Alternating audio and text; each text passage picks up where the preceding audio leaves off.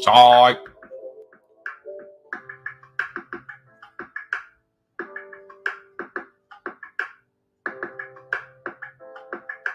That is not a psych.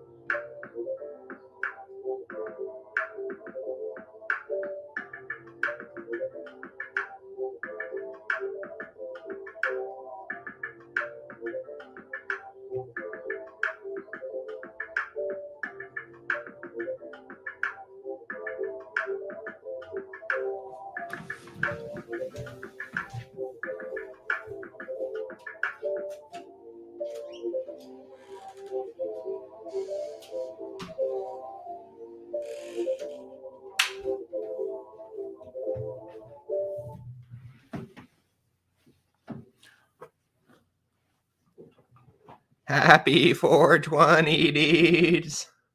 What's up, man? What is going on, dudes? Just my 2 cents. It's 420. Happy 420 to all you dudes. I hope y'all are enjoying it so far. Mine's been pretty good. It's good, and I feel like it's going to get better. Had to get stocked up for 420, of course, today. There were some good, really good specials at the dispensary. So, yeah, I got some of them. Got some of the flavors, man. Had a nice little tasting with the lady. Little flight of nugget. It's very tasty. My mind is definitely going into my mind and body are definitely feeling pretty good. My mind's going in a bunch of different places, but I'm feeling pretty good, man. It's 420. I hope you guys are enjoying it. It's just my 2 cents. If you're new to the channel, subscribe to the channel, hit the bell icon, and select all notifications. Why would you select some or none? Why even fucking bother? Select all notifications. And yeah, definitely hit the like button for the channel. It helps a little bitty channel like this one in the algorithm of YouTube. What's up, man? What's going on? This is just going to be a chill stream today, man. Got some shit to talk about. I'm just going to do some 420 stuff. Stoner related stream. And yeah, then I got a special announcement to make and talk about that too. We're just going to settle into this one, man. Big Moise. What's up, Moise? Jackie boy. Happy 420, dude. My signal sucks out here, so I'll dip on occasion. No sweat, dude. Jack said my husband great. I'll be honest, I didn't realize it was 420. Jesus Christ, Jack. Of course. Typical. Fucking skeevy stoner doesn't even realize it's so high. Doesn't even realize it's 420. That's awesome. No, I'm just joking, man. How you doing, Jack? Moise, gentlemen. Because of technology, we is able to communicate from halfway across the world at the same times, relatively speaking. It's a different time for y'all. It's a different time for me, but right now we're in the same time. So yeah. Stick that in your pot and fucking stew it. Oh man, dude, I've had this fucking twitch in my eye for like the last couple days. Probably just means I need some more sleep, but it's really, really starting to irk. It is irking the living fuck out of me, man. And I just can't not mention it because my eye is just fucking twitching out right now. It doesn't hurt or anything, but it's just like this twitch. It's in the same spot. And it's like, it's not all day. Like, it's not constant, but it's like, yeah, I think I just need some more sleep. I haven't been sleeping. Well, I actually, last night I didn't sleep bad. The night before that, I got really good sleep. So yeah, shout out to Artem, man. I still need to watch that the episode of Joe Rogan with the sleep doctor or whatever, the sleep expert. Dr. Sleep, Ewan McGregor. No, but for real, yeah, happy 420, dude. I got some little stoner stream activities lined up. Not really activities, but I'm just gonna fucking, give a couple top 5 lists of weed stuff. And I don't know, man. Definitely gonna smoke some tree and just chill, man. Have a good 420. Have a nice little 420 sesh. I'll probably go live. I'm not gonna go live all fucking day, but at least until 420 my time. Probably till like, well, fuck. I'll tell you what. I'll go till 520 because that'll hit. I'm sorry, West Coast, tough shit. Be on the other side of the country. I don't know what to tell you. It's a big old country. But I'll go live until like 420 because I know like a lot of the homies are in Texas or are in the Midwest. So yeah, that's what it's gonna be. Yeah, like go live until like 5:30 or something. Sesh with the homies in Central Time at 420 their time, and then wrap her on up. That's the game plan. So yeah, join me, won't you? Spark one. It is Irid Poof time. It is 420. This is a holiday for stoners everywhere to rejoice in weed smoking brotherhood. 420, dude. What's up, Noah? Happy 420 to you, sir. Right now, I've got pink lemonade in the binger. Like I said, I had a little tasting with a lady this morning. They had some good stuff on sale at the dispensary. So I got a couple little flavors. Still had some stuff left over from the other day. Yeah.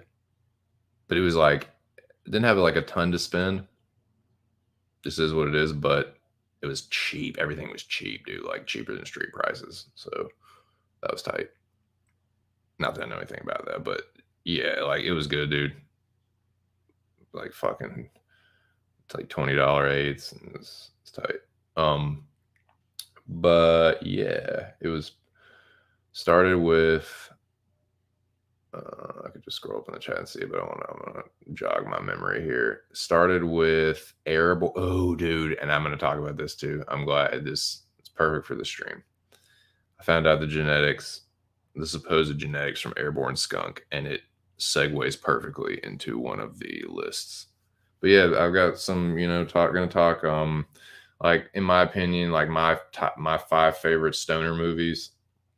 Not the there's no right answers. It's not the top. So I'll be interested to see like what some of y'all's favorite stoner movies are. We get to that and then do the same thing with some songs. So I'll just do some just some listening parties to some there's so many like songs to smoke to and in enjoyment, but I thought of just like 5 right off the top of like 5 of my favorites right off the top of my head.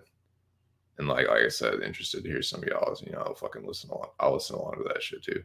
But yeah, I'll like take some requests in the chat and stuff. But you can hear my horrible karaoke and I'll torture everybody with that. But that and like my 5 like favorite recent strains that I'm smoking, and then like my 5 favorite classic strains, and also would like love input from the chat on that as well. Dude, I'm poofed the fuck out, boys. This fucking I did really not get a ton of sleep last night. It's not like I got bad sleep. I slept well and deep. I didn't wake up until it was time to wake up. Like I didn't like stir or anything. It was just like I was like slept like a rock, but I just didn't get a lot of sleep. I think I got one sleep cycle in. One exact sleep cycle, 1 4-hour sleep cycle. So I'm functioning, my eyes twitching. I'm fucking stoned. But yeah, I got a little coffee in me. But yeah, it was a little line, dude. It was a little fucking picket line out in front of the dispensary this morning. I was told that it was going to be like that, and of course, my fucking procrastinating, non-punctual ass. I still made pretty good time. I still got there about 30 minutes before it opened. So once it opened at 10. So once they did open, I didn't have to wait very long. Like it was, I've definitely had to wait longer. Once the place actually opened, I've definitely had to wait in line longer to actually get in. Like once the store opened, I was in there in less than 10 minutes, I think. Maybe a little, maybe it's 10 minutes. Maybe about 10 minutes, yeah. But they were goddamn, they were busy. Some really good sales though. And some oh dude, I'll talk about this shit too. Well, fuck it. We're just talking about it. Your boy was a winner. So I go in there, I get my shit. Super, super like it was like a mad dash. Like I got up there and they were cranking people through. Like they were just like, yeah, what do you need? What do you need? What do you need? Like, what do you want? It was so fucking busy. It was getting out to the street. When I left, it was out to the street. Like they were people were, it was going down the sidewalk. But I was gonna say, yeah, dude, your boy was a winner, man. I randomly fucking they were like the dude stopped me. Like I almost fucking went past him. I thought he was just saying like happy 420, have a good day. Like because he had they had a table up with the like the stuff they were selling. Like the merchandise, blah blah blah. But I thought he was just like saying, "Oh, have a good one." Like he thought he was just being cordial, but he was a dude that worked there. But he was like, "No, man, so wait, like you won." I was like, "What?" And he was like, "You won. You're like you're one of my winners." And he's like, "I'm just randomly. I guess they're choosing like every fucking 17th person or something, or some random number, Shout out to Mr. Arkansas for the random number generation. Every time I think about like a random number generator, that's the first thing I think of. Like what mecha season was that? Like season 4 or something with the random generator, the wheel, fucking wheel of death. But yeah, shout out to Ark. Yeah, Art. I know you. I know you don't smoke weed. I know this, but it's 420. You probably have a job, but you still need to get high today. No, I'm just playing. But yeah, shout out to Art. But the fucking I randomly won this fucking little grab bag of shit, dude. And it had some fucking pretty good stuff in it. Like they gave me a free shirt. He was like, "You want a free shirt?" And I'm like, "What size?" I'm like, "Cool." So you want some flip flops? I was like, "Fuck yeah!" And I was like, "Well, I didn't want any, but or I didn't need any, but I the old lady. I was like, you know what? I'll get like, yeah, let me get you got a medium in there. You know what I'm saying? Like, for the wife. Um, and perfect fit, perfect. Um, so she got a pair of flip flops. And what else is in there? Some other little things. But dude, the coolest thing, and I'll take a picture of this, I'll put it in the fucking Arkandome chat. Shout out to the Arkandome, shout out to the General Alex Ramirez and all of Arcadia, all of Ark's domain. But nah, fucking dude was giving away, like, I guess he blew it himself, like the hand blown pieces. I have this hand blown pipe now, this fucking little spoon piece, but it's cool, dude. It's fucking I don't know how to describe stuff like this very well, but it's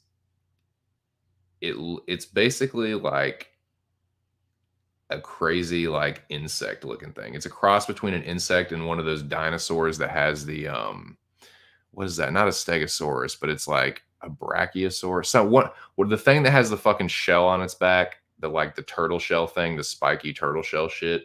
It looks like that on the back. It looks like a spiky turtle shell on the back, but then it has like an alien, it has like a fucking insect's face. And then it has these crazy, like it's designed to like sit, right? It sits on its legs, like it's up on its legs. That's how the pipe sits down, but it's upside down, like the bowl piece is on the bottom. It's really weird. Like it's cool, but like I think it's designed to sit both ways. Yeah, it sits both ways, man. I'll show you. I'll take a picture of this. But honestly, dude, I'm just thinking of using this as like it's a piece of art to me. Pretty fucking cool. Like, and I got this shit for free, but it's like we have a fucking. I don't really like smoking out of like pipes, to tell you the truth. I mean, it's good for tasting. You can really get like the taste of whatever strain, but it's kind of pretty harsh on my throat. It's harsh on my throat. But I'm thinking just putting it like on the fucking coffee table, dude, is like a little, you know, piece of art, man. Because it looks cool. It sits both ways. Like you can sit it right side up, where like if you're smoking it, you can sit it down and stand up on its own. But when you flip it upside down, it looks really fucking cool as like this like crazy alien creature thing. So I think that might be the move. Is just leave it like this. It's cool though.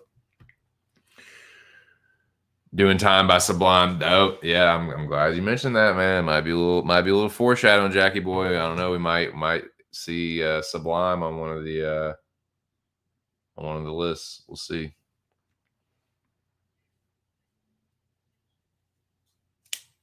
But yeah, I'm smoking pink lemonade right now.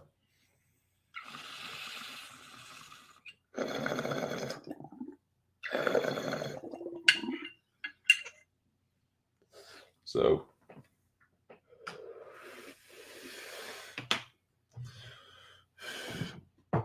let me go to these banners. So actually, pick one right now. The first thing, so this is 420. So I'll just take you through my day so far. I got a little time today. I'm gonna go till like 5:30 because that'll give me time to sesh with the Texas homies at 420 their time, and then I'll get the fuck out of here. But I so I go to the dispensary, right? Get the shit, come back here, sesh up with the old lady. So the first thing we smoke is air.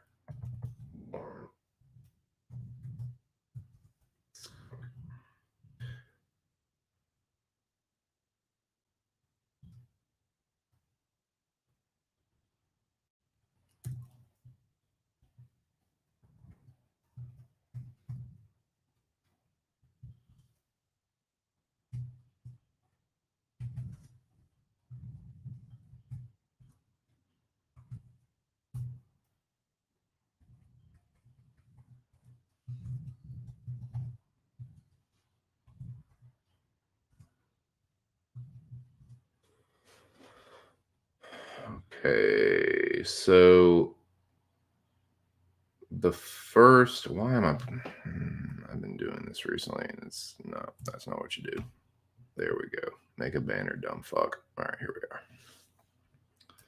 So,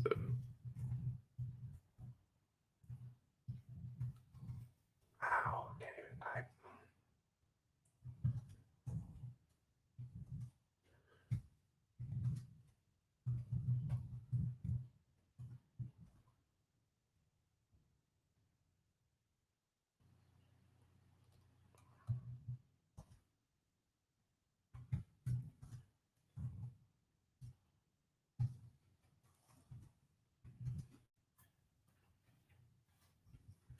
Airborne Skunk. Couldn't find too many reviews on it per se. Like the actual, there wasn't a Leafly review. There wasn't a fucking All Bud review. But what I did find was this. It's very interesting, and I'm going to circle back to this a little bit later on in the stream.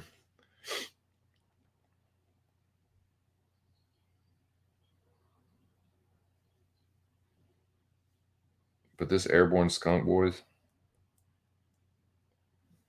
has some very interesting genetics that some of which your boy is somewhat familiar with.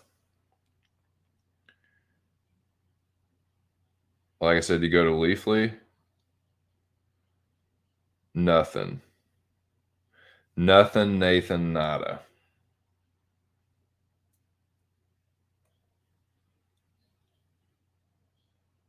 If you've smoked, dabbed, or otherwise enjoyed this strain, comma, Airborne Skunk, comma, before, let us know.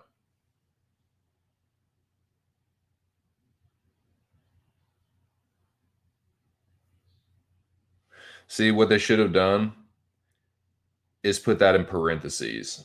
So if they said there's way too many, yeah. If you smoked, dabbed, or otherwise enjoyed this strain, in parentheses, Airborne Skunk, before, comma, let us know. If you've smoked, dabbed, or otherwise enjoyed this strain before, comma, let us know.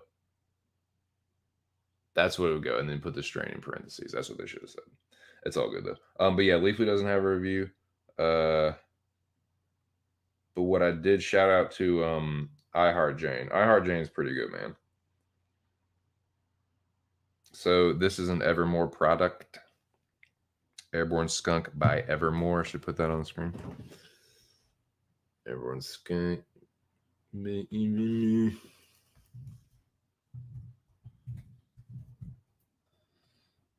it is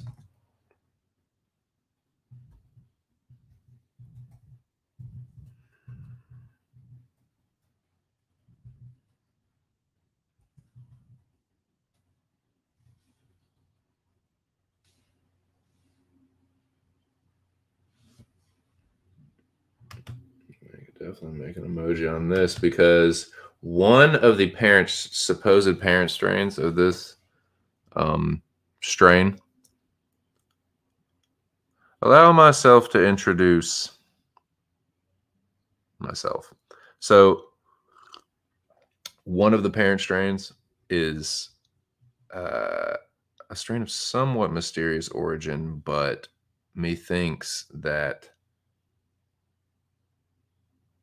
I just have a feeling might not 100% Utah good job be the fucking spot on, but I have a pretty good feeling that I know what one of the parent strains of this is.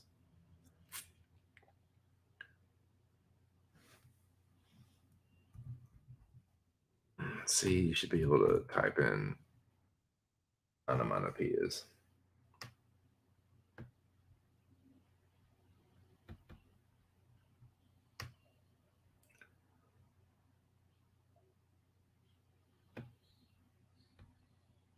God damn it.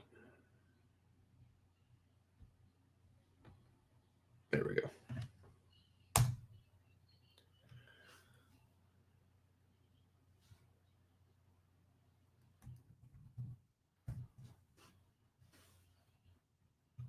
There we go.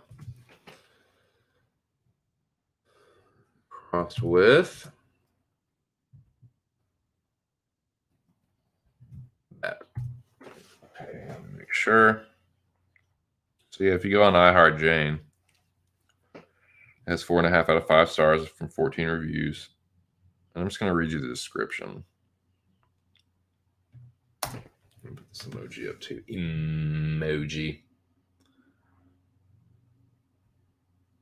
So yeah.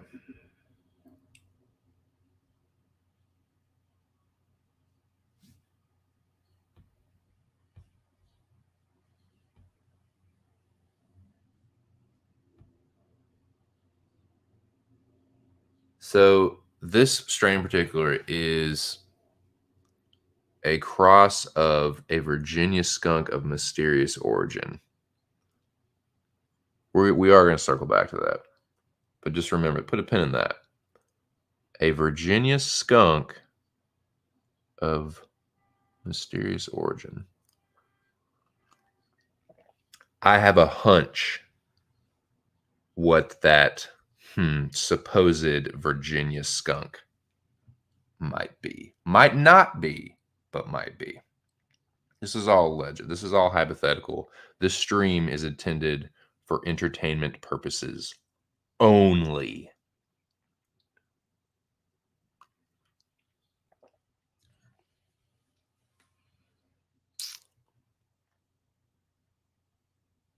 But yeah, so it's cross between that and a G13 strain. Oh, G13 hash plant. Excuse me. So I've smoked hash plant before. I've smoked G13 before. G13 hash plant. I have not. So this is the description. Thoughtful breeding by Dominion Seeds with the classic skunk line from Virginia and G13. Classics. Thoughtful breeding by Dominion Seeds with the classic skunk line from Virginia. The classic skunk line from Virginia. Yeah, I think I know what that is. The classic skunk line from Virginia and G13 hash plant. The strain is pleasant to smoke and hopefully reminds longtime cannabis users of favorite strains of old. Oh boy, does it ever.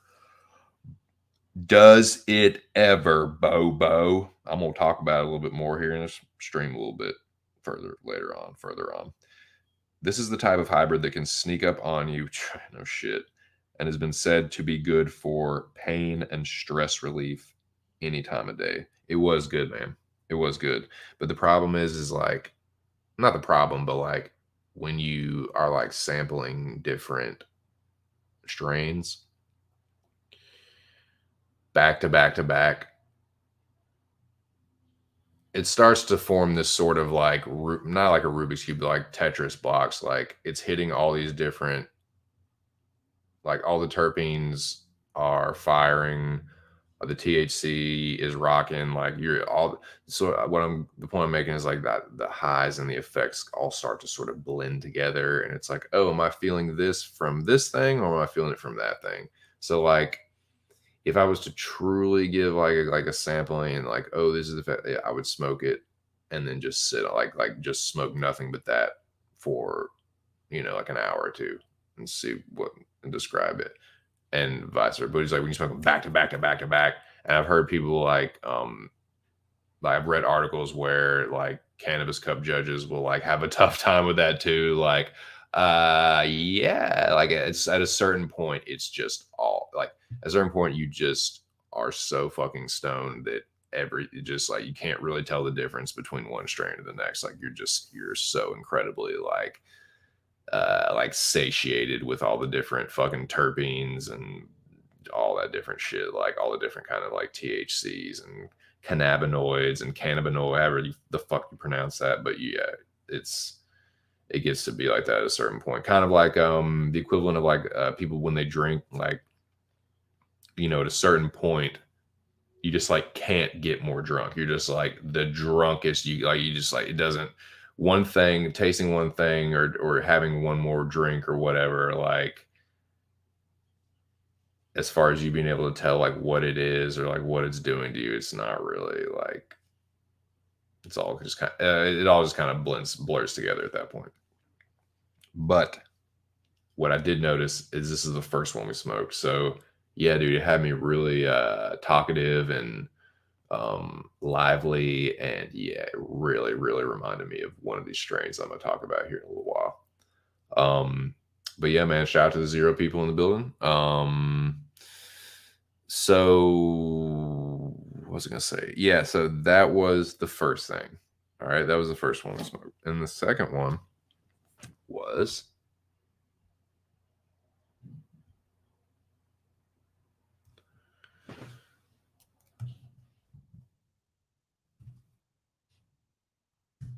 happy 420 to everyone that will see this or that stops by. Hope you guys are enjoying it, man. Hope you all are all fucking poofed out and having a real good time. Let's see, number 2. Dude, what was I gonna say? This one smacked me, man. I'm gonna put a warning up for this one, dude. This one was the fucking heavy hitter. Of the 3 we smoked, this is the one that's like has the heaviest indica properties and will definitely fucking have you locked up tight, like locked to the couch, dude. Let's see, what is it? Yeah, here we go.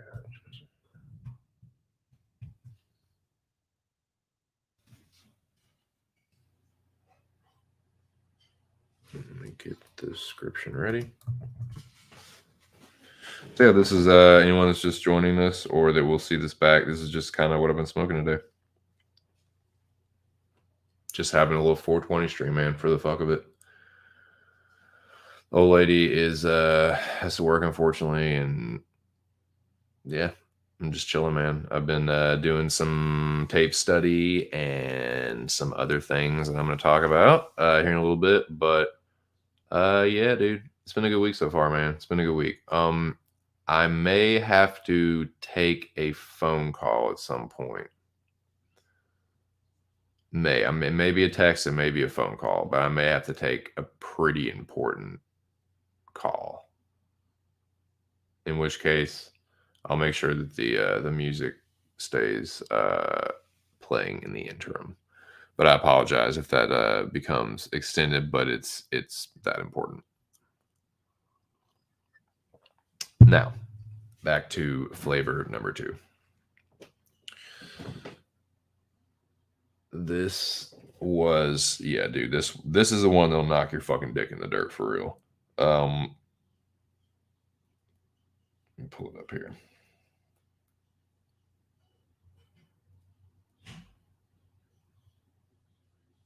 Because dude, I smoked this shit and I was like, nah, I don't even want a strain, dude. I just kind of just want to sit here and like smoke this and eat and fall asleep. Like, I mean, it's good, dude. This is a good fucking indica strain. This is a shit you want to like smoke at night though.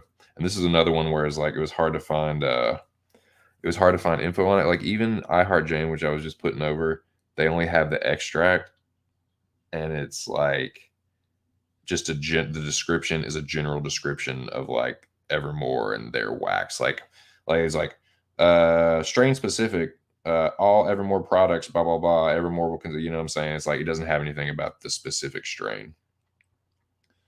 It just has some like categories that people like have ticked off. Like ease my mind, 6 people said. Like get relief, 5 people said. That kind of shit.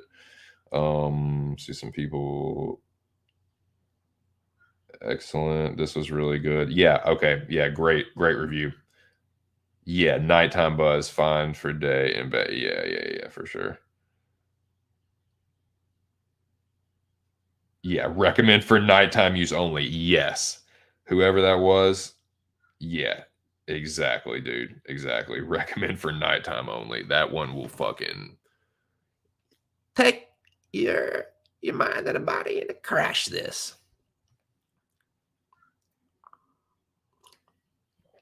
But let me find out what the genetics are.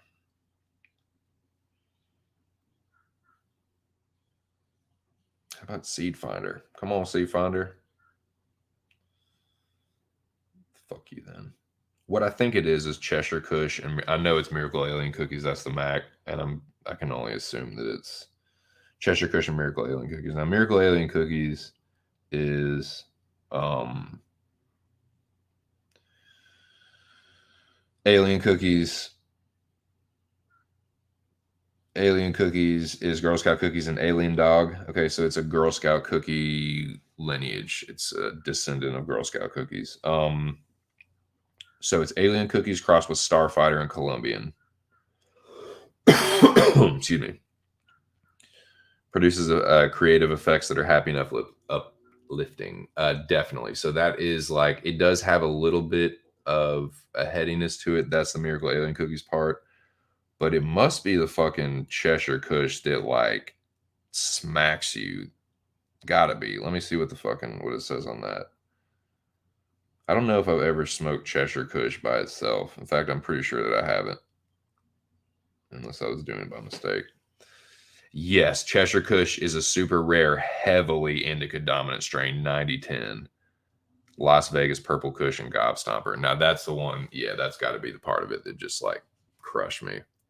So yeah, if you're gonna smoke Cheshire Mac, do it at night, dude. It's a great nighttime strain, but if you want to smoke it during the day, I would recommend it for nap time only. Like if you want to try and take a nap, which is not always bad. Like, you know, some people are just wound up and need to, I don't know, need a nap sometimes. But yeah, so that's the second thing I smoked. I'm just going to put a question mark by it, but I think that's what it is. It's Cheshire Kush crossed with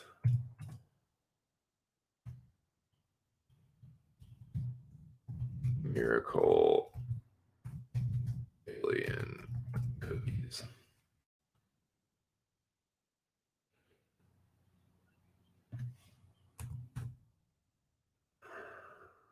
I'm just going to put this because I got too many colons and shit. These descriptions.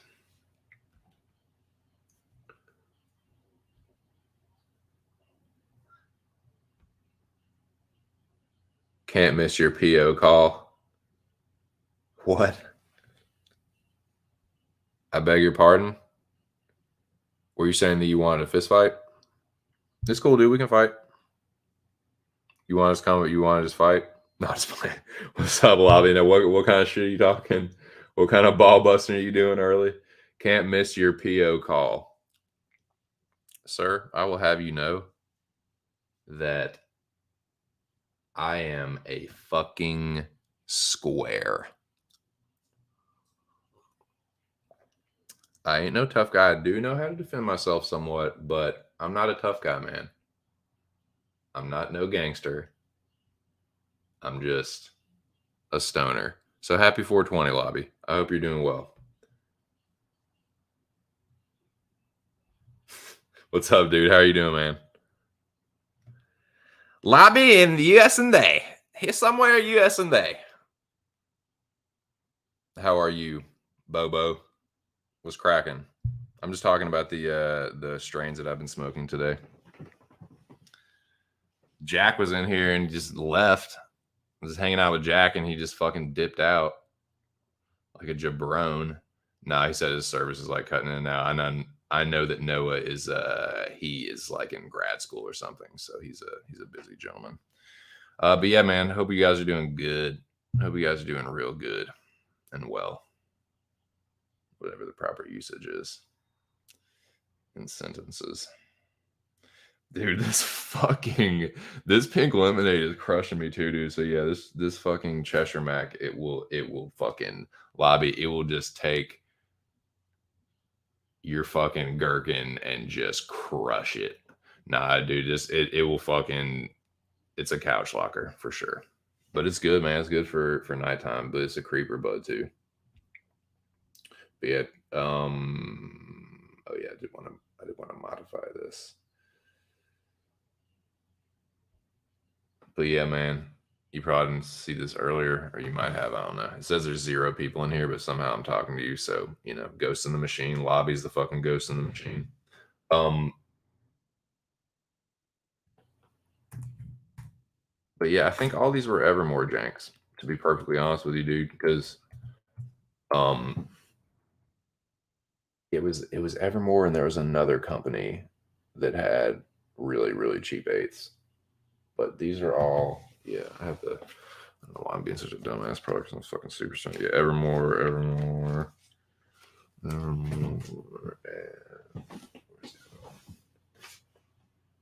Yes. Yes, we'll round out the trio. Evermore's. Shout out to Evermore, man. But yeah, dude. Airborne Skunk. It's a Virginia skunk strain, and I think I know which one it might be. And G13. Oh, I need to modify that as G13 hash plant. Hash plant.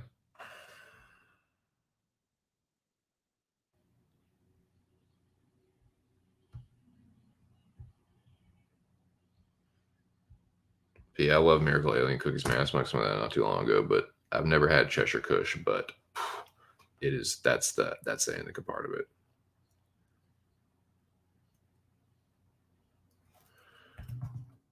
Um,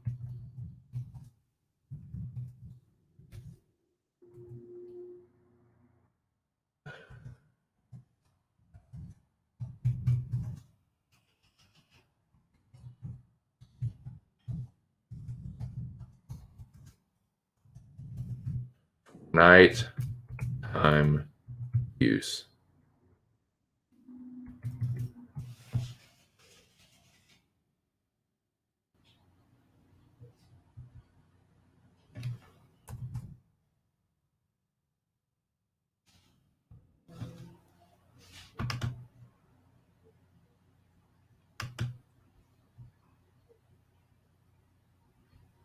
Yeah, man. Just gonna go out for a few hours, talk about some shit, talk about some of my favorite stoner movies.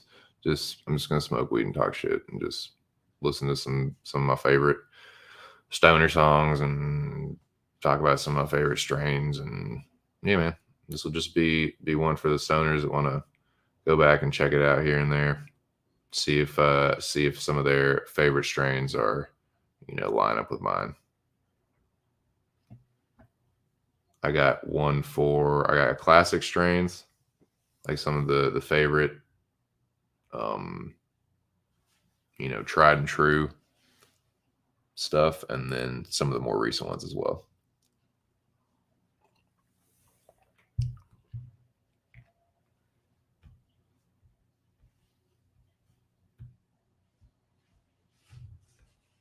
So yeah, this one, man, careful with this one. Real careful with this one. Yeah, it'll fucking stomp your dick hole shut. It's a fucking heavy indica, man. But this one, yeah, this one is this. I need to.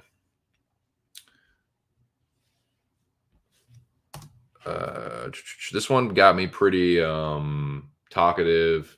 This is a kind of like anytime, like daytime, nighttime, anytime use. Let's say. But yeah, I'm gonna circle back to this one, man, because I think I might know what might. I mean, there's no way to know for certain, but if it's what I think it is, man, they said that it was crossed with a a skunk line from Virginia, and there ain't too many of those that I know of. And I've done a little dibbling and dabbling with the greenery in Virginia, allegedly. May or may not have.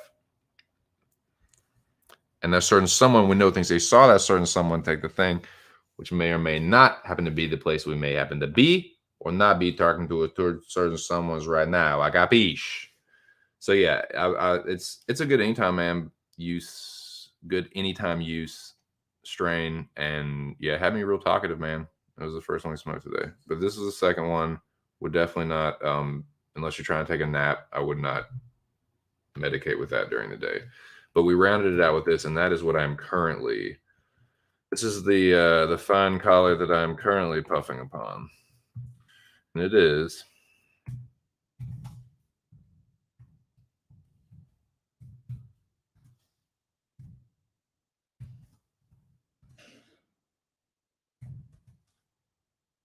pink lemonade.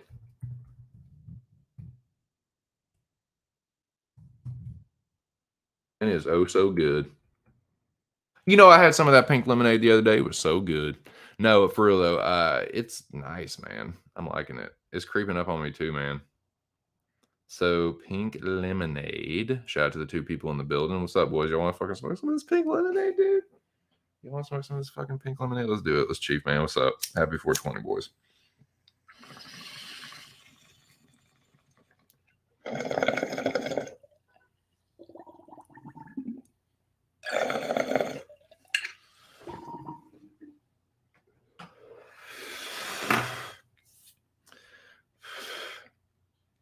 Man, somebody don't want to get high. Fine, man. More for me and the other dude that's here. So pink lemonade. No, I'm just playing, man. I'm just joking around. It's just jokes. Where are we at?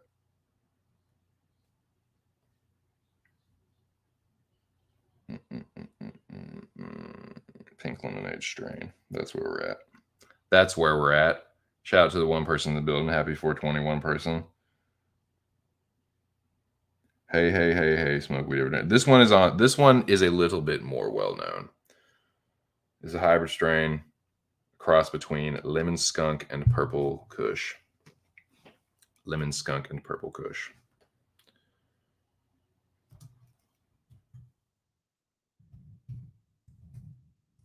I love lemon skunk.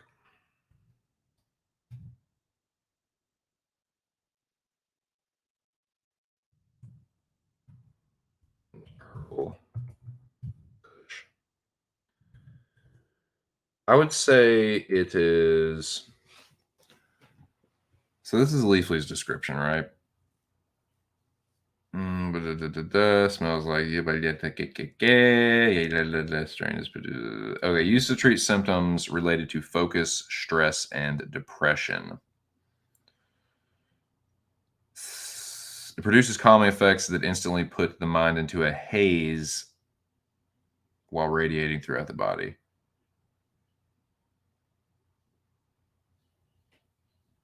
I envision you in a haze.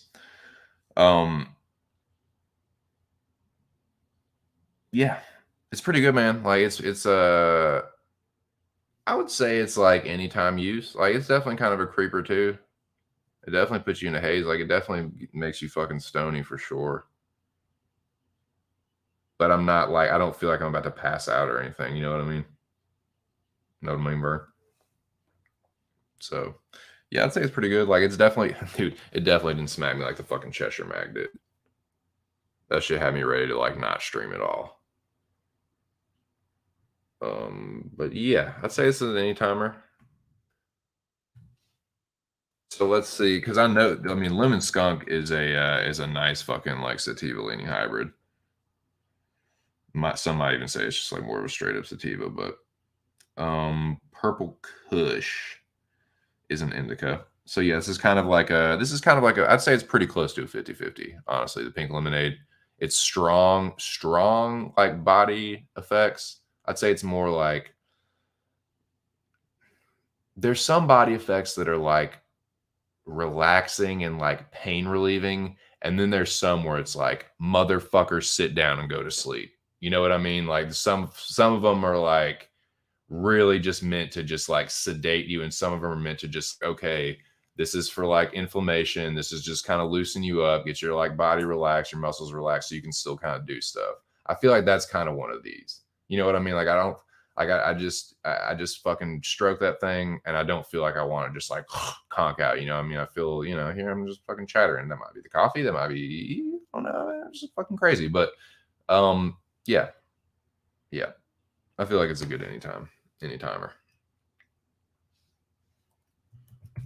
Well, balanced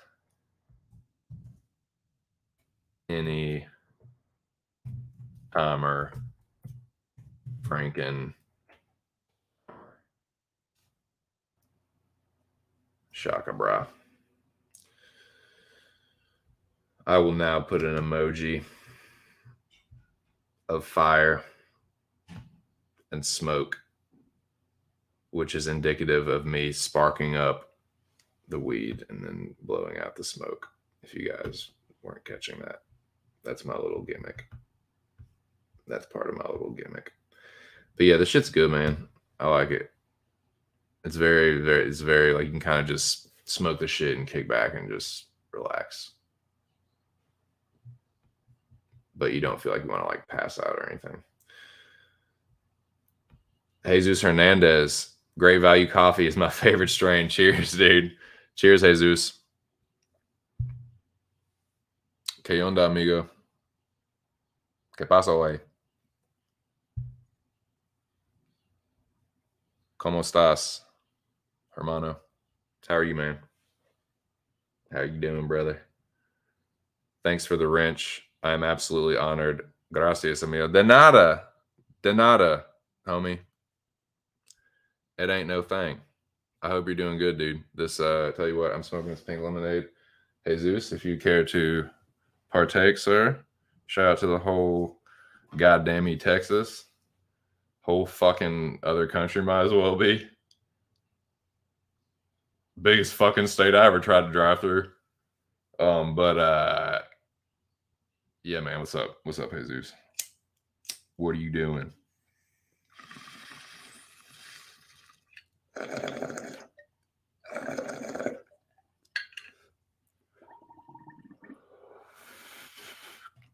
Oh yeah, so Jesus, just so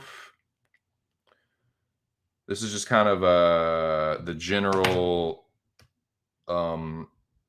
if you want to call it rules, it's more like it's the rules of engagement for the moderator. Just so you don't have to like worry. I don't want you to worry, man. I gave you the wrench because hear me now. I gave you the wrench because I trust you. So I trust your judgment. You've been around this community, man. You've seen me in like Arcs chat. You've seen me around here and like what kind of how I do. But just in case you were wondering, and this goes for anybody else that was wondering, and I'll continue to put this up on a semi-regular basis. These are the rules of engagement. Trolls, people just come in fucking. They're clearly just like say something that to be like a fucking trollish comment, like, dude, anything, any disrespect, block. You don't have to worry about time. And if it's a troll, you can block them. And you can block people like, and I can go unblock them. I know how to do that now. It's easy. I can just go to the YouTube studio on my laptop and take care of that. So if you're wondering, if you're like, oh, should I do this? Should I do this? Just pull the trigger. Remember Hurt Locker? He's dead. He's alive. He's dead. He's alive. Smoke him. Just smoke him. We can sort it out later. I gave you the wrench. I trust you. It's target practice, dude. See a troll, bam, fucking smoke him. Snipe him. If it's someone making a smart ass comment, you can either give them a warning or time them out. I said one more time. If you want to time them out, it's fine. I'm not going to micromanage the wrenches. I gave you the wrenches so I don't have to worry about it. You know what I'm saying? So you can just clap them, dude. Take them out back, put a couple in the back of their skull, and have the boys, get rid of the body, so to speak, figuratively speaking. It's not a problem. That's what I gave you the wrench for. You're powered up. Use your powers. What's the point of having a fucking ridiculously crazy like supercar, like the GOAT? Like, what's the point of having a crazy supercar if you're not gonna crack that motherfucker open? You know what I'm saying? That's kind of how I feel. Go oops upside their fucking head, man. Have a ball. But yeah, I mean, but most people, they already know how I operate on this channel and that what I will and won't tolerate. So most people like, and they know what time it is if they do. So just want to let you know. Shout out to the 4 people in the building, man. Yeah, we're starting to cook, man. I got some, man. I'll come up in here and fucking smoke with me, dude. Sit and smoke with me, man. I got my bong out. Shit, come on, son. He has sex with my mama.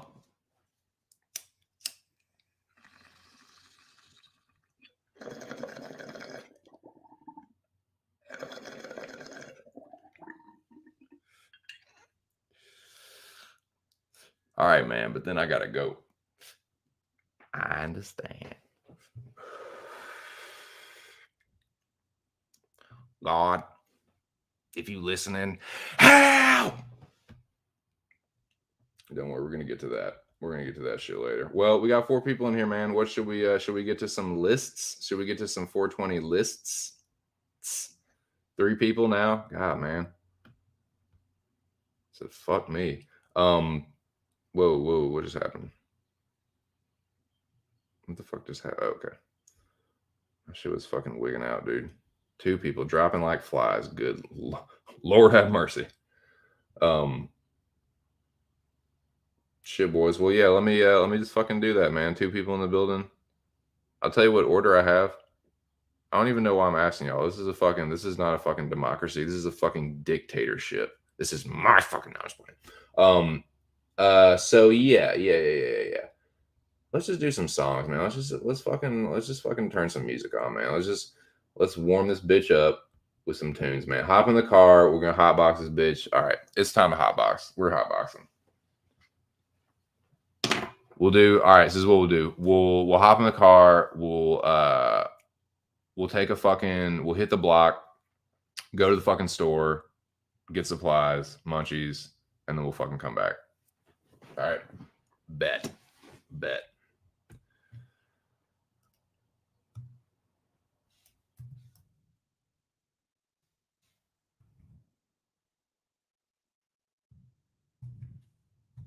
Hot boxing the whip.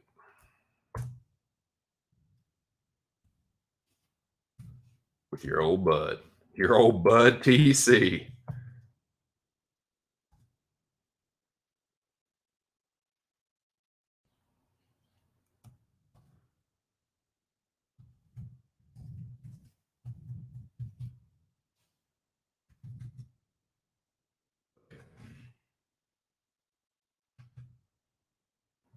Emoji.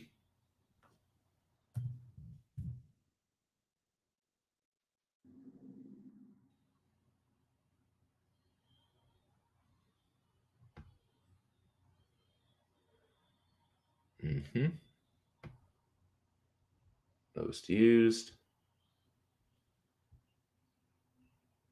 And cool emoji. Cause only chill brajas can join me. You ain't gonna be in my car if you're not fucking cool enough. And I mean, I think everyone in here is pretty cool. So let's do this shit, man. All right.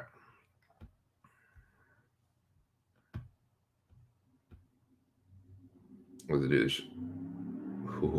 Don't you ever limit my folders to fit. Don't you ever limit my banners, dude.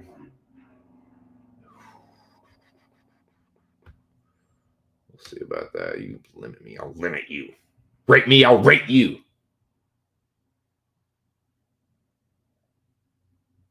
Oh yeah, because you're rating 0. Oh, you son of a bitch. All right, here we go.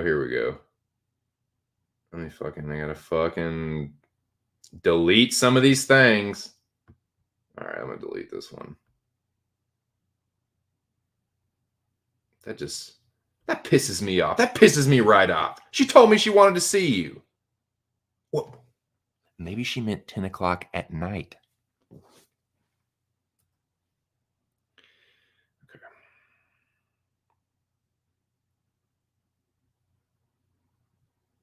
What was I gonna do? I forgot what I was gonna do. Dude, I'm so fucking stoned right now. Oh yeah. Hot boxing the whip with TC. All right, so we'll pile in the car, hit the block, chief up, box this mug, and then go to the store, get munchies, and then come back. All right. Setting fucking slave one down. It fucking mask vehicle changes into a fucking mask. Remember mask? Like it was one vehicle that could change into another vehicle. Well, that's what the shit does. Is slave one sit down, changes into a fucking like a pimp ass fucking like SUV. We can all pile in and get stoned. With TC. Okay, man. Shout out to the 4 people in the building. Y'all are just in time, man. I'm gonna show y'all the list of some of my favorite tracks to fucking Irie Poof to. And yeah, tell me some of yours. I'd sure love to hear it. We can just talk about it. Stoner tunes.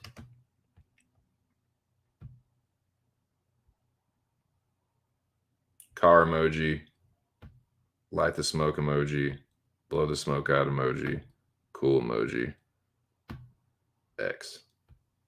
Add banner. No, scroll across the bottom as a ticker. Yes, add banner. Boom, dude. Hey, 5th person, man. You're just in time. Dude, just not a moment too soon. We're about to fucking pile on the whip. Box this mug. Some pink lemonade buster. All right, but what I also am going to do, this is the segment. It's not just for a clever banner. It is for a segment. These are your boys' top 5 favorite songs to listen to while stoned. What I'm going to do now also, I mean, I got to spark it up, right? I got to spark up.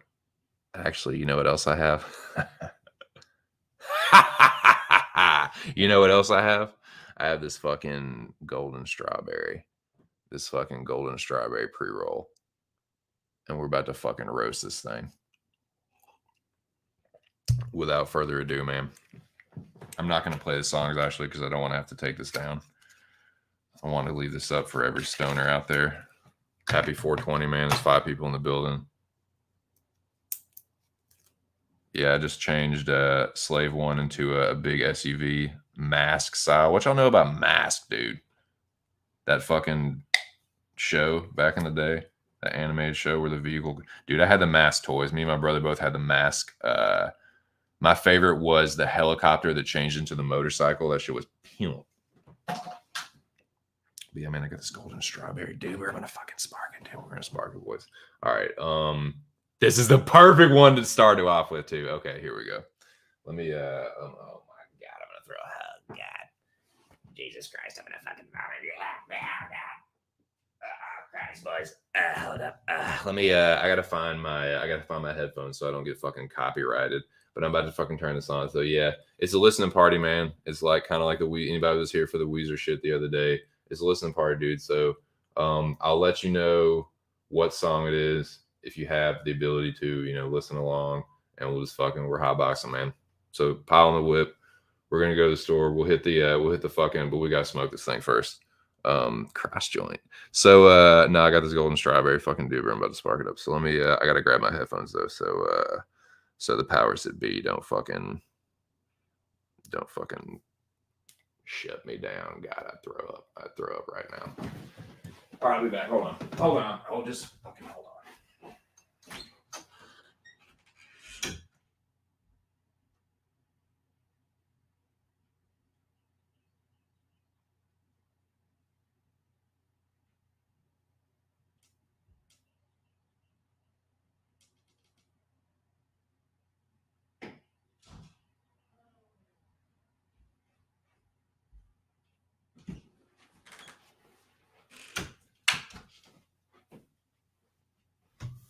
All right. Okay. Get these headphones on. Shout out to the 6 people in the building. About to take a ride, man. About to take a ride with your boy. You're just a 6th person. You're just in time, man. I think we got enough room. I think we got enough room to squeeze in. Y'all make room for this dude. Who we got in here? Who? I'll come in here and talk to me. You better make it quick, man. If you want to pile in, we're about to fucking take off, dude. You just happy 420, man. You made it just in time, dude. Yes, indeed. That's yeah. That's what you do. Good call. Putting some money on Clay Collar tonight, boys. Yeah, we're gonna talk some more about. Oh, dude, that's a great one. Aquemini is my favorite Outkast album, but we can talk some more about that here in a minute. Are you covering MTK Global ceasing grade A? That is conspiratorial. I might wait for fucking the homie irregardless before we get that kind of fucking crazy. Before we start talking about like the fucking like Irish mob and shit. Like that's a little lobby. Like that's a little that's a great topic. I'm not trying to like get on you. I'm not trying to fuss at you. But we'll put a pin in that. We will definitely get back to that. But we got to fucking take a ride, boys. It's that time, dude. I got this thing fucking twisted up. It's just time is a wasting. Let me get these fucking headphones on. I got it connected. We're connected with the technology, the space age technology. Give it a minute. It's going up to space. Can you give it a what is it? Can you give it a second to come back from space? Fucking phone sucks. Shout out to Louis C.K. I haven't seen any of his shit since he got canceled for jacking off in front of women against their against their will. Jesus Christ. Okay, anyway, alrighty. Happy 420, everyone. Happy 420. Here's to only masturbating in front of people when they say it's okay, which I don't. God, all right. Anyway, yeah.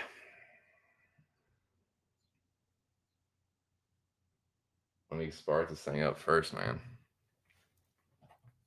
Okay, so this is number 5, man. This is number 5 in my top 5.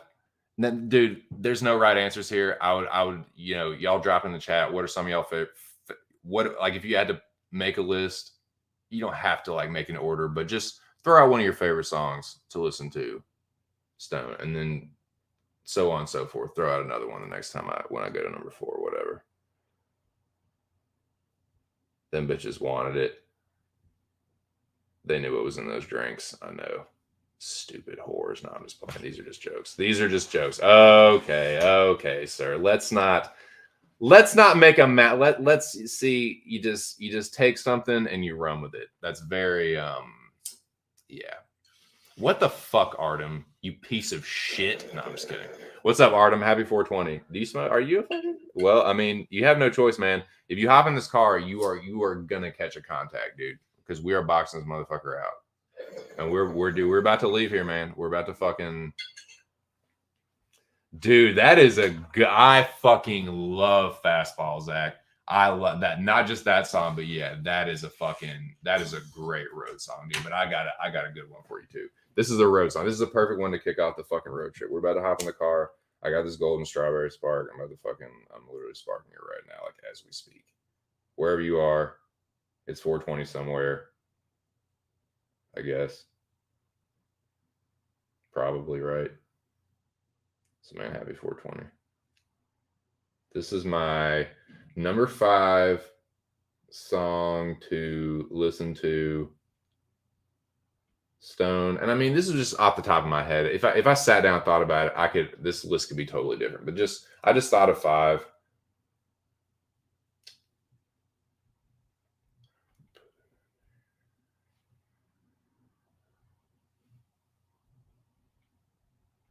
So what I'll do is I'll put it up. If people want to listen along, I'll give them a second to like pull it up, and then we can just fucking jam out and fucking box this bitch out. Like I said, if you don't smoke, you're about to catch a contact. Just letting you know right now, fair warning.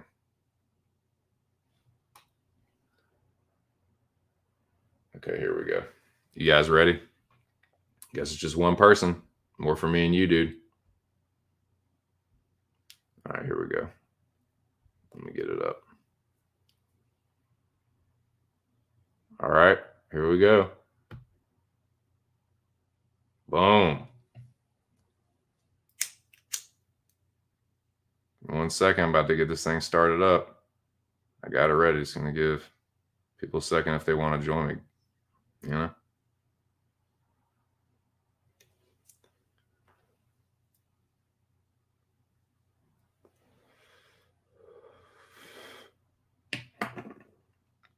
Feel it's appropriate. Have a pre-roll here. It literally mentions such things in the song.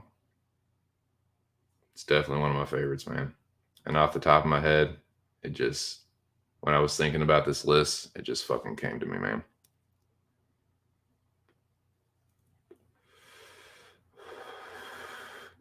At some point, I'm going to do a Tom Petty stream. At some point, I'm going to, for like a special edition of like TC Entertainment, the whole thing's just going to be Tom Petty, man. My favorite Tom Petty songs. You know, it might not be like a super duper long. It might just be like an hour long stream or something, but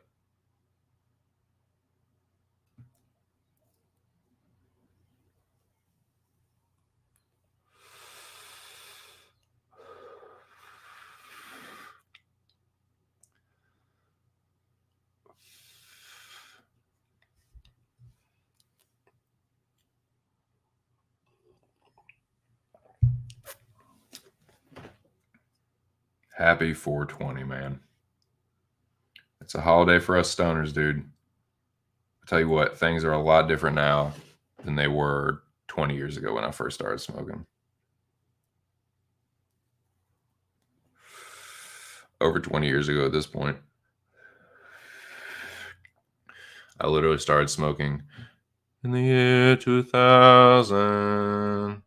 In the year 2002, since became a skeevy fucking stoner. In the year 2000. Yeah, we're about to kick it off, man. This is my number 5, one of my favorite songs to listen to when I'm stoned. It's a great fucking road. It's great for a road trip or just a little trip like we're taking to the store real quick. Hotboxing with your boy. Let's fucking get it. Waited long enough. If you ain't in here, you just miss it. You about to miss the ride. Here we go. Dude, shout out to everyone out there that's, if you're at your job today, if you have to work on 420, that sucks. So if you see this or you listen to it or watch it back, hope you don't have to work today, but if you do, hoping can get you through your work day a little easier. But here we go, man.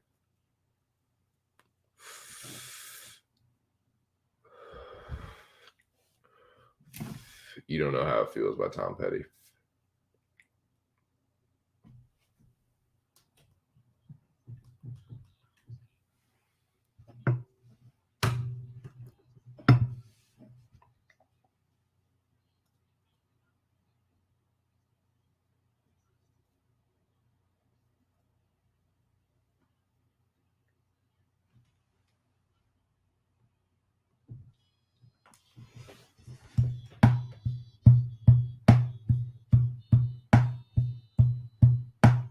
I might do a stream one time on like who the best harmonica players are.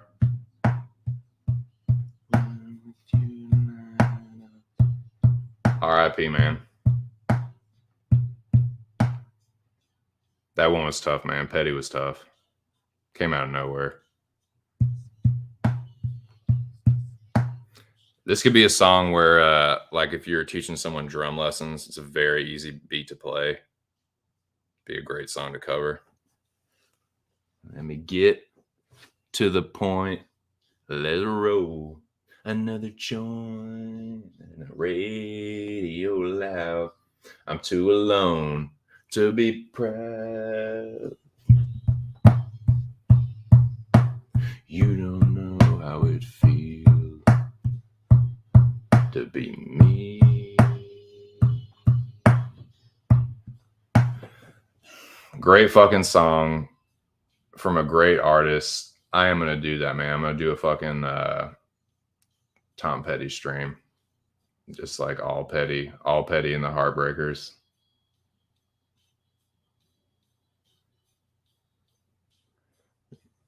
Up in between a memory and a dream.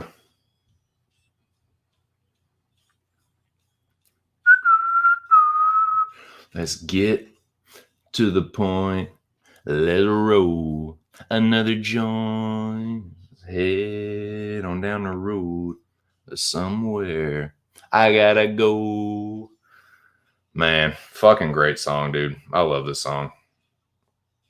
It'd be even better if I was actually driving, but I feel like I'm driving right now. Some music is just like sounds better or goes better with like the scenery passing, and like driving. There's just, I should make a stream about that too, like best like road trip songs.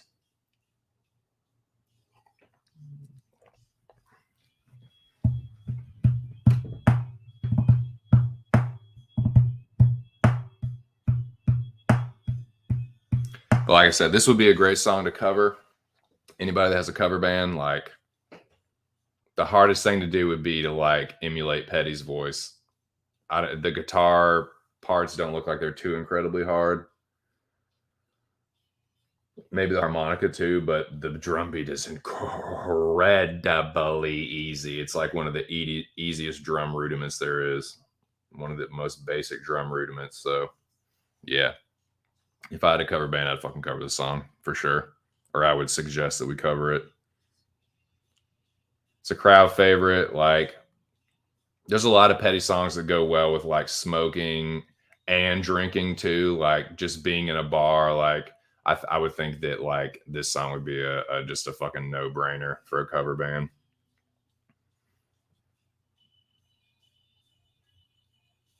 I said we covered Weezer, like Say It Ain't So. That's pretty easy too, but like this would be another one kind of the same vein, like very simple, just like 4 on the floor, you know.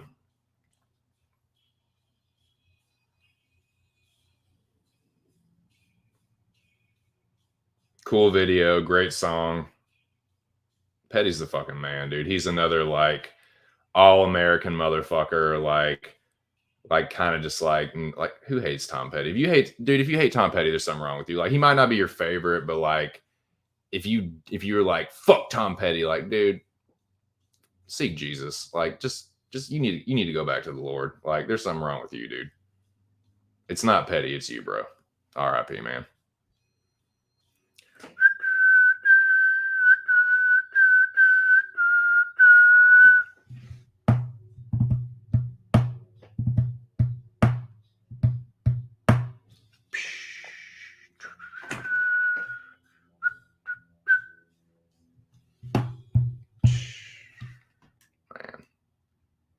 That's a tune, dude. That's a fucking tune. That's number 5. Now we're gonna switch it up a little bit, boys. We're on the way to the store right now. Get munchies, get supplies, whatever in the fuck you want. Deuce. Don't matter to me. I don't give a fuck. We can get wherever you want, dude. We can go to the liquor store. I don't give a shit. We are about to go to the store. I gotta get some munchies. But yeah, this is what I got. This is my little playlist, dude. This is my little hot boxing playlist. Got the fucking, I'm gonna respark this fucking golden strawberry fucking ripper right here. Happy 420 to 2 people in the building. This is just my 2 cents. Having a 420 stream, boys. Smoking. That's somewhere on the list, but it is not in the top 5. But like I said, dude, if I sat and thought about it, I could have a whole different like top 5. But these are just some of my favorite songs to like listen to while I'm stoned. They're also great songs to listen to in the car while you're fucking stoned, hotboxing, whatever, dude. But dude, this song I've seen performed live. Wait, no, he didn't. No, that's a lie. That's a lie. I saw this artist perform songs from this specific album live, but he did not perform this song. Now that I think about it. So I have to retract that and modify that statement. Excuse me. But this is a great album. I recommend this album to anybody. It's a good album to listen to cover to cover because it's actually a concept album, so it's meant to be listened to. It tells a story and it has a natural progression to it, like it's meant to be listened to in order. If that makes sense. It's one of the best concept albums I can think of. Certainly one of the best concept hip hop albums I can think of. Oh, well, whoops, I gave it away. So this next one, we're changing it up a little bit. This next one is a hip hop song. So I'll go ahead and put the banner up. I'll respark this thing, give the people in the building a chance if they want to listen along. But yeah, I would recommend, dude, if you've not heard this album, dude, if you get a chance to see this dude live, do it, because I've talked about this before on stream before, but switching it up, man. Upgrade your gray matter. This album is crazy. The wordplay, the imagery, the beats are crazy. It is Dan the Automator and Kid Koala and Del, of course, Del the Funky Homo Sapien. But together they are Deltron 3030, and they might have put out another album, but after this, but I didn't listen to it. But this album is it's the same name, Deltron 3030, and dude, it's one of my favorite albums of any genre. Like, would be in my top 10 favorite albums of all music, but especially like hip hop. Yeah, man, it's some next level, like ahead of its time. And I think this was at the turn of the century too. I think this came out like might have been the year 2000. But yeah, it's basically like a space opera about a dystopian future and like a mech soldier that like goes rogue and tries to rebel against the system, like the man, quote unquote, the powers that be. But yeah, let me spark this thing, and then we'll fucking start this thing. Start this thing. Happy 420, man. We're just getting started, boys. We are just getting. I'm going till 5:30, so I can 420 sesh with the homies in Texas and whoever else is Central. Sorry, West Coast, dude. I mean, I don't know, man. I just want to. It'll be like 5:30 here. I'll probably be starting to wear on the missus's last nerves, but we'll see, man. If she's chill or if she's doing something, she's still working, we'll see. I may go a little longer and smoke with the West Coast homies, but we'll see, man. We'll just see how it goes. But I will at least be going until 5:30. All right, enough yakking. Catch up on the comments.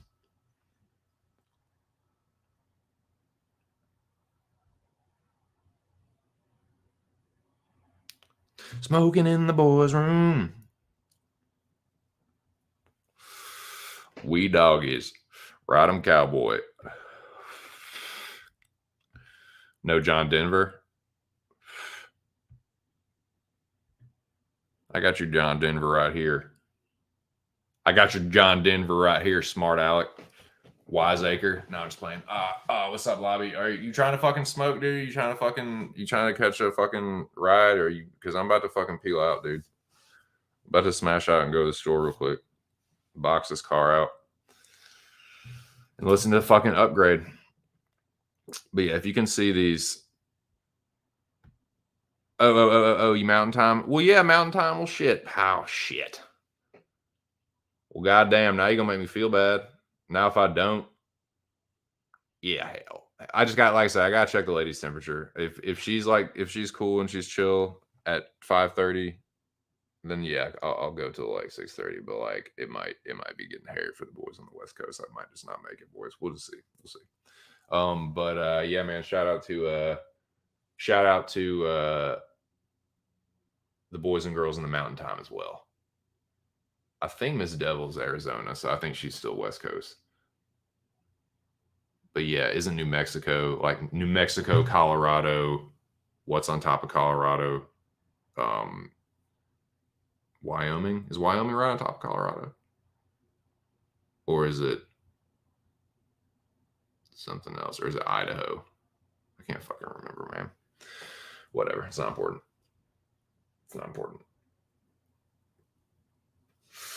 What is important is this Deltron. Here we go.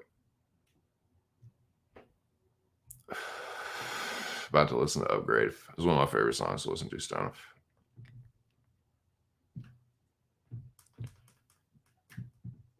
Dude, PayPal business. Yeah, PayPal helps you get paid with what you pay, what you want to do, what my well nice.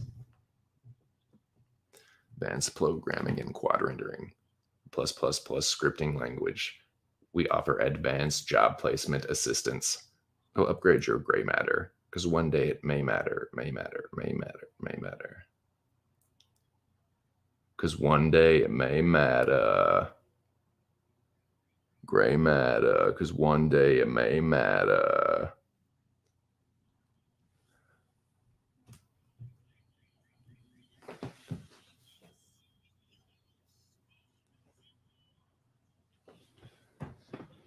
Upgrade your gray matter, because one day it may matter.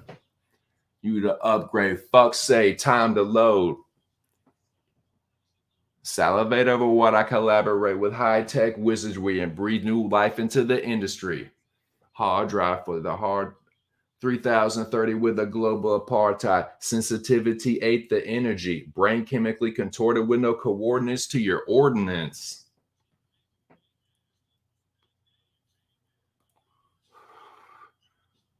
My dual input plus my modem, the tool foot, long songs, instrumental, digital projector, professor. I schooled the art of how it's texture map. Get your act together. My style is mega. Educate the heads of 8 lonely beggars. Is a virtual file store within your cellar. Bear 'em, hit you burger with style.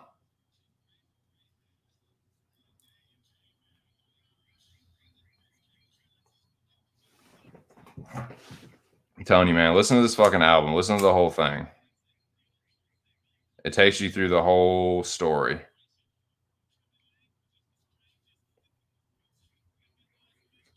Kicks it off with circular projectiles, X-Files. Most important, dwarf the corporate.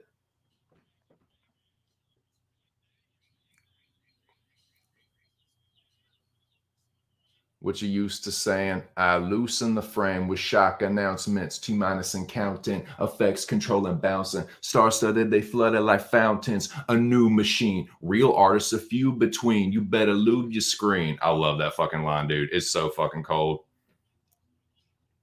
Dis speed so you can gray matter, because one day it may matter. I love the fucking beat. I love the fucking like production, the like the sound, the space sounds in the background. Like, dude, Dell is a fucking excellent live performer.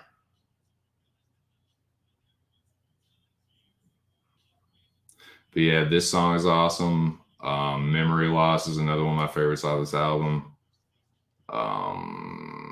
What's the other one? It kind of sounds like Memory Loss. Fuck, what is it? I can't remember, but Turbulence is he performed Turbulence live. Positive Contact is another good one. He performed that one. He did the self-titled song off this one, that 3030, I think is the name of it, but that's a really good one too. But this is one of my favorites, man. This might be my favorite off the whole album. The beat is just so fucking sick. The lyrics are awesome. It's just very chill, man.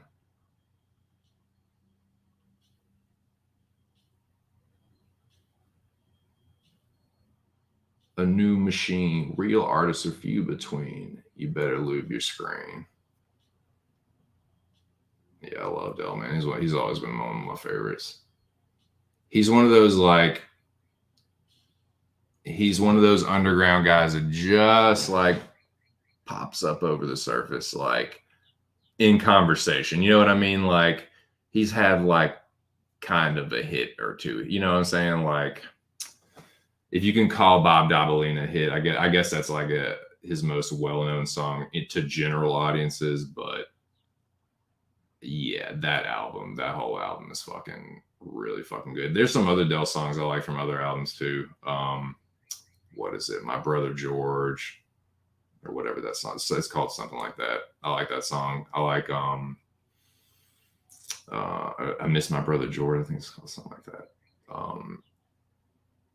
But I really like Catch All This. Bird's Eye View, Catch All This. But yeah, that's one of my favorites, man. Upgrade's a really fucking dope song.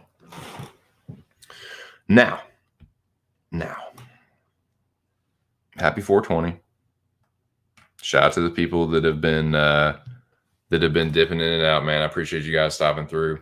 It's kind of an impromptu stream. Figured, fuck it, man. It's Wednesday.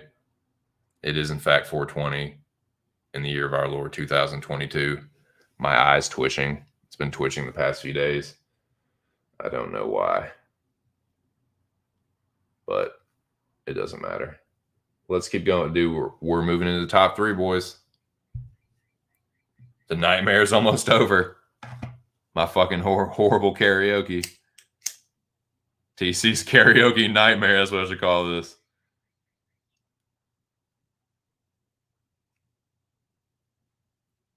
TC's karaoke of horrors. Nah, man. What we fucking got here? Who's that one person in the building? Lobby. What's up, Brian? I see you lurking. What's up, dude? How are you doing? Happy 420. Do you smoke? If you smoke here, you can smoke this. If not, you about to get contact. We have been boxing this thing out. We've only listened to 2 songs so far, but we've been boxing this thing out. The next one, oh, I'm gonna love this next one.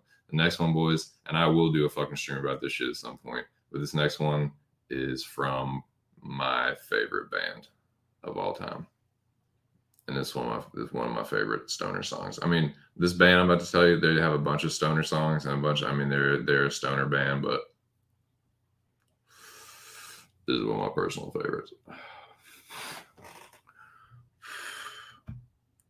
Boom. So yeah, here in a second, I'm gonna fucking start this thing up. I'll go and pull it up on YouTube. 311, I've talked about it many times. I'm gonna do a 311 stream at some point. I talk about this band for hours. I've seen them live 3 times. They're an incredible live band. Yeah, they're very good, legit, very talented and technical with the musicianship, and they're just a good time, man. Like, they're a good stoner band. They have a lot of songs about smoking weed, and yeah, they just have awesome songs in general. And they put on a great live show, and they're tour machines, man. They tour every fucking summer.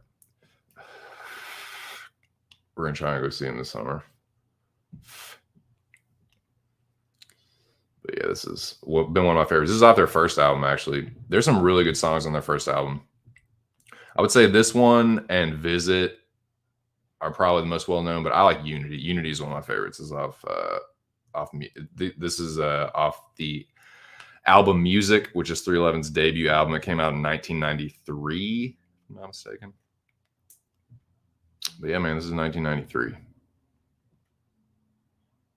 311 is one of like the original, like, it's kind of a maligned genre, but the rap rock, they're one of the original. They were doing it. They were fucking doing the shit. There were other bands that were doing it, but like I said, Sublime is like more like a punk band. They're like rap punk reggae. 311 is like rap rock reggae. Does that make sense? Like 311 and Sublime definitely toured together back in the day. And they still tour together with Rome, but because I remember there was a tour of that. It was like it was 311, Sublime with Rome, and Dirty Heads.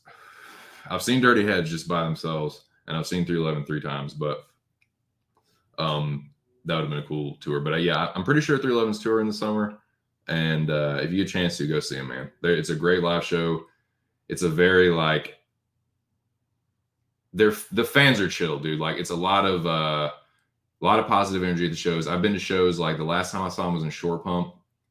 It was like the show was in the like early to late evening, so there was still like a lot of like there was like a lot of families and shit there of like, you know, people like at the time like a little bit older than me, like, but kind of like my age now, you know, there with their families, like used to listen to 311 when they were in high school and shit. Like, you know, probably kind of like me and like my friends, like. But my point is, they like their shows are awesome. Like this, it's the very few like fights or anything like that, negative energy. Like not a whole lot of that at all. Especially if it's just a 311 show. Nah, man, it's like a lot of cool, like a lot of girls there. A lot of just like chill. Everyone's just like having a good time. But they do it. They put on a great fucking live show, man. They're very, very talented musicians. Whether it's your favorite kind of music or not, I know. Yeah, you can say like some of the rap is kind of like, some of it is kind of like cheesy, like kind of like white boy. But it's like, think about it, man. This is 1993. These are white boys. Like, I mean, and S.A. Martinez is Latino, but you know what? You get the point I'm making. A lot of people, 311s, that's just like white boy reggae rap. It's like, yeah, it is. It's good though. And then get the triple bacon double mushroom Swiss melt burger. Blake, you don't even like mushrooms. Yeah, I get it without mushrooms. Yeah, 311. They're fucking white boy, but they're fucking awesome. And they're like they're really good musicians. Chad Sexton was in drum corps. Try and fucking drum as good as Chad Sexton. You can't. Try and fucking slap the bass like Peanut. You can't. Try and play the guitar like Tim Mahoney. I can't. Try and harmonize like Nick Hexum and S.A. Martinez. I can't. All right, here we go. Do You Right off 311's first album. It's a good listen, man. Music is a good listen. I'm gonna do a 311 stream at some point. But here we go. Realtor.com. Finding your first house can be challenging, but if you do what we say in here, what we were paid to say,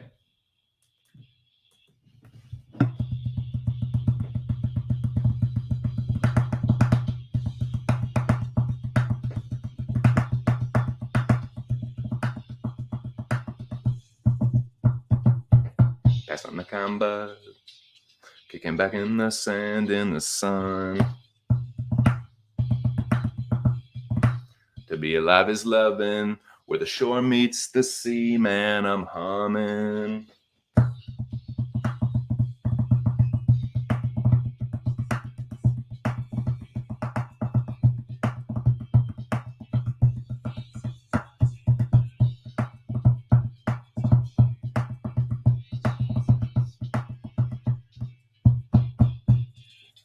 The beauty of green hits where light is now broken by what it touches, remembering what you once have told me hit home. And hasn't it always been so? I'm free.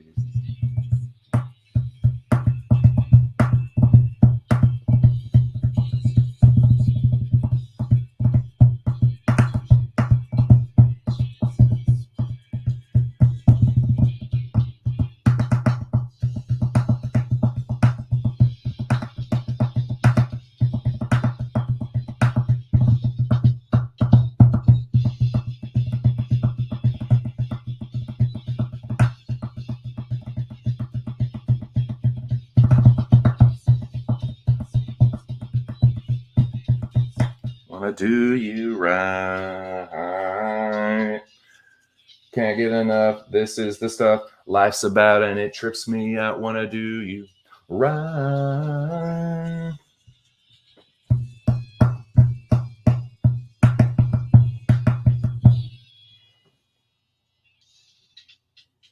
Bright mornings, and I want so much. I want nothing.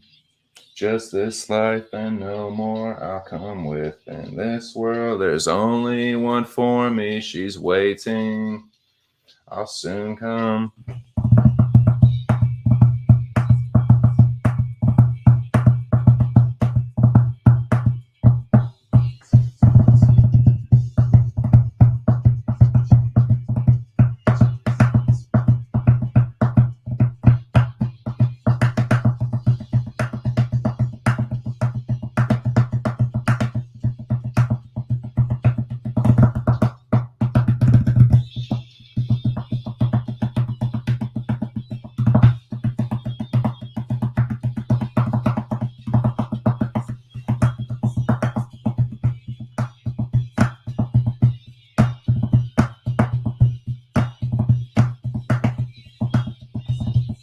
Life's about and it trips me out. Gonna do you, do you, do you.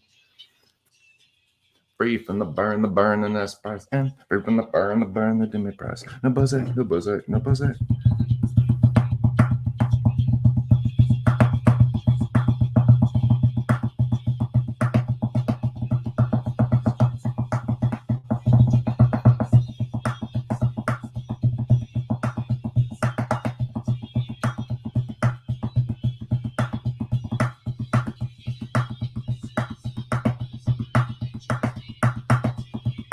Right, I'ma do you right.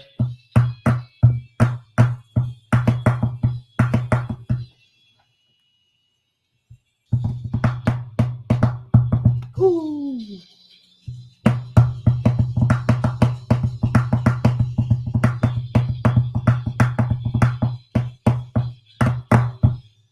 Man, that's a fucking dope song, dude.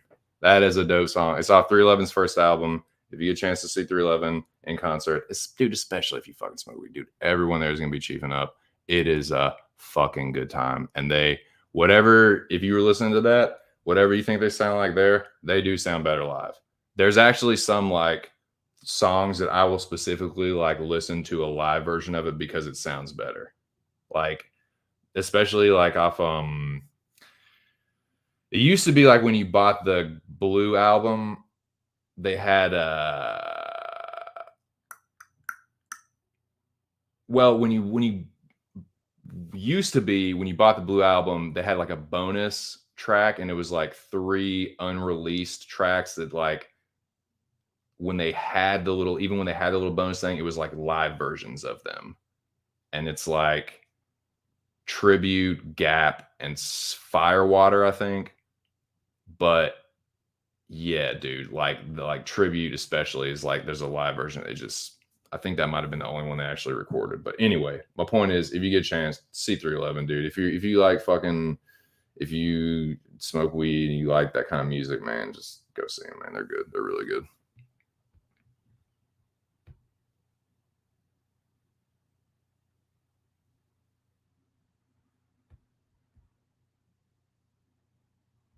Sure, dude. Yeah, I play drums. I played a drum. I ripped the skins a little bit. Need to go see PVRIS. What's up, Ear? How you doing, man? Happy 420, duder. You fucking getting dabbed out, dude? You crushing dabs? You fucking filling that old rig with some reclaim? How you doing, brother? Artem, how you doing, brother? Bass riff sounds a lot like the Miras Slew bass. Dude, Peanut, every fucking show, he will do a fucking bass solo. Peanut beat that thing. Like, dude, he's a fucking good bass player. He's really good.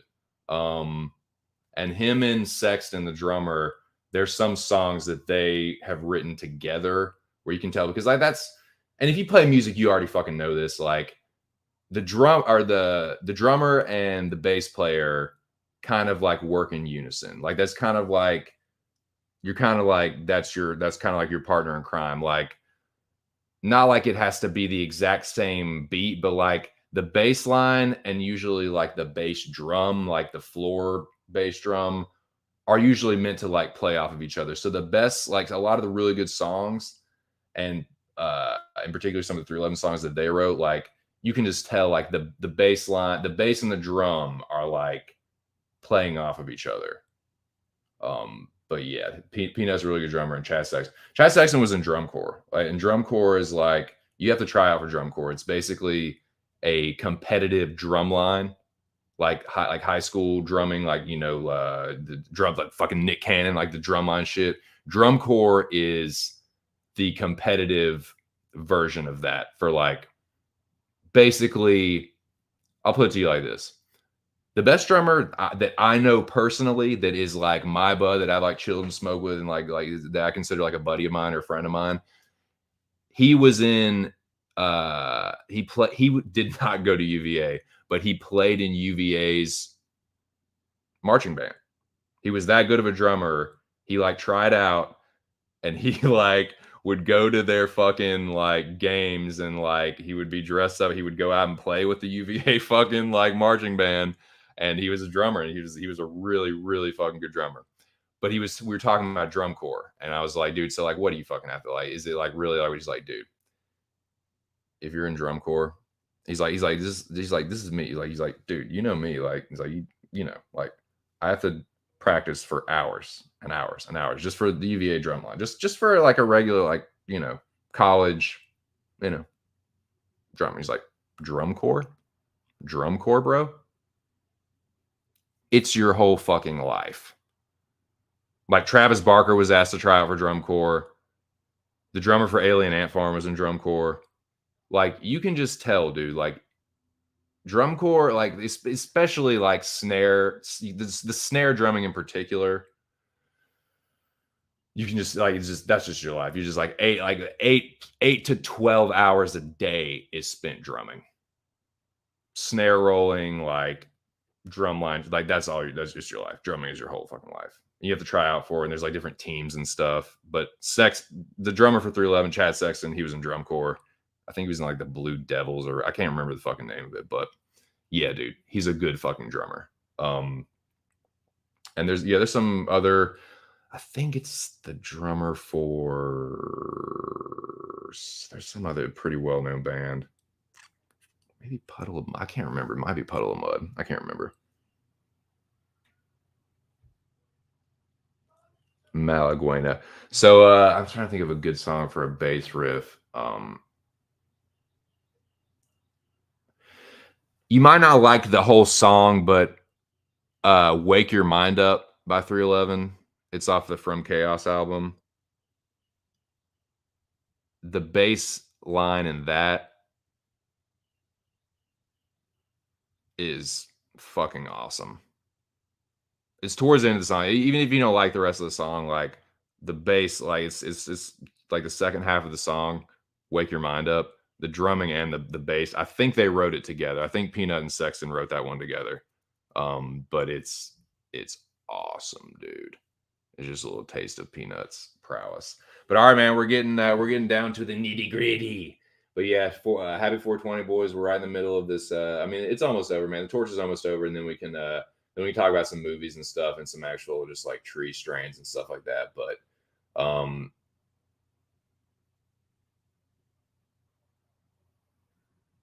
yeah, and this next one, I'm not gonna like karaoke to this one. I'm just gonna listen to it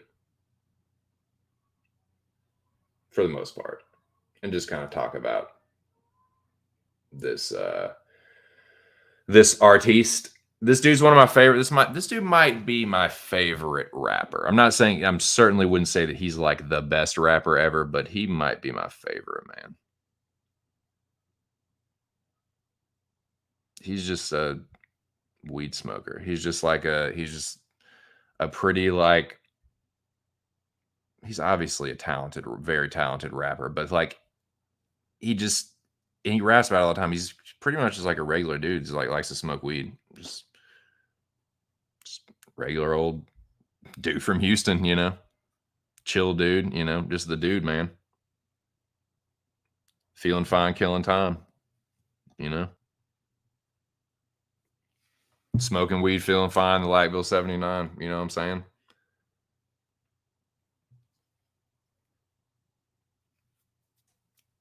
Yep. But this is one of my favorites. This album, dude, when this album came out, this was like Devin's second or third album. His debut album is really good too. This might have been the third album. I think this was his third album. I believe To the Extreme is the name of the album as well. We're about to find out.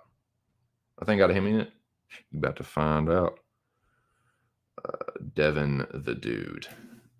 What do you say your name was? Devin. You saw me on the news, but the TV be lying. They got bounty hunters looking for me. I'm wanted for theft. Women claim that I came and got they pussy and left.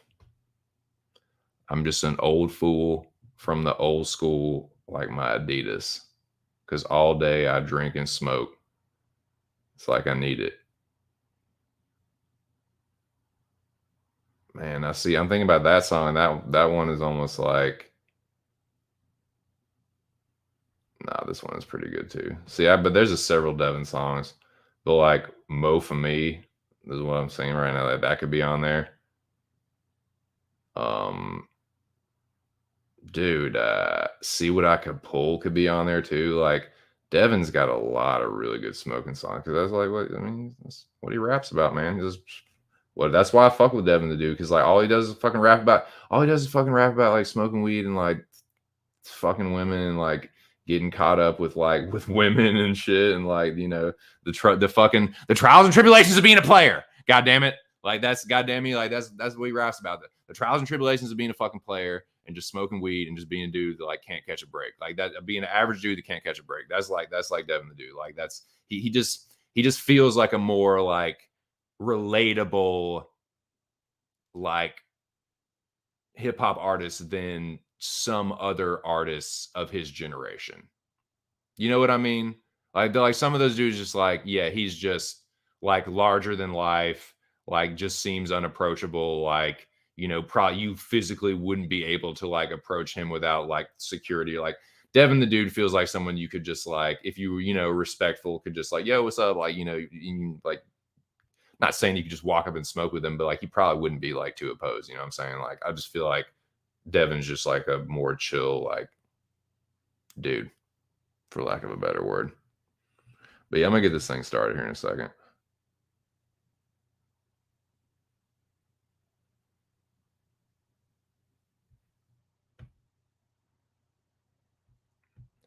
If I was out there, well, unfortunately, oh my God, don't tell me that. Oh my, I'm gonna fucking throw up. I'm gonna throw up for you. Oh Jesus Christ. Yeah, Christ. Oh God, I was out there. Oh my God, dude, I'm sorry, bro. Nah, dude, if you were out here where I'm at, you wouldn't need to do that at all, brother. You just need to come on by the casa. I got everything we need right here, man. I got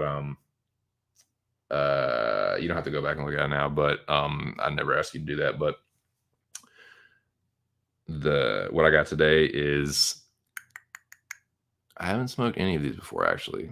They were all super cheap, like dirt cheap, like cheaper than fucking street prices. Not that I know anything about that. Fucking oh, what's the name of it? What's the first one? Oh, Airborne Skunk,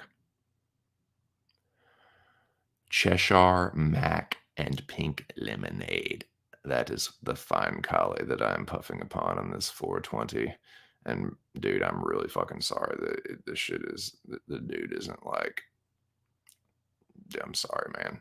Is this dude like your boy? Are you close with him? Because if not, I'll punch him in the face if you want. Like you just say the word. I'll fucking you don't have to worry about it. Nah, man, it sucks. That sucks. Nah, but if it's your boy or something, nah, I won't resort to those drastic measures. But I'm just goddamn sorry. I'm just goddamn sorry. Hey, Sense, let me get this in this, man.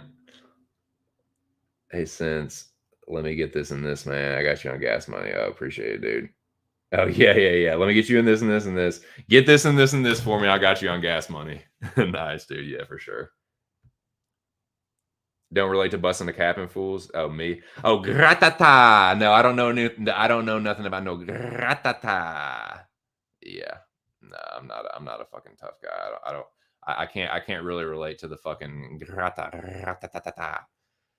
The fucking the bucka busta cap and a motherfucker. No, I don't know nothing about that, dude. I don't know nothing about no bucka. All right, where are we at? All right, let me start this to the extreme.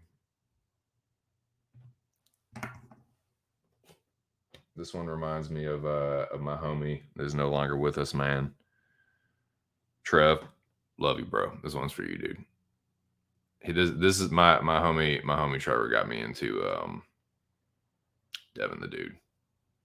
This is the shit we'd always like listen to like when we were roommates at one point, and like when it'd be like Saturday morning or Sunday morning, like after a long night of fucking long, wild nights of partying. Sometimes like his girl would be over there. Sometimes like my girl would be over there at the time. But like we were roommates living in a fucking like studio, dude. We were studio, and his fucking dad lived like his dad literally lived like catty corner from us, but they like had such a tumultuous relationship that he just like would get kicked out of his house, and eventually he's like, all right, dude, you're like you're crashing over here so much, and like we kick it so much together anyway, and your dad keeps kicking you out. It's like, just fucking move in with me. Like, just let's just stop fucking around. Like, your dad, like you'll get you off your dad's, like it'll get you off your dad off your back, and like it'll just be like we kick it together every fucking day and night anyway. Like, let's just fucking stop the dumb shit. Like, just move in with me, right?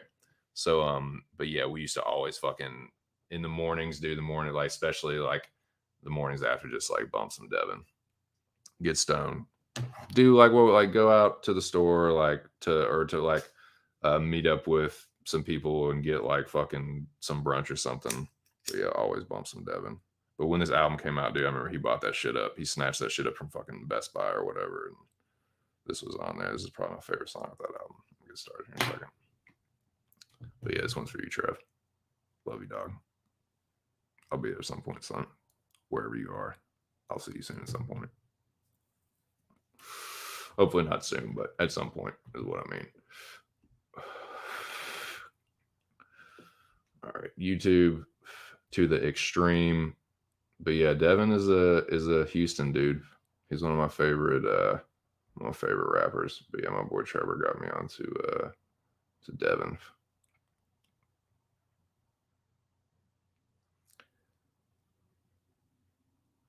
Zeldar from the planet Beldar. We shop at Walmart. Devin, dude. To the extreme. This is a good album though. I think this is his second or third album. Gosh, it's not really 6 minutes long. Great day. But yeah, man, shout out to the 5 people in the building. Just hold your horses, sir.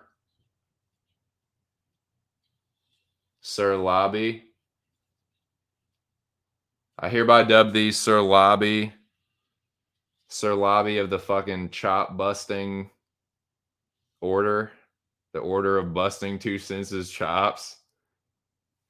Just nothing. You're just hard to please, Lobby. Like, nothing is ever fucking good enough for you. You rotten son of a bitch. No, I'm just playing.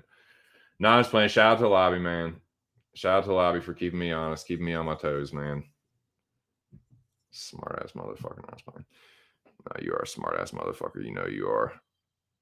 That's why I like you, Bobo. That's why I like you, Bo. Yeah, man, I got this to the extreme plan. So blown.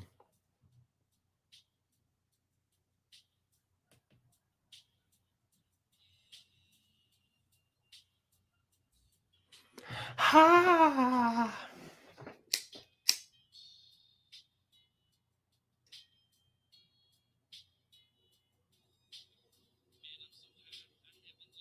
Don't know if I will ever come down from this buzz that I feel.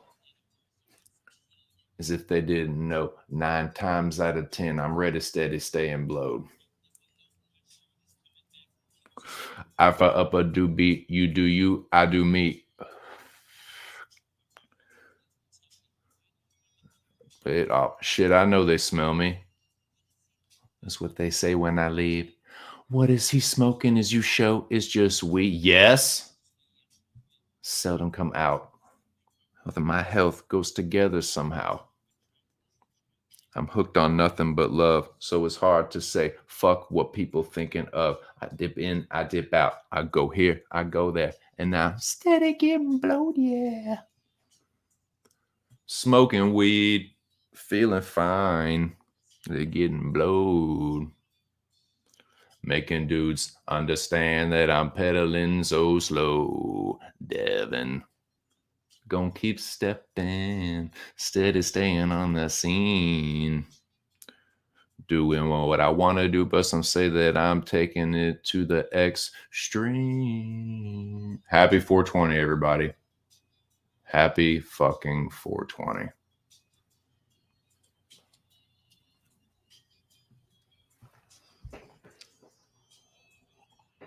Then a thumbtack on a flyer of Reba McEntire in the hood. It's all good. They got some sweet and some heat. I got some weed and we gonna blow. Like a 10-year vacation. Got the script. Let them know that I be steady getting blowed, yeah.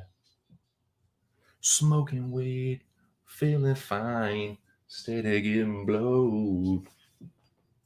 Making fools understand that I'm pedaling so slow. Devin. I mean, this is a fucking Cadillac creeper, dude. You telling me you can't fucking like just slow ride to this motherfucker, hot boxing? I mean, that's what this song is meant for, gentlemen. That bass line.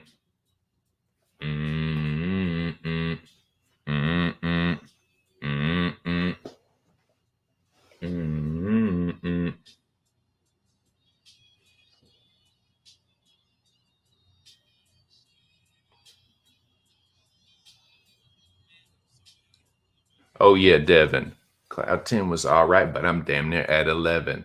Feeling fine, killing time. Well, not exactly. I try to stay uplifted so that bullshit can pass me. So that had to harass me.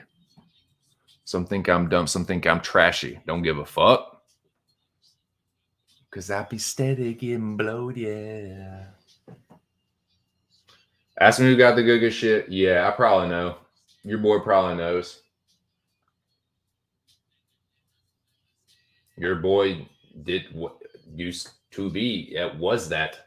Him. Nah, I don't know nothing about that. Happy 420, man. This is one of my favorite songs to listen to while smoking. It's a great smoking song, dude.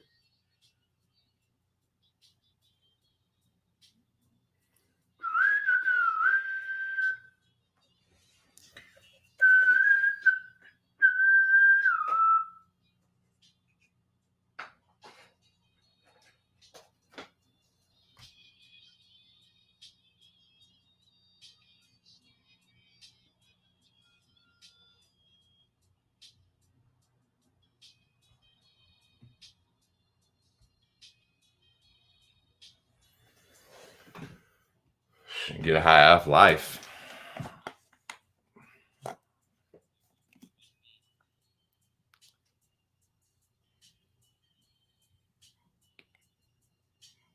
To the extreme.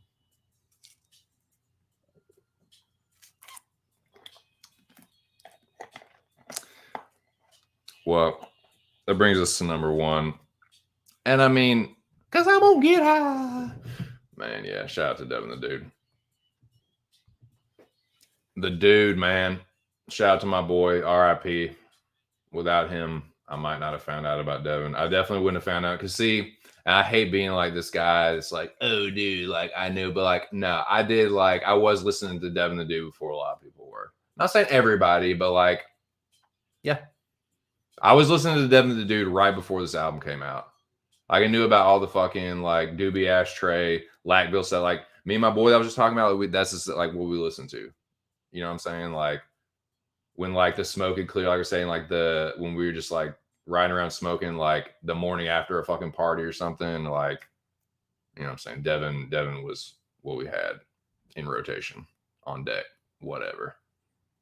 But, yeah, I was listening to Devin do, like, so, like, when this album came out, he was super fucking excited about it. I remember, like, dude, it's a great album, man. There's some of his best songs on it. But I feel like that was his last great album, though. Kind of like the Foo Fighters, you know? Like, the third album was, like, the fucking, the Money album, like, the final form. I feel like it's, you know, hasn't really come out. I'm not saying that they've, like, regressed or anything, but just haven't been really anything as strong since, in my opinion. But, like, Devin's first three albums, including that one, like, really, really fucking good. Now, that brings us now, Lobby Queen. I'm glad that you brought up Sublime because you must have just been on a frequency or something, man. We must have just been on the same frequency or something, dude. Because number one for me, now this is not like I said, this is not like end all be all. Like this is what I listen like. This is the only like no. This is just one of the best to me to listen to when I'm stoned. There's no right answer here. There, some people will say, oh, there's better like Sublime smoking songs, and I won't like argue with you. This is just one of my favorites. It's a good Sublime song.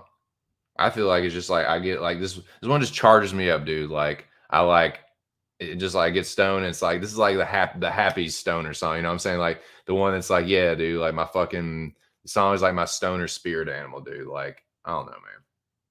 But here it is. Oh well, Lobby.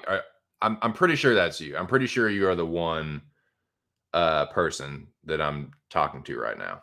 Unless I'm just Jeff Goldblum in Jurassic Park, you know, in the Jeep talking to myself. I'm pretty sure it's you. Take a guess. What it's a Sublime song. What Sublime song do you think it is? I'll give you one guess. If you get it wrong, you got to get the fuck out of here. No, I was playing. But for what do you think it is?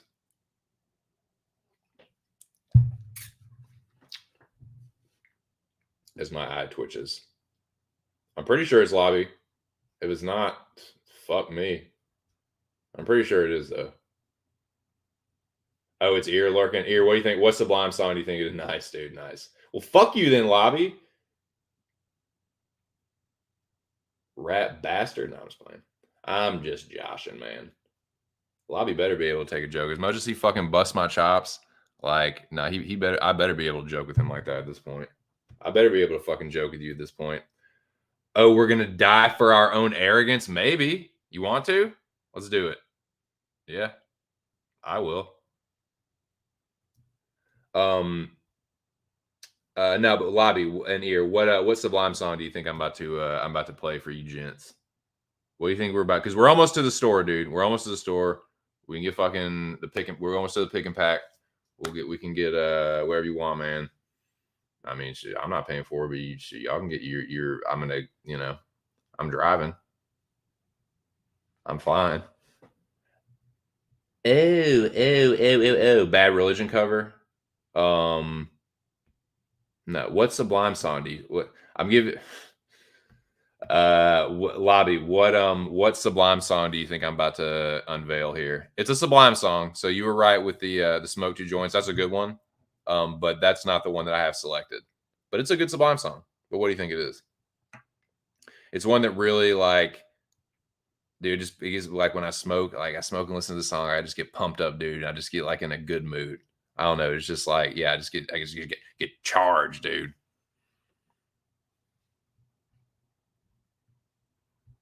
Good guess. Good guess though. What is that? What's that smell? Magic? No, it's turkey bacon. Good guess though. And magic happened here, and magic happened here. This is her son's room, aka Magic Town. What y'all know about that fucking Adam DeMant, dude? What y'all know about that fucking God, what's her name?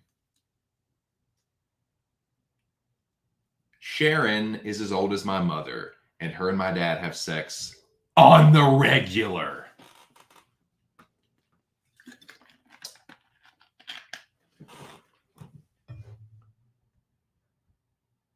Yeah, think about it. Think about it. Think about it. Santeria, good guess though. That is a very chill one, dude. That is actually featured in Idle Hands when Sawa and the other dude, I can't remember who the other dude is, but they're like chiefing downstairs listening to Santeria. Dude, they're smoking weed, dude. But yeah, man, last night I was talking with the old lady. We're gonna get to this segment here in a minute about the movies. We're gonna, as soon as this song is over with, I'm gonna start talking about my 5 favorite stoner movies. I would definitely like y'all's opinion on that. Artem says 5446 / ball and chain. Good guess. Nope. Good guess, but failed, dude. You failed at that. You failed at life. Is there anything else you can? No, I'm just playing. No, dude. No, I'm just funning. I'm just a funning. Nah, man. Close. You're getting close. Close, but no cigar, boys. One more guess, and I'm gonna play it. Then I'm gonna unveil it. I'm gonna go ahead and get it ready right now. Excuse me. God, that was disgusting. I apologize. It's just uncouth.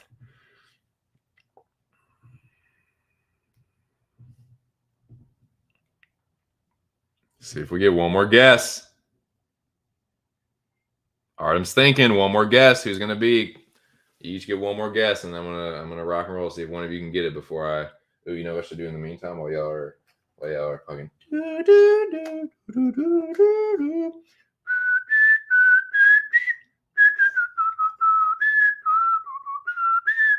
R.I.P. man.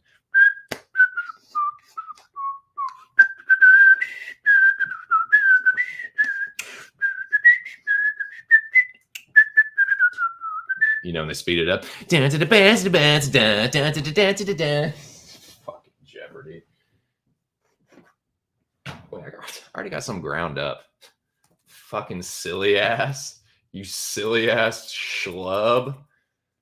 Fucking dummy. You literally just that was strategically done. It was like I put enough in the grinder for one bowl, and then I would put the bowl that was left or thereabouts into a cup.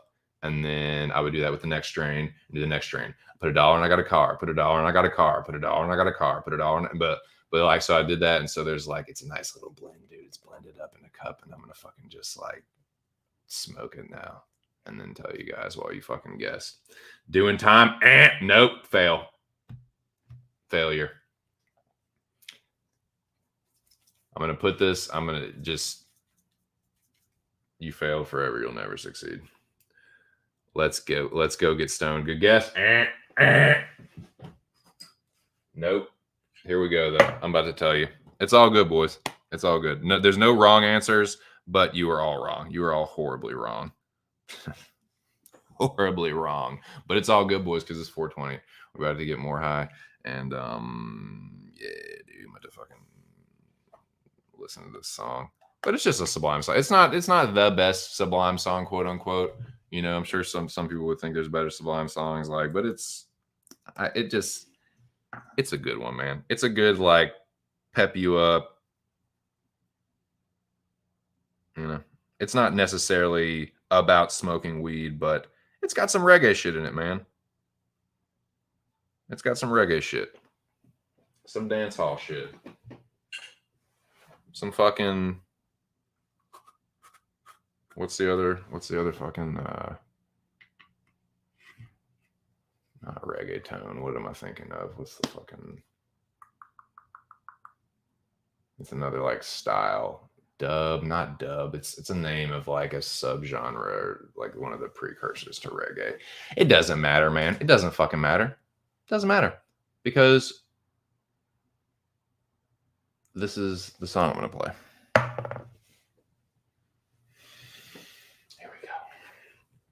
First of all, here we go. Cheers, boys. Happy 420. Happy 420 to 3 people in the building.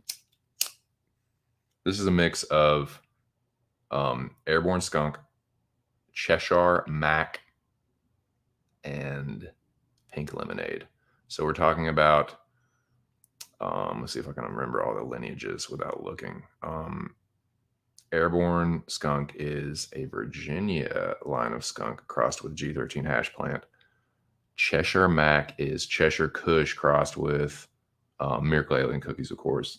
And Pink Lemonade is Purple Kush. And fuck, what's the last thing? Purple Kush and something else. It wasn't a Kush, I don't think. I can't remember. I have the banner. I can figure it out. What is it? Lemon Skunk. God, I love Lemon Skunk, man.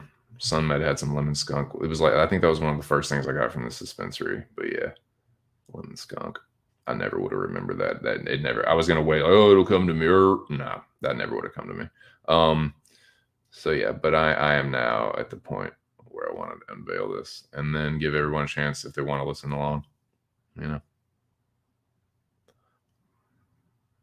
all of the DJs, sure you've taken a lesson.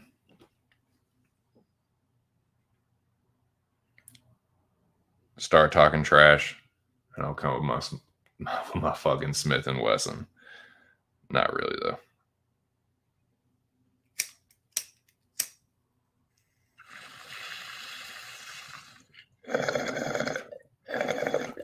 So yeah, I'm getting this ready. I'm gonna start playing it momentarily.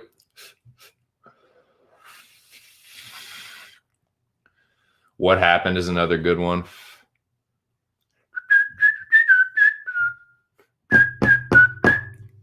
That's a pretty good one. Yeah, Smoke Two Joints. Pawn Shop is another really chill one. Summertime is Summertime is one of my favorites, dude. That is definitely a chill. Dun-dun. Summertime, the living's easy. That is a real stoner chill smoke song. But yeah, the ones y'all mentioned are really good as well. Let's see, go back to some of them. 40 Ounces to Freedom. Sorry, the computer's being a piece of shit right now. Being a piece of shit, I'll just fucking kill it. I'm just kidding. I'm not going to kill anything, man. I'm just fucking speaking figuratively. I'm talking about smashing my computer. But,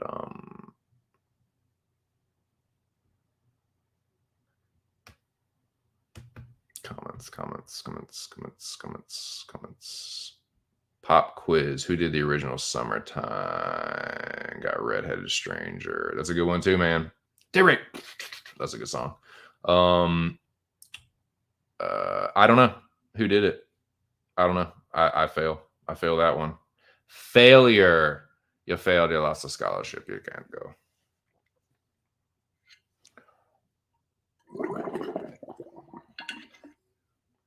Enough DJs come with enough styly. See, styly, that's a reggae Jamaican term.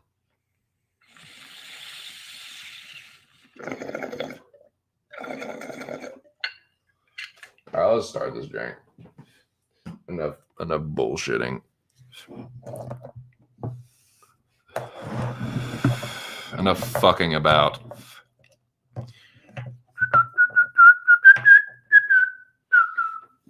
You ready? Here go to DJ. Check out the original class. I back, Jack. You're just in time, dude. Look what I got for you. When I fucking go back to comment. Believe me, I back. We're about to listen to DJs, dude. I mean, what I got is definitely like that's the classic. That is a very very feel good. It's Sublime's like Smells Like Teen Spirit, probably the Sublime song that everybody knows. The first Sublime song that pops in your head is probably going to be What I Got.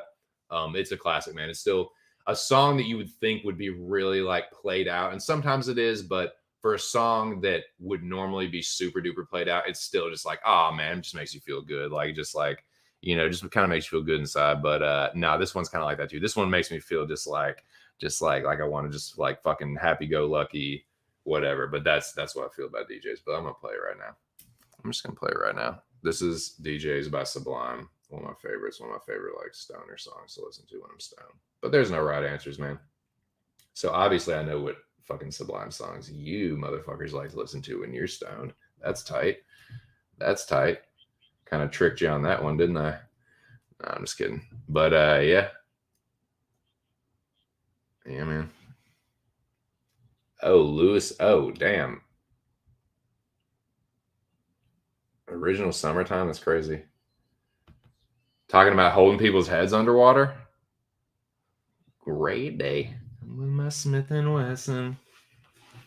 A little competition comes my way, but it always winds up the same.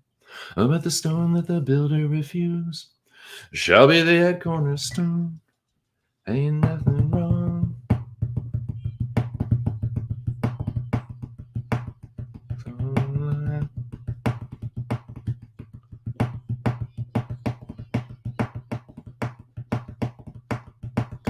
Trash and I come with my Smith and Wesson. Enough DJs come with enough style. When I bust my lyrics, we all know it's wicked and wily. Ain't nothing wrong, ain't nothing right.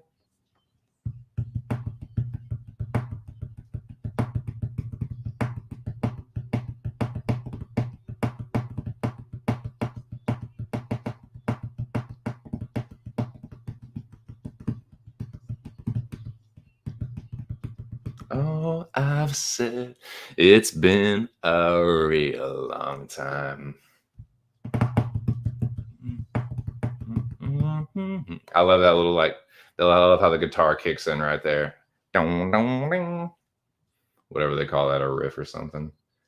My new mixer. Here I come, come DJ.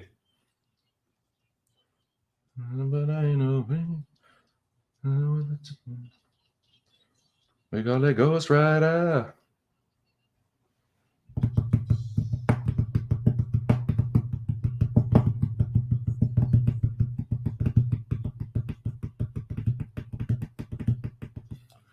Andrade got a job to do, and he might fulfill his mission. To see his pain would be his greatest ambition. Will supply in this world of competition. Revelation. Bo, bo, bo.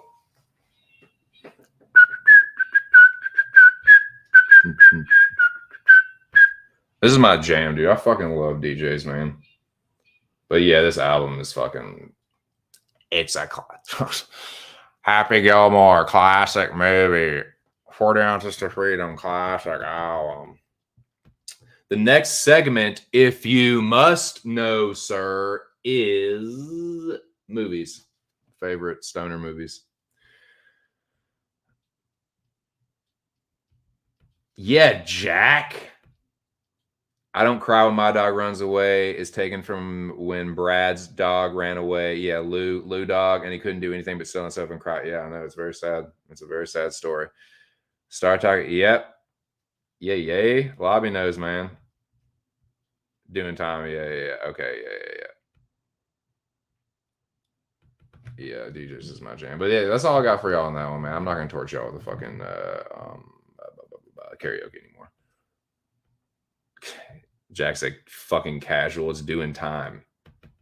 You fucking nincompoop, sir. Go listen to the original, Jack. You dumb fuck.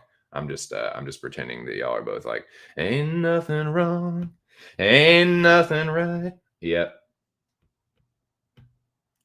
Hear the dub instead of what? Yep.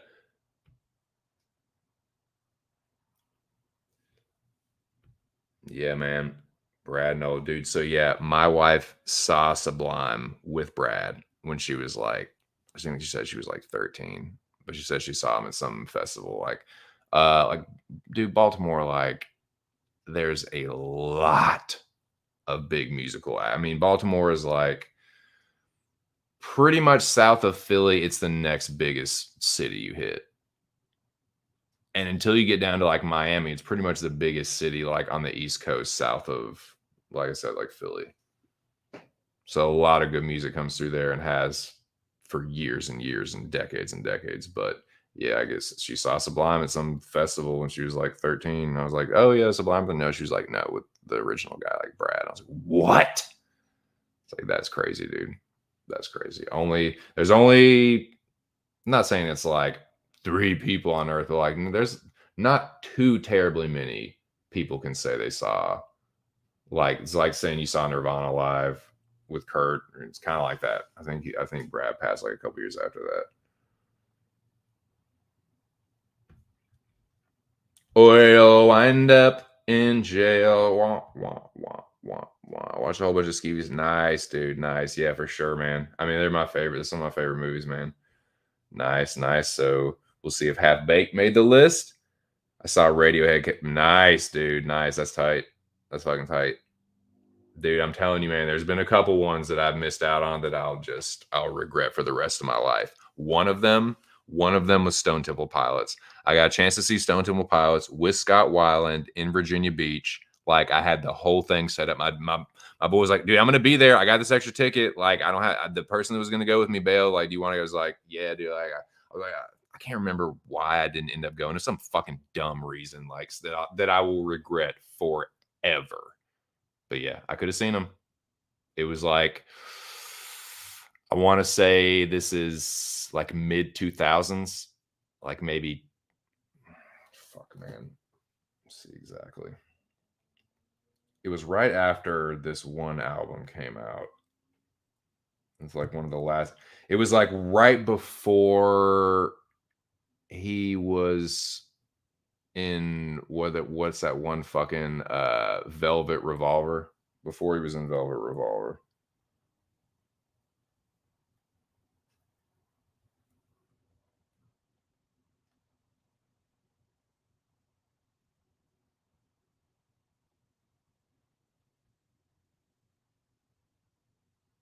Yeah.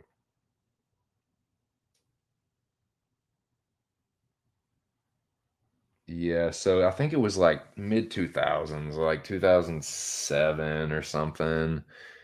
Yeah, that's 2007, 2008. They're in Virginia Beach, and it was just like, oh man, it just makes me sick to my fucking stomach. And I think the other one is Soundgarden.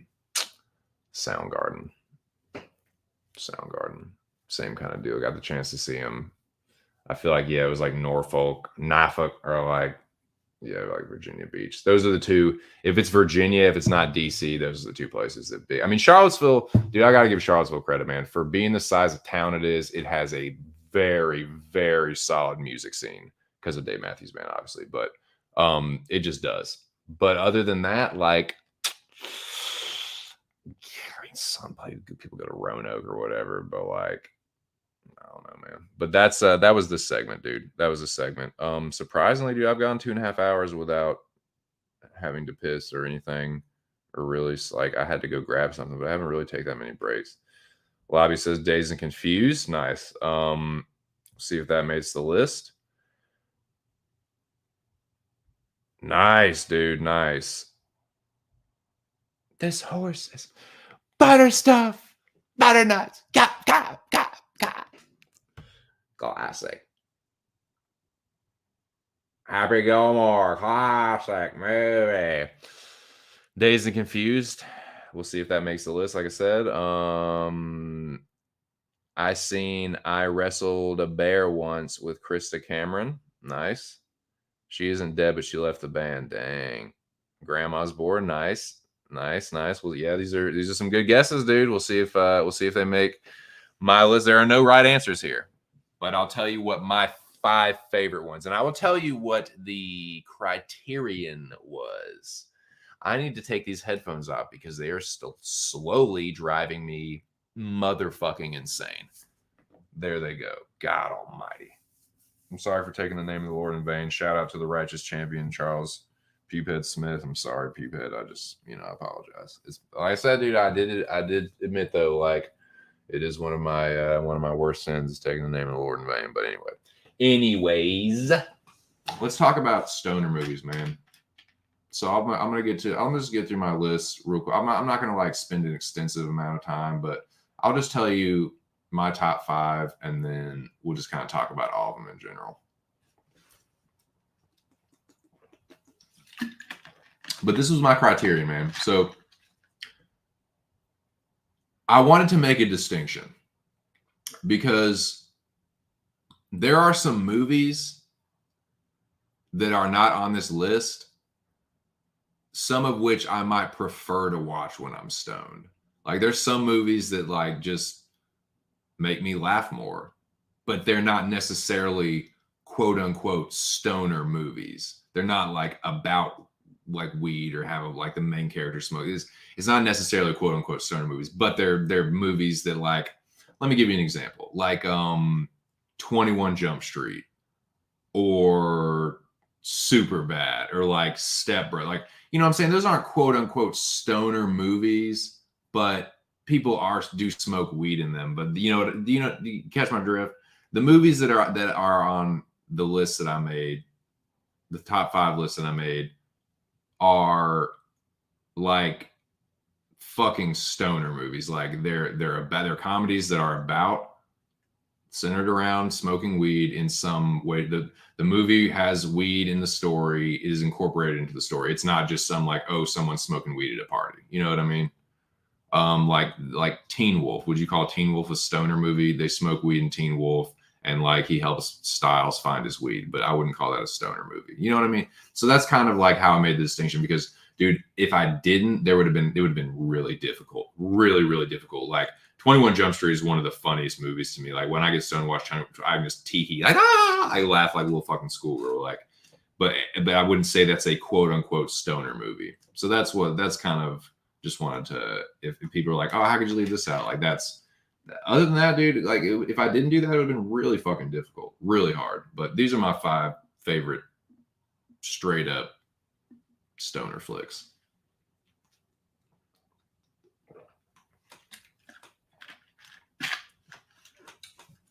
We'll see where these would rank on your list.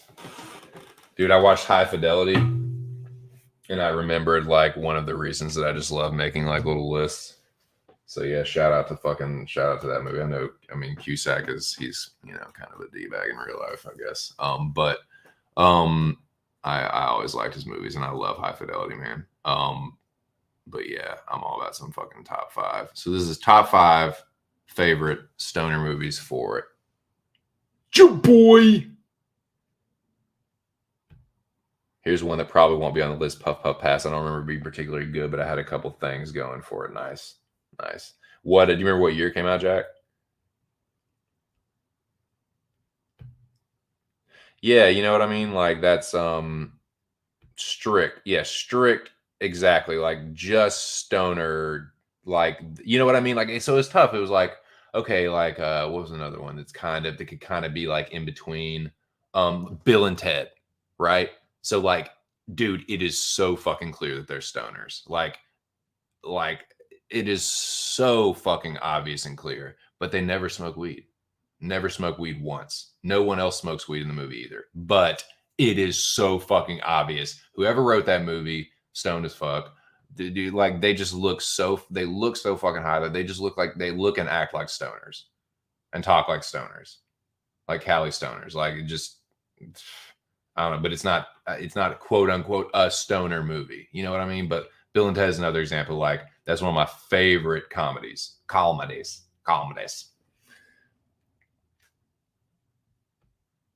Yeah, I want to say like 2006. I mean, now True Romance, dude. I love True Romance. Dude, did you catch my True Romance stream? I think it's still somewhere on my channel, on this channel. I did a True Romance. It won a poll. I think it won the Tony Scott poll. Yeah, because it was like Man on Fire, Last Boy. Yeah, it was Man on Fire, Last Boy Scout, and True Romance. And True Romance won. And I did a True Romance stream. Yeah, see, nah, exactly, dude. Yeah, that's another good example. Yeah, because Pitt's a stoner. He smokes in it. Like he's got the fucking Jamaica colored tam, on his fucking like dome piece. Like he's definitely like it has stoner elements to it. Fast Times again, like Spicoli and the Stoners, like fucking Eric Stoltz and who's the other one, man? God damn it. Fucking Nicolas Cage, I think, is one of them. Ridiculous. Yeah, he's got that makeshift binger. Yeah, dude, it's like that fucking and then they went to go there. Didn't you condescend me, man? Fucking kill you, man. You guys want to like hang out and wait till they get back? No, yeah, he's Savages. Oh yeah, that's the one with Savages would never make my list. It's not the worst movie I've ever seen, but it would not be top anything on any list of mine in any category that I can possibly fathom. I mean, it's like I've seen it. It's not. I know what we were talking about with Aaron Taylor. It's with Kick-Ass and Taylor Kitsch and fucking Blake Lively. She is a juicy succulent peach in that movie. But yeah, I know what movie you're talking about. I mean, no, it would not make the top of the list. Yeah, I guess. Yeah, exactly. Like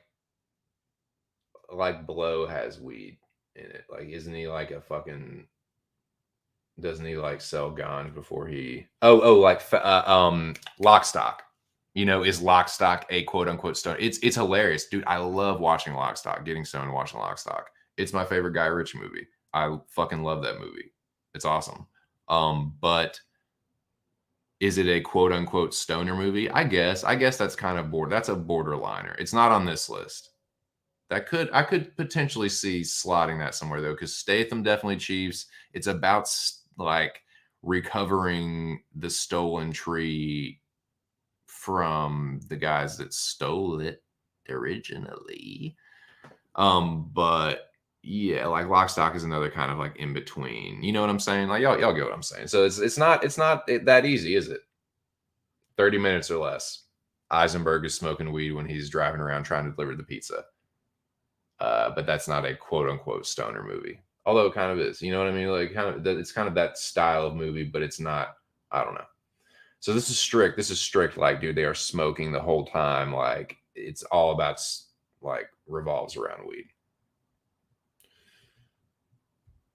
Not top 10 Oliver Stone movie. Now that would be interesting. That dude, that's a good shout. Yeah, I'm gonna give you credit on that one for sure. That is a good shout. It might be, maybe it might be number 10. Might be number 10.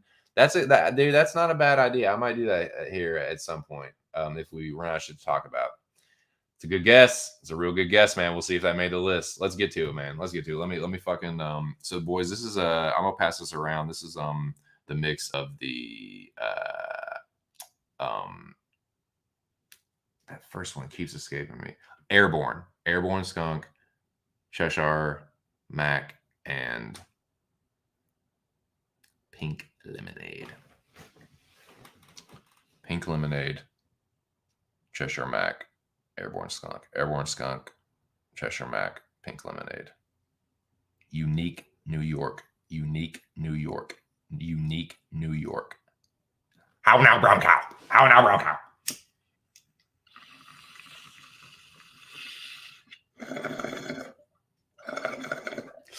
Anchorman.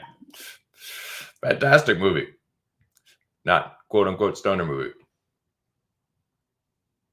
Scorpion Woman.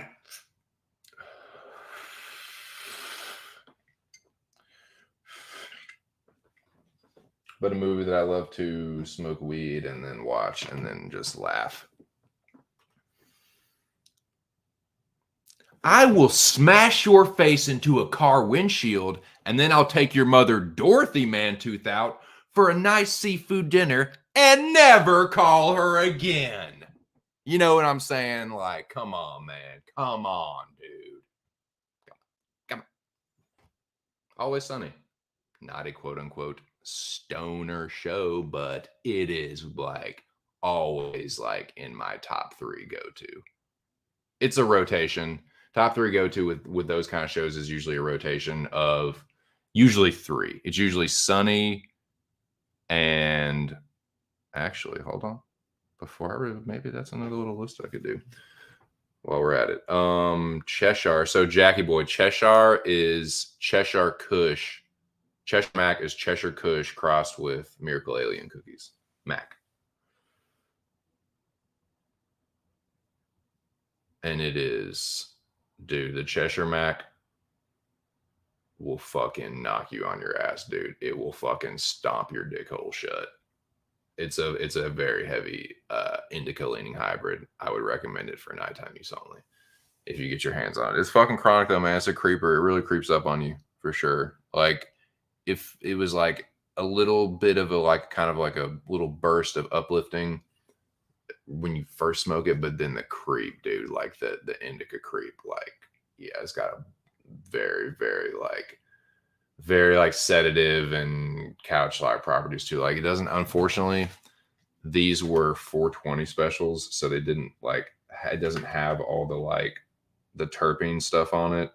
It just has the THC. So like they're all like 20%, which isn't like, it's 20% is like your solid base for like for a good nugget these days. Good nugget these days usually have like 20% plus, 20% and upwards. But yeah, it doesn't, unfortunately doesn't have like, I don't know how much.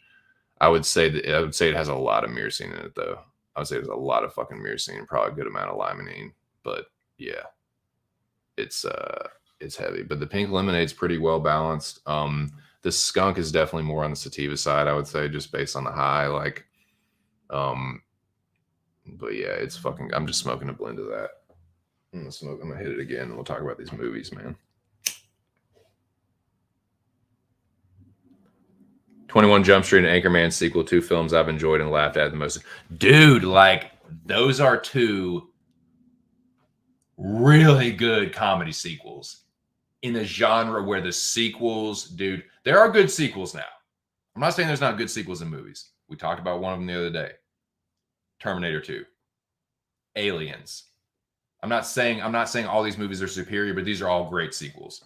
Aliens. Terminator 2. The Godfather 2. But like with comedies, dude, I feel like it's less so. Like there's only a few comedy sequels that are really worthy of the original. Like they might not be superior, but they are worthy of the original. Like they're worthy to carry on the name of the original. You know what I'm saying? And like, yeah, 22 Jump Street, fucking funny, dude. When they're like joking about the fuck when they're clowning the people that are doing like stand-up comedy, or that are not the stand-up, but they're doing like poetry.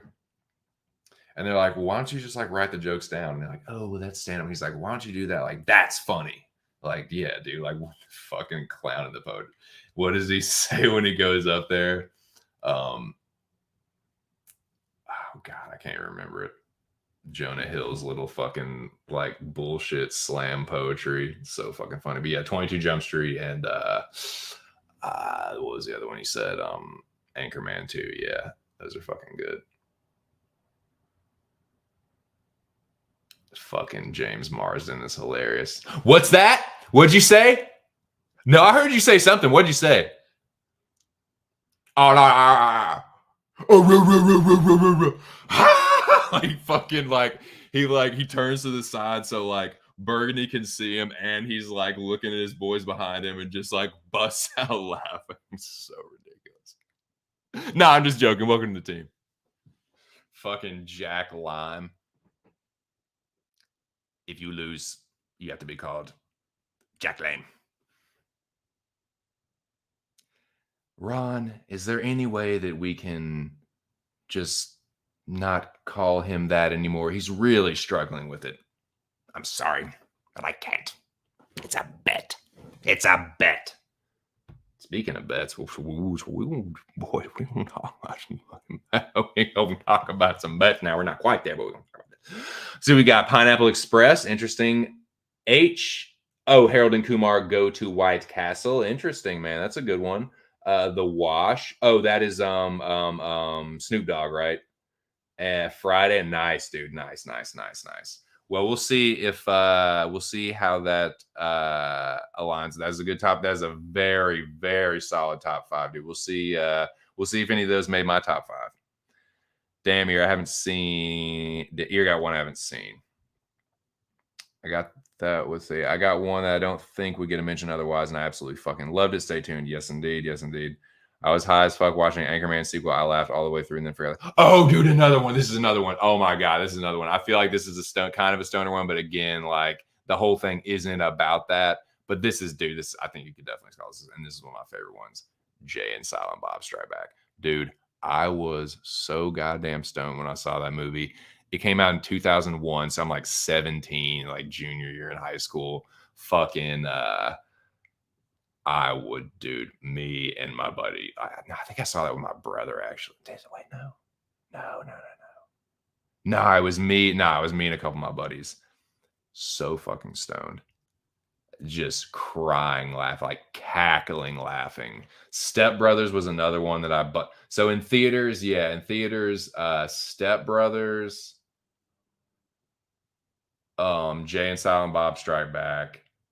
Oh, dodgeball, dude. Me and my brother saw dodgeball. We smoked like 3 blunts in a row, like right before we left. Like we was just like, we're gonna crush these blunts dry. Cause I was living in North Little Rock at the time, and my brother was like down there. I was living in North Little Rock. My brother was still in Virginia, living in Virginia, going to high school, and he was down in Little Rock for like summer vacation.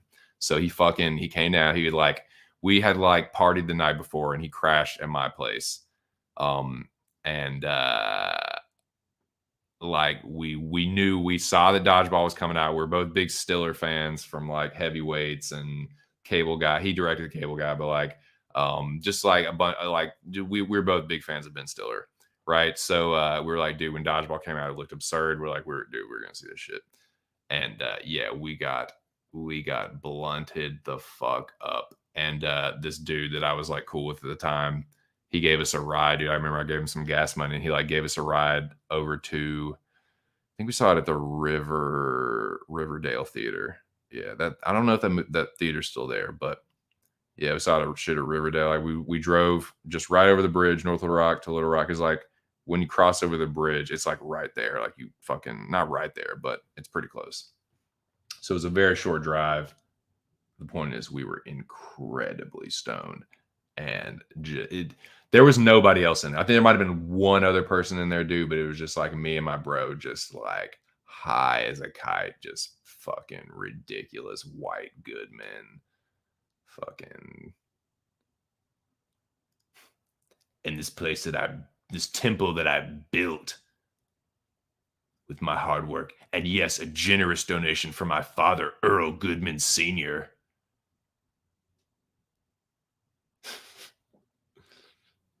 I'm going to bulldoze it to the ground. And I can only hope that you and the mongrel race that you call gym membership will be inside of it when I do. Let's see what I'm about. Sounds like car wash and version of barbershop. Nice. General surfing in, dude. Yeah, you're late to the party, bro. Here's the banger. I got what's in this? Airborne, Skunk, Cheshire Mac, and Pink Lemonade. Talladega Nights. Yeah, it's another one. Shake and bake, Bo.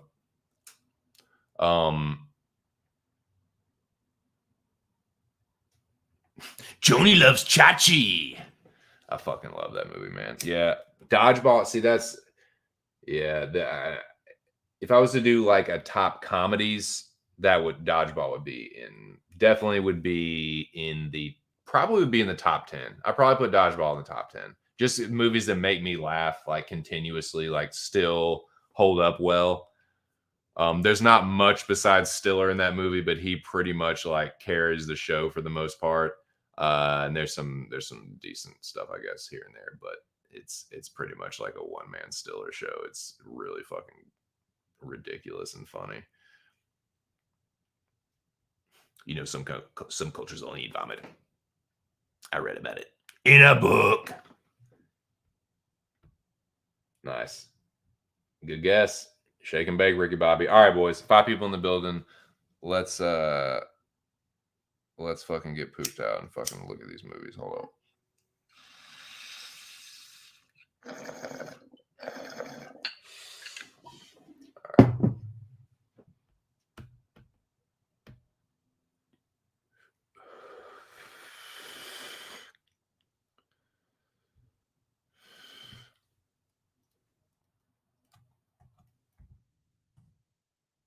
Here, stay tuned.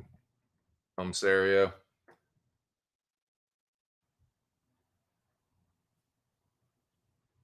Because, it's like I was saying with Lobby, we must have been kind of on the same stoner frequency.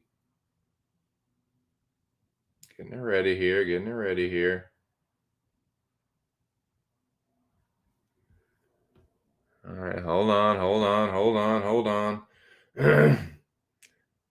Dude, he is a character, dude. God, yeah. All right, here we go.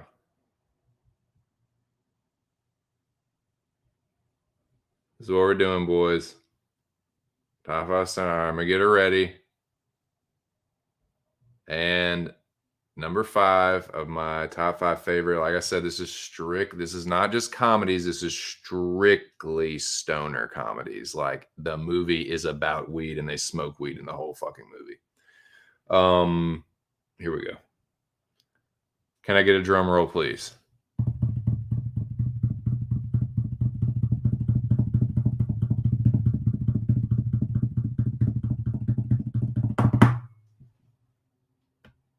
Ear? Great minds think alike, dude. Great minds fucking think alike.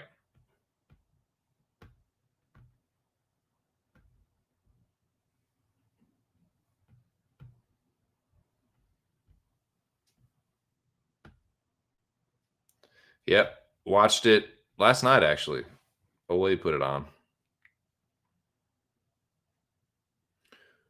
The poster art copyright is believed to belong to the distributor of the film, Relativity Media, the publisher of the film, or the graphic artist.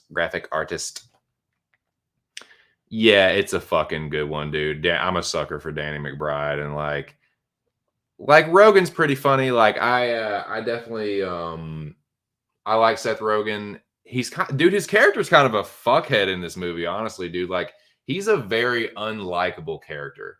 And at times in this movie, his character is like really cringy. And I'm just like, shut the fuck up. Like, there's times in this movie where I want him to get his ass beat. But like, it's a fucking dude. I was talking about this, like, Pineapple Express is my number 5 in my top 5. And we watched that last night, right? Mm-hmm. Like, yeah, I think but it's good though, because especially when the first interaction between them is very relatable. Like, okay, we've all been there, right? Where it's like you're cool with the guy, you're familiar with each other, but it's still kind of awkward. Like you only know each other through the like, you're my weed dude, like I'm one of your customers. You know what I'm saying? Like you can't really like bridge the gap into like friendship. You know what I'm saying? 'Cause you know what I'm talking about, where it's like, you know the guy, you're familiar with each other, you're acquaintances, but you haven't really like bridged the gap to like friendship. And it's like hard to do that when you're just like, you know, only know each other through that shit. It's kind of like, so dude, that part is like everyone can relate to that shit. Or like if you've been a stoner for a significant amount of time, you've been through that, especially if you're like someone like around my age or like maybe a little bit younger. Yeah. Now, dude, fucking dude, kids are like, if you're 18 years old and you live in the right state, dude, you're spoiled now. You just go to the fucking store. You go to the fucking weed store. But back in the day, dude, it's the game, man. It was fucking, you had to know someone, dude. It was, dude, you had to know someone with powers, dude. You either had to have powers yourself, had to be blessed with powers. And, you know, sometimes that shit just falls in your lap. You just have to know the right person. But if you're not blessed with powers, you have to know someone that has powers. But yeah, like that's, you know, everyone's got a fucking, especially like when that movie came out. Yeah, you had to have a fucking weed dude. That shit wasn't even legal in California or Denver, because that was the first thing. Denver was like one of the first to go, and then California was like, California went rec in like 2012, I think. It was medical for a few years before that, and then went rec in 2012, I believe. I could be wrong on that, but whatever. But yeah, man, Pineapple Express, it's fucking great. Like, Red is ridiculous. For you to come in my house and not to tell secrets, you think you're protecting me? See that? No hair in my armpits. Makes me more aerodynamic when I fight.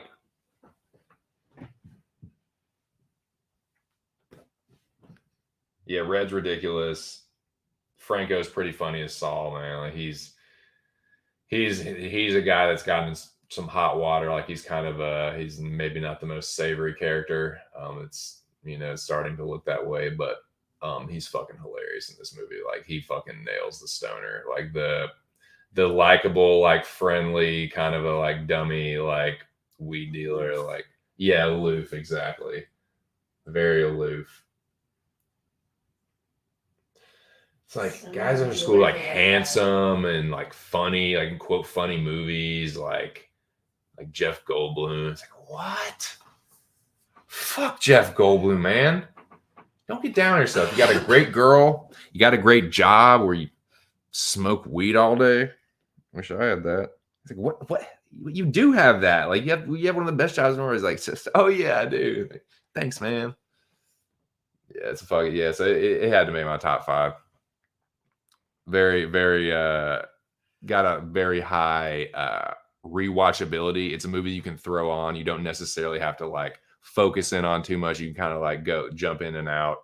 Kind of having in the background. It's funny, you know, dude. Craig Robinson is hilarious, dude. Hilarious. Fucking, they're not here, Ted. And Matheson, like, he's like smoking, choking on the fucking pineapple. His breath, like, has to like let Ted know that he's here. Like, dude, that shit with Red and him, and I can't remember Kevin Corrigan's character's name. But it's like they're sitting there like on the phone with Ted, like trying to decide whether like what to do with Red or whatever. Man, shit cracks me up. So funny. It was Dale. Dale didn't install. They went out the back. You can hurry if you catch him. Go. Lady TC is rolling her eyes at me right now. She's like, just shut the fuck up and pass me, hit that. Just smoke it, yo.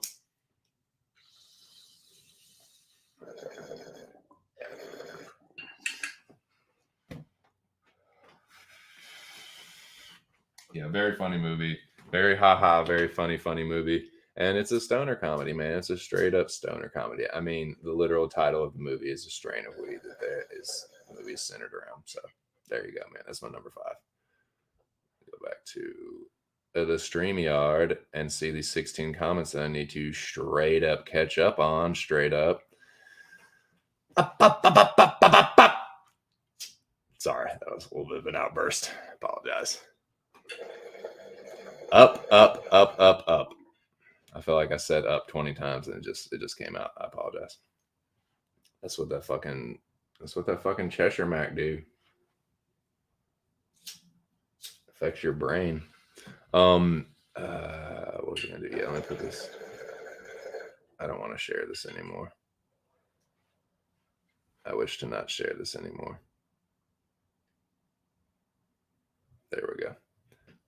Comments.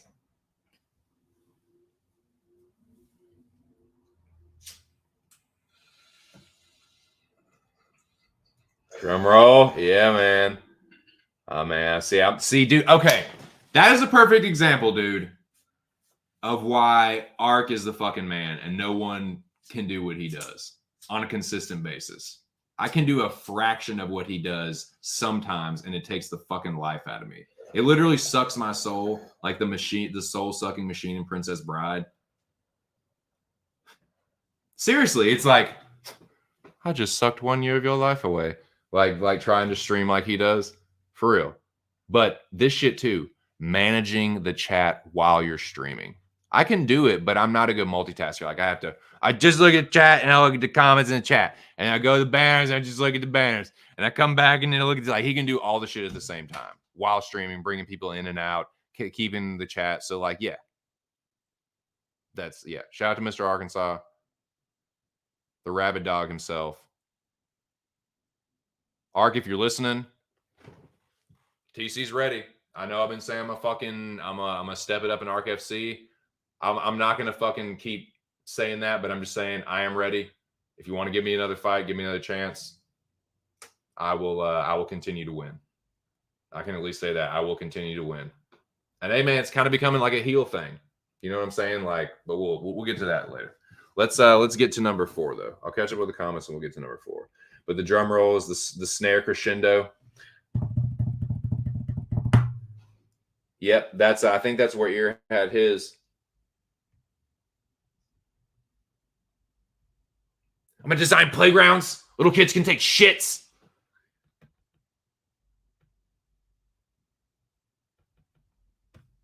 Yeah, Noah called it cross joint. Yeah, cross joint. Come on, man, I'll smoke this fucking thing. Yeah, nice. Good job. Fucking linger, man. Lingerer. This is also a movie where The beginning of it, like the first 30, 45 minutes are really, really funny. The middle of it lags, but then it picks up again at the end, and the end is crazy. The end is insane. But like that's why it's a little bit further back, because I feel like it's a front runner movie where like the really good shit in Pineapple Express I feel like is like the first like hour. And then it kind of lags in the middle and then it picks up again.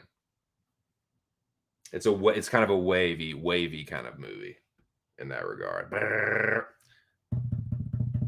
See, I told y'all my snare roll isn't really that great. Like fills I'm okay with like,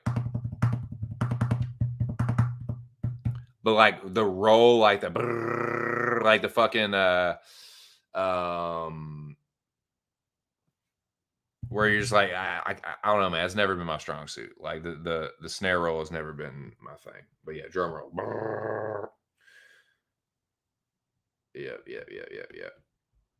May the grace and peace of the Lord be with you all on this day. I'm not saying that in vain. Like if you believe you're a Christian, seriously, man, like if God created, it's like this.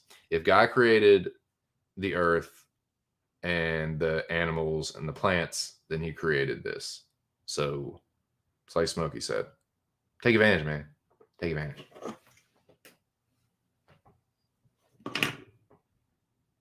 All right, number 4. Dinner is me cold tonight, asshole. The drug dealer you want to hang out and smoke, dude. Yeah, I agree. I agree. Definitely. Because when you're older, you can avoid it. I feel. Oh, you made it. Ooh, yeah. Ooh. Cheese too. Great 8 in the morning. I have the most wonderful wife in the world. She cooked a delicious meal. But first, I'm going to. It's still a little hot, so I'm gonna reveal number 4 now. Good night now.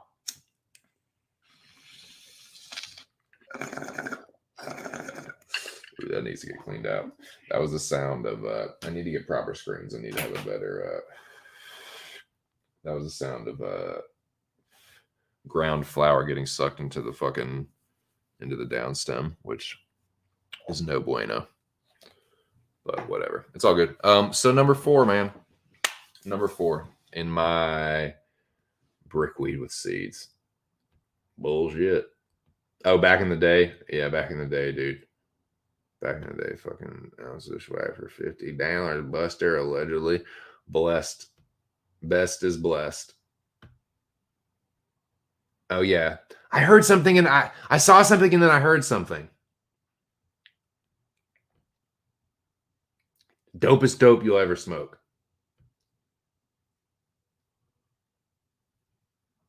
And those two babies met and fucked.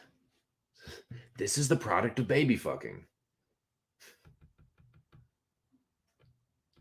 Yeah, he fucking. What does he say? Like to the kids are fucking. Oh, dude, that is a fucking another thing. Where ever like only certain people will be able to relate to this, but it's like if you ever fucking allegedly like, and this is another thing where it's like you like high school, like where you ever like sold weed to like your friend's little brother or something, like that scene right there with those fucking, that is spot on, where it's just like the kids are annoying as fuck. It's like, dude, if you weren't my boy's brother, I would rip you off so fucking bad. It's like, but you're my fucking boy's kid brother. You and your little pissant friends, like, okay, I got you. I still fucking bust that head, but you know, this is all just it's so hypothetical. What if you were? Is Office Space another one? Another like movie that I love to get stoned and watch, but not necessarily a quote unquote stoner comedy. Anyways, let's get to number 4. Y'all know what I'm saying. Team 2 Ears, baby. Hey, that's my fucking tag team partner. Shout out to 2 Ears. Hey, Ark. But like I was saying, singles match. That's just a singles match. 2 Ears is ready. It was a good win. We got our feet wet. Showed that we can work as a team to accomplish the mission. 2 experienced mecha special forces operators. And this is just jokes. I don't want anybody that's actually special for this is an entertainment stream. I'm joking around. Look, I have a fucking Mandalorian helmet on. Like, this is like, don't take it seriously. No, take this more seriously than anything you've ever taken in your life. Subscribe, like, but yeah, what was I fucking saying? But yeah, dude, that is so fucking relatable. The little fucking like pain in the ass kids, like, but yeah, that's usually he said. What does he fucking say? He's like, Pineapple Express. You said it 10 times, you fucking idiot. Like they're like yelling at each other, dude. And you like hear like what the fuck are y'all talking about? They're talking in their little fucking their little like slightly younger fucking little like it's like just oh god, just take this and get the fuck away from me. Like it's only like when it's super like necessary. But it's just like yeah, anybody that's ever fucking had powers, y'all know what I'm talking about. Y'all know what I'm fucking talking about.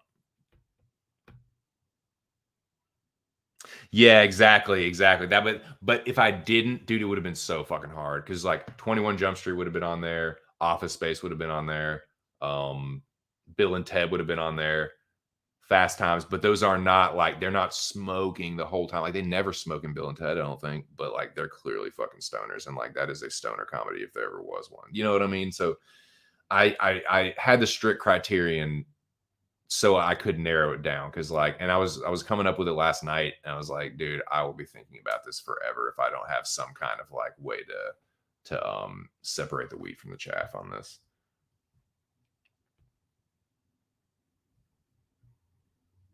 You love garlic? It is, man. Garlic's really good for you. It makes your breath smell like shit. Nuh-uh. Great. God. Yeah, man. Hey, yeah, dude, that was by hook or by crook, man. By hook or by crook, dude. But yeah, shout out to the general. Yeah, we're nerding out, man. We're fucking nerding out. Sexy Brexies. Yeah, man, that's a solid team. I mean, you're talking about two mecha winners, so it's veteran Tapology pickers. So yeah, they'll definitely be back. I feel look, I don't want to speak for Ear's his own man, he's a grown ass man, but yeah, I feel like I'll put it like this. Can take the money and run. Literally gonna take the money and run. Oh, and did somebody say money? Did someone say getting greasy? Perhaps we'll get to that. Don't worry. There's time to get to that, boys. We will get to that. But for right now, let's get to number 4 in my favorite stoner comedies. Favorite stoner comedies, Papa. YouTube MMA community put Netflix out of business. I know, dude. Why we just like entertain it. We fucking like crack jokes and like entertain ourselves. You know what I'm saying? Like we like Artem, like with his fucking funny ass, like he just like cracks me up. Like Artem and Ark and people in this community make me laugh more than 97% of comedians. You know what I mean? There's only a select few, man. There's only a select few. And seriously, man, if y'all haven't seen White Immigrant by Ryan Long, give it a listen, man. It's funny in the parlance of our times. You know, it's pretty funny, man. But yeah, like I can throw out some comedians that are like that I think are superior, like to to everyone else basically in that realm. But like, yeah, like yeah, most of the time I'd rather just fucking hang out here.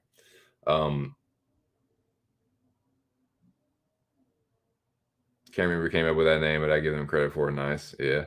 Sexy Brexies. Was that Beefly? Was that ravishing? Dude, low key, Rick Rude is funny, man. He is. He's a character, dude. Shout out to Beefly, man. Oh, West Virginia boy. Come straight up out of holler, whoop your ass, and then fucking have a beer with you afterwards and crack some jokes, dude. Yeah, fuck with old Beefly, man. Shout out to Rick Rude. I think it might have been him, dude. I don't want to fucking. If it wasn't, I apologize, and whoever it was, just let me know. I'll give him credit, but I think it might have been Rick Rude, man. Shout out to Beefly Westbot guy.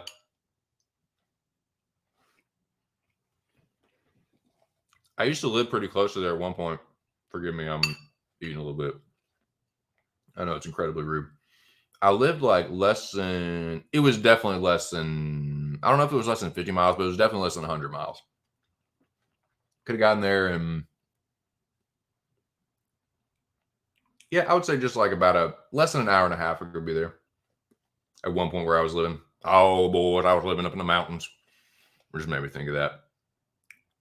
Just that was the train of thought I was going down. But yeah, I used to live pretty close to West Virginia at one point.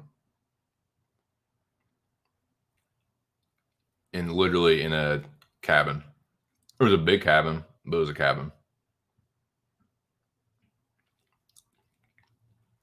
It was like me and my homeboy, and at one time his girl was living there, and then they broke up. And then actually, I had been, when I was talking with my girl, I was still living at my mom's place after I had moved out with my ex-fiance. But whatever, I'm getting off on a tangent, man. But at that point, I was living near West Virginia. Let me get to number 4.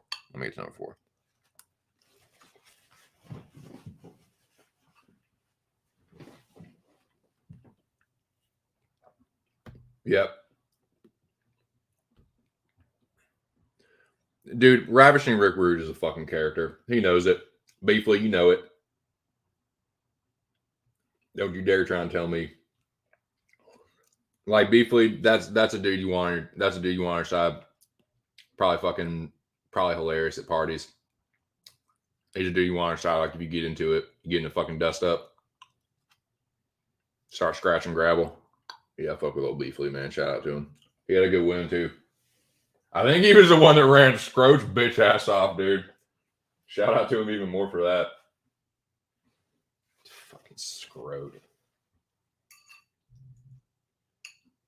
Fucking retard. Hangover, another one. Hilarious when I'm stoned, but not a stoner comedy. I'll tell you what it is. It's number 4 on my list. Let's get to it. Sorry, man. I had to fucking, I don't want this food to get cold. I gotta eat some of it before it gets cold. I'm gonna eat it cold, but I at least want to taste it hot. God, it's good. My wife is a good fucking cook. I'm really lucky with that, dude. I apologize. I know that's rude as fuck to eat. It probably sounds disgusting coming through the mic, but you know, I'm sorry. All right, man. Let me get it ready. All right, we're no longer sharing, so this will not. I will not reveal this. But yeah, man, this is number 4. It's definitely been mentioned already. It's definitely been mentioned. It's definitely been quoted by my fucking silly ass already.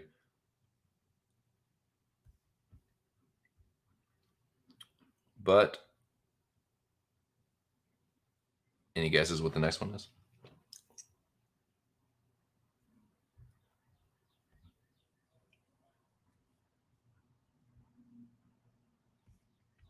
Any guesses what the next one is?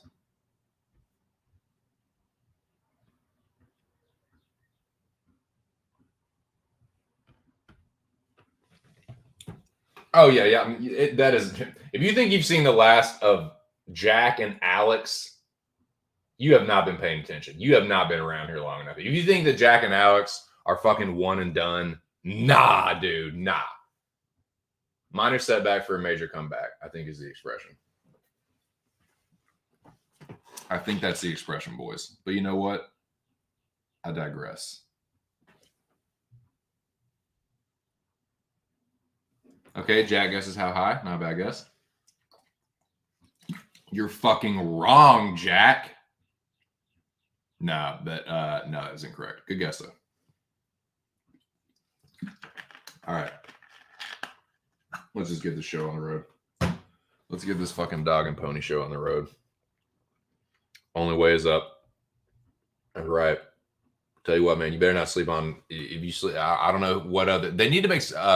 Then like some people need to get some more tag teams together. Because like the tag team league boys is like the champs, Drunken and Nick, the Sexy Brexies, Two Ears. What are the other ones? Are there any other official tag teams? I can't remember. But yeah, need some more competition. So I would lobby, if you're interested in that, like lobby your case to Art. The next time Art goes live, you know, see if you can get in the tag team thing. See if he'll allow it.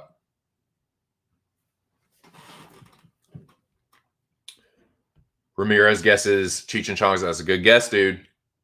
Y'all throwing out some good fucking guesses, man. Let's get to it. All right, let's get to it. I've fucking dragged it out long enough. All right, man. Shout out to the 3 people in the building. We've been alternating between 3 and 5, which is, dude, that's what's up, man. This is, I don't need a fucking ton of people up in here, man. I just need a fucking few barrages, because I need experienced smokers with me, dude. I need some fucking people like that can handle this shit, that aren't gonna fucking get all weird on me, that can like smoke a like large amount of weed and like laugh about how fucking high we are, but still kind of keep it together. You know what I'm fucking talking about, boy. You know how we do. Okay, here goes. This is my 4th favorite stoner comedy out of the top 5. And it is share screen, Chrome tab.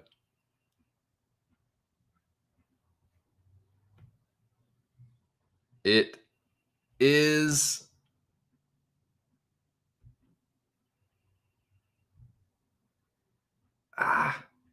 fuck.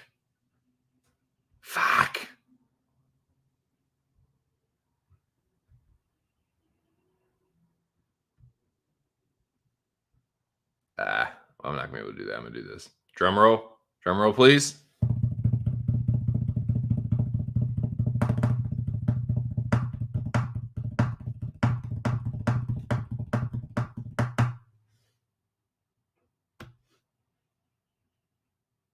There you go. There it is.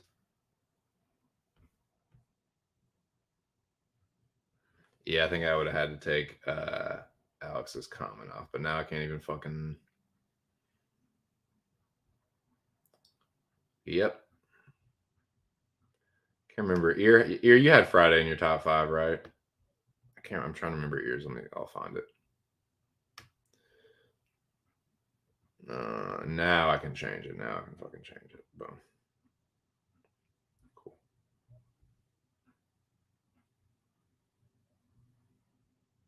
Holocaust Australia, man. Jackie with the wordplay, Jackie with the puns, and the wordplay. I can't remember. There's another name for that, right?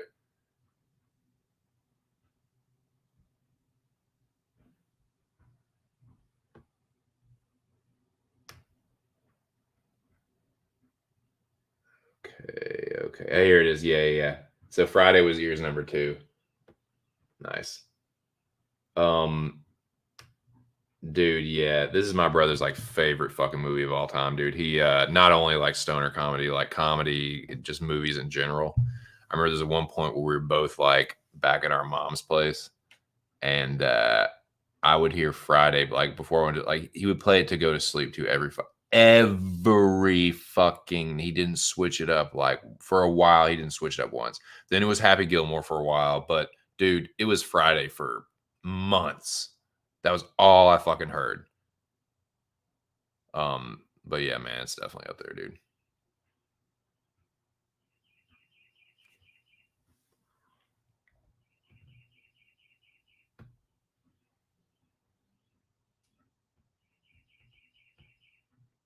Oh, pull it fast. Hey, man, I like to keep you on your toes, man. It's so good, dude. It's so funny. Friday.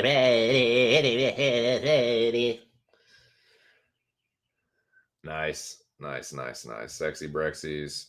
Yeah, whatever their little fucking I think that should be called the Devil and Beelzebub. One should be called. Yeah, for sure, man. Yeah, R.I.P. Tiny Zeus Lister.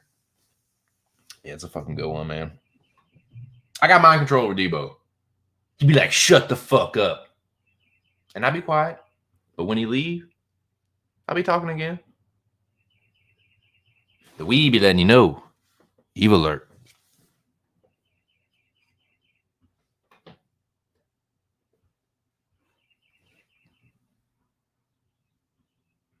So good, man. Like, there's really, like, other than like Craig one time, it's really just smoky, but he smokes so much, and like it's about like weed and this, like him trying to sell that weed that he keeps smoking.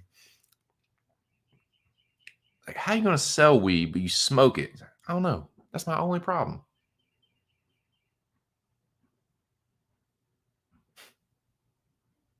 But what's this? This ain't enough. Make it enough. That should always crack me up, dude.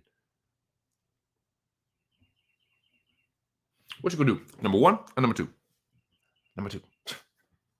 No, anybody gonna drop a single load? It's gonna be me. Dude, is Witherspoon gone too? Is Witherspoon gone, or is he? Man, I feel like he might have passed away too. Not that long ago, but before I make a total fool out of myself, man. John Witherspoon. Yeah, not 2019 yet. I thought so. Fuck, dude. Craig's dad, man. Mr. Jones.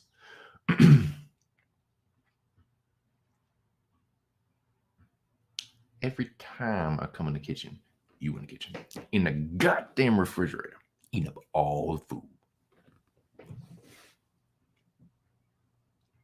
Oh, I want some of them pig's feet. I love chitlins. I want some of them pig's feet.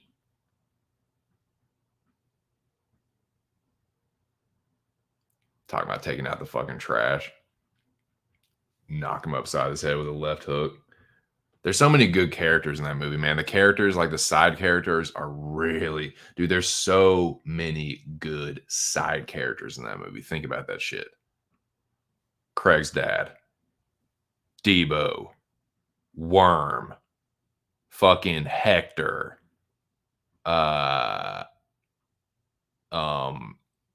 what's Bernie Max? What's the fucking preacher's name? What's his fucking name? I can't remember. I got shit right here in front of me. I got the shit right here in front of me. What am I fucking talking about, man? What am I fucking talking about?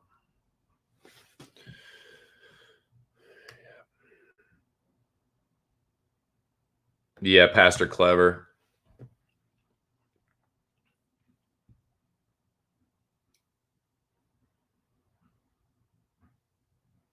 You didn't put in on this, man. Willie Jones, Craig's dad. Dana won't even hook me up.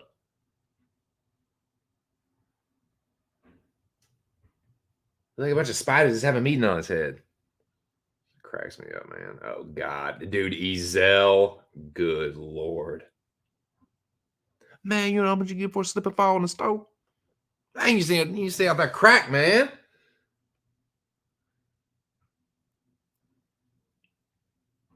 Let me get $20. Today's my birthday.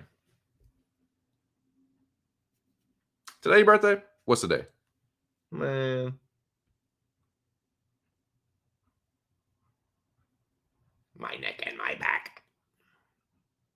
It's just, yeah, the characters are great. It's endlessly quotable. Fucking classic movie, man. Let me get it back on one image, a still image.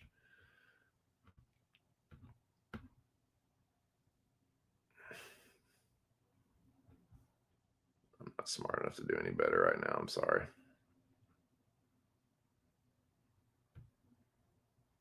Dude, that is another good thing, man. Like, he'll get the hell.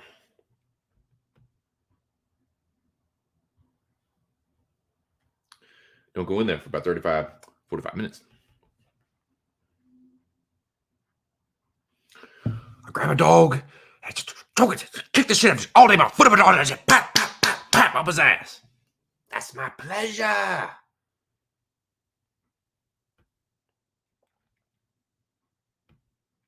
What's up, Craig? What's up, Smoke? What's up, Red? So funny, dude. I need another jigger. Just to count it for me. I won. Give me my money. You what? I lost. Like fuck, dude. I guess I just lost. I thought I won, but I didn't. Any other time I would have won.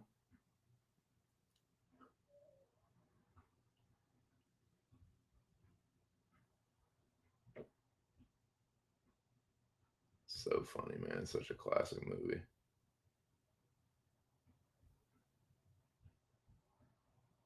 Yep. Yep. Is it fight or live? Live to see another day. Win some and you lose some. That's a great line, man. Put these up. See that? Now you're man. You win some and you lose some, but you live. You live to fight another day. My neck and my back. It's my bike, punk. You want some of this too, old man? No. No, like that is a fucking like that one is so funny, dude. Dude, that movie's so fucking funny, man. Would you please stay off of my frigging grass? Stan be acting like a little bitch sometimes.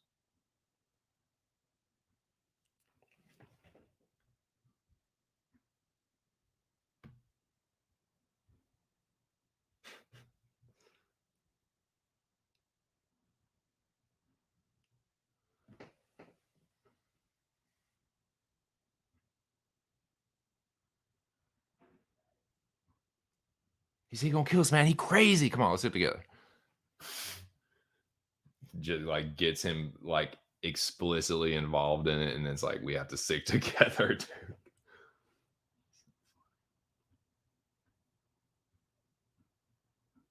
Let me get some chili Fritos. You like that? So funny, dude. Yeah, it's another one. Like the first part of the movie, the middle part of the movie is pretty strong though too. Like when he's like trying to, like when the shit with Hector. That shit's so funny. I can't do the Spanish because I can't really like quote that one, but it's angel dust, Holmes.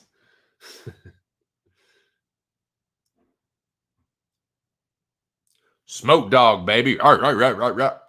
Been smoking since I was 2.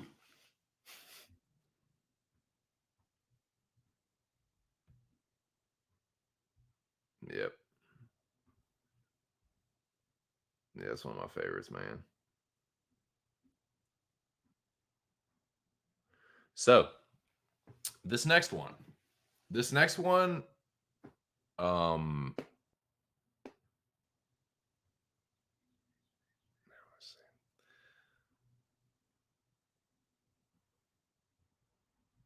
oh my god, yeah, in the pigeon coop, sweating like a slave. So funny. Man, I've been right ever since.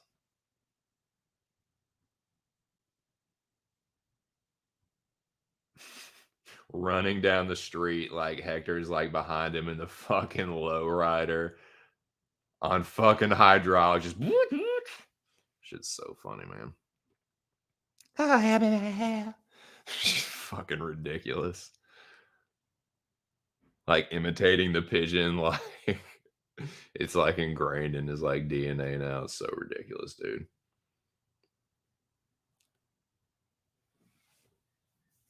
Yeah, classic. Next, hey, we're speaking of good sequels. Next Friday is pretty funny too, man. It's not as good as the original, in my opinion, but it's pretty fucking good. It has some more good characters like Pinky. Like it has some more good characters to the like universe or whatever, and it was a pretty good sequel in my opinion. It's fucking ridiculous. But yeah, boys, hold up, hold up.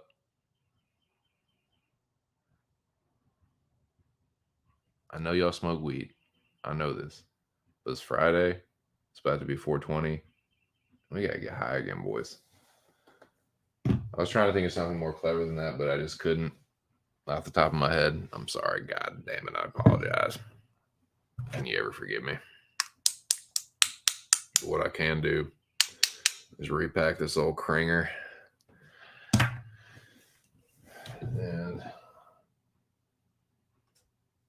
smoke more. I should have taken it. Oh, no, it's right here. Fucking that meal, dude. Fucking pasta, man. Got the fucking itis a little bit, dude.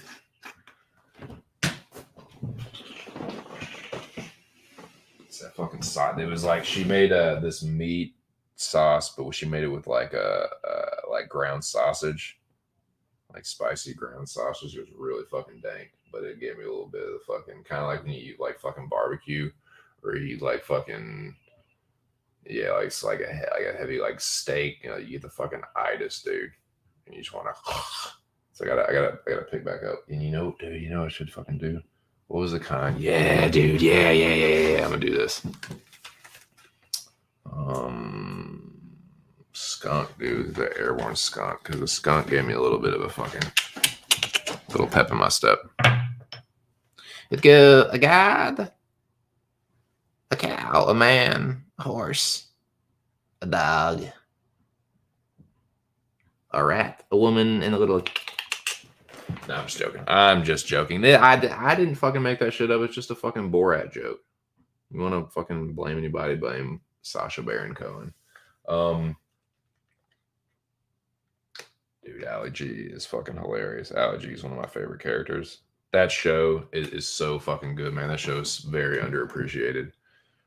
Borat is like, yeah, Borat's very funny. Like, that movie's funny, but like the show is like, I feel like you can only truly appreciate those characters if you've seen the fucking show. I know that's fucking super like snobby, but it just is, dude. Like, it has some of the funniest shit I've ever seen. Haven't seen that shit in a while, actually. His little round table discussions, dude, with all these people that like think and this is like, he can only do it for so long because eventually like people came to know the character too much and like be like, oh, okay, I see what you're up to. But like before, dude, he would just like trick all these fucking like who the fuck does this guy think he is? But yeah.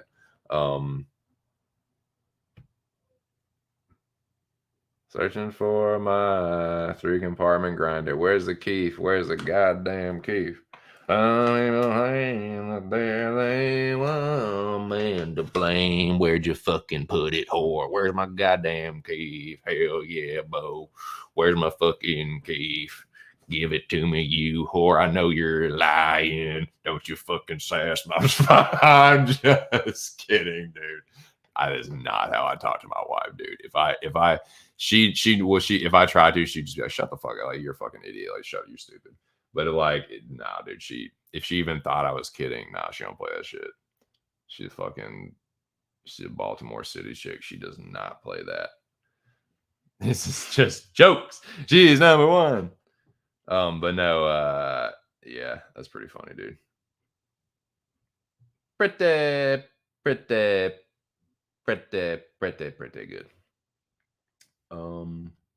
Where are we at? So yeah, Friday. That's number 4, man. I love Friday. It's very fun, very rewatchable. Yeah, I think that's one of the best things about it, man. Is another like Pineapple Express, you just fucking throw it on, man. It doesn't get old, timeless. Like, I mean, Tucker is hilarious, dude. He is a very, very funny like stand-up comedian and like comedic act. He's one of those guys that like known more for his like comedic movie roles, but still he was a really funny stand-up comedian. Like, have you ever seen like the Def Jam like stuff with him? Is really fucking good. Talking about fucking talking about fucking like if Michael Jackson was a pimp, dude, that's so funny, dude. Slow down, Tito. I said slow down, Tito. Damn. Come here, girl. I said, come here, girl. He's fucking ridiculous, dude. Tucker is a character. Oh.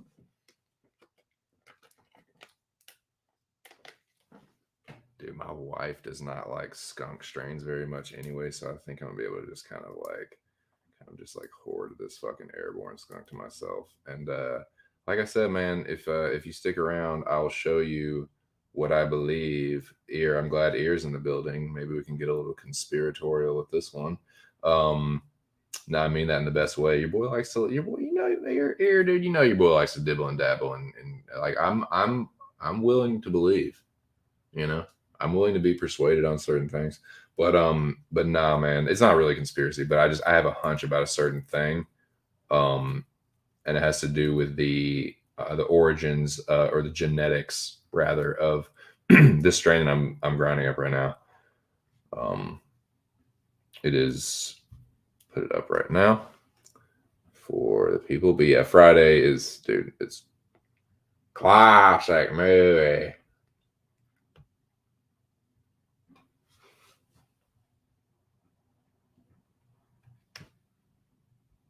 And yes, I watched way as you can see, I watched way too much. Um, way too many movies, way too much TV. I pretty much just like speak in movie and TV quotes. But what can I say, man? It's my sickness, and it is my own. Where is this? Where is this? Where is this fucking shit? I'm getting very perturbed. Okay, here we go. Yeah, so this is what I'm grinding up right now is happy 420, man. Shout out to everybody in the building. Shout out to the people who've been hanging tough, man. It's just been a tight was as kind that's kind of how I like it, man. Especially when you smoke, you don't want too many heads on that shit. Yeah, just want a little smoke circle, tight little crew. You know, five people. You know, no more than five. Don't anybody else come over here. No, I'm just playing. Everyone knows 25 people on the fucking blunt. No. But no, for real, yeah, man. I've been enjoying like chilling with y'all, chiefing up. It's 420, man. Just kind of having a leisurely session here. Stream session and smoke session. I'm grinding up some of this airborne skunk. But dude, I'm telling you, the fucking Virginia skunk lineage. I know a little bit of fucking about that shit. I'm just not that I'm like, you know, that it, like I had anything to do with it, but I do know about it. Believe you me, I do know about it a little bit firsthand.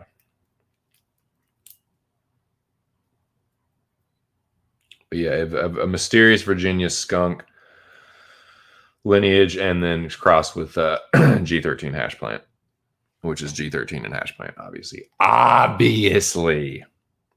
Prepare to die, obviously. Where did that come from? My brain.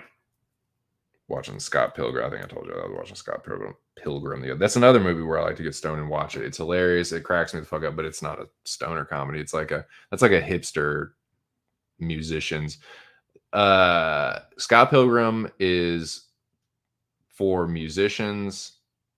It's like a musicians, gamers, like retro. It's like a musicians, retro gamers, and hipsters comedy. You don't have to be one of those to enjoy it, but those categories of people will particularly enjoy it, is what I mean to say. Like retro gamers in particular, gamers, or fighting gamers,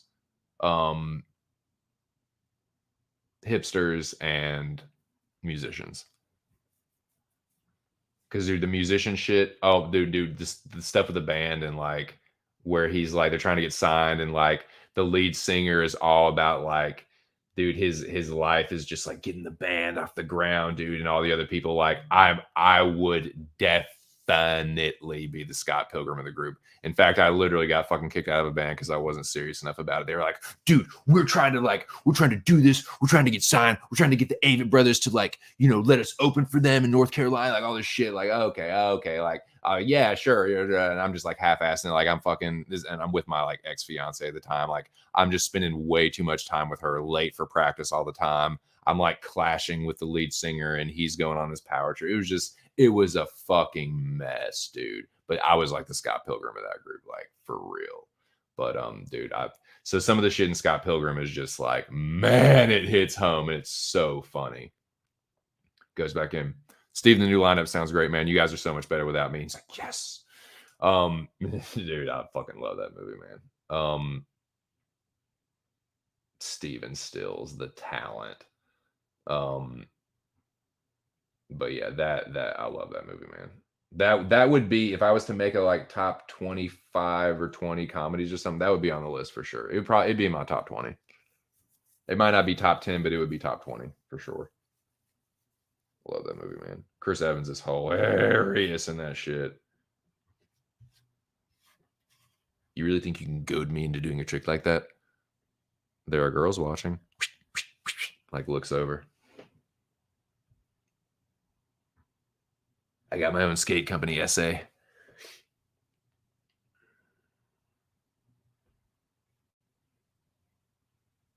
Missed 420 on 420. Nice, dude. Hell yeah. Yeah, so like I think you probably heard the story. Like the band that the local like Charlottesville band I was in, we had done this mini tour. We did a show in we did a show in Charlottesville, we did a show in Richmond, and we did a show in Brooklyn, New York. Only time I've ever played the city. So we did that little mini tour, right? And during that time, we had this demo. We were passing around. We were passing around to people to see people in Charlottesville to get shows and stuff. And then the dude that was the lead singer, he was the Steven Stills, the talent. He knew Seth Avit's wife somehow. Like he went to school with her or something like that. He knew her and got the demo to him, and he was like, "Oh, it's good." I think he said it's really honest or some bullshit like that.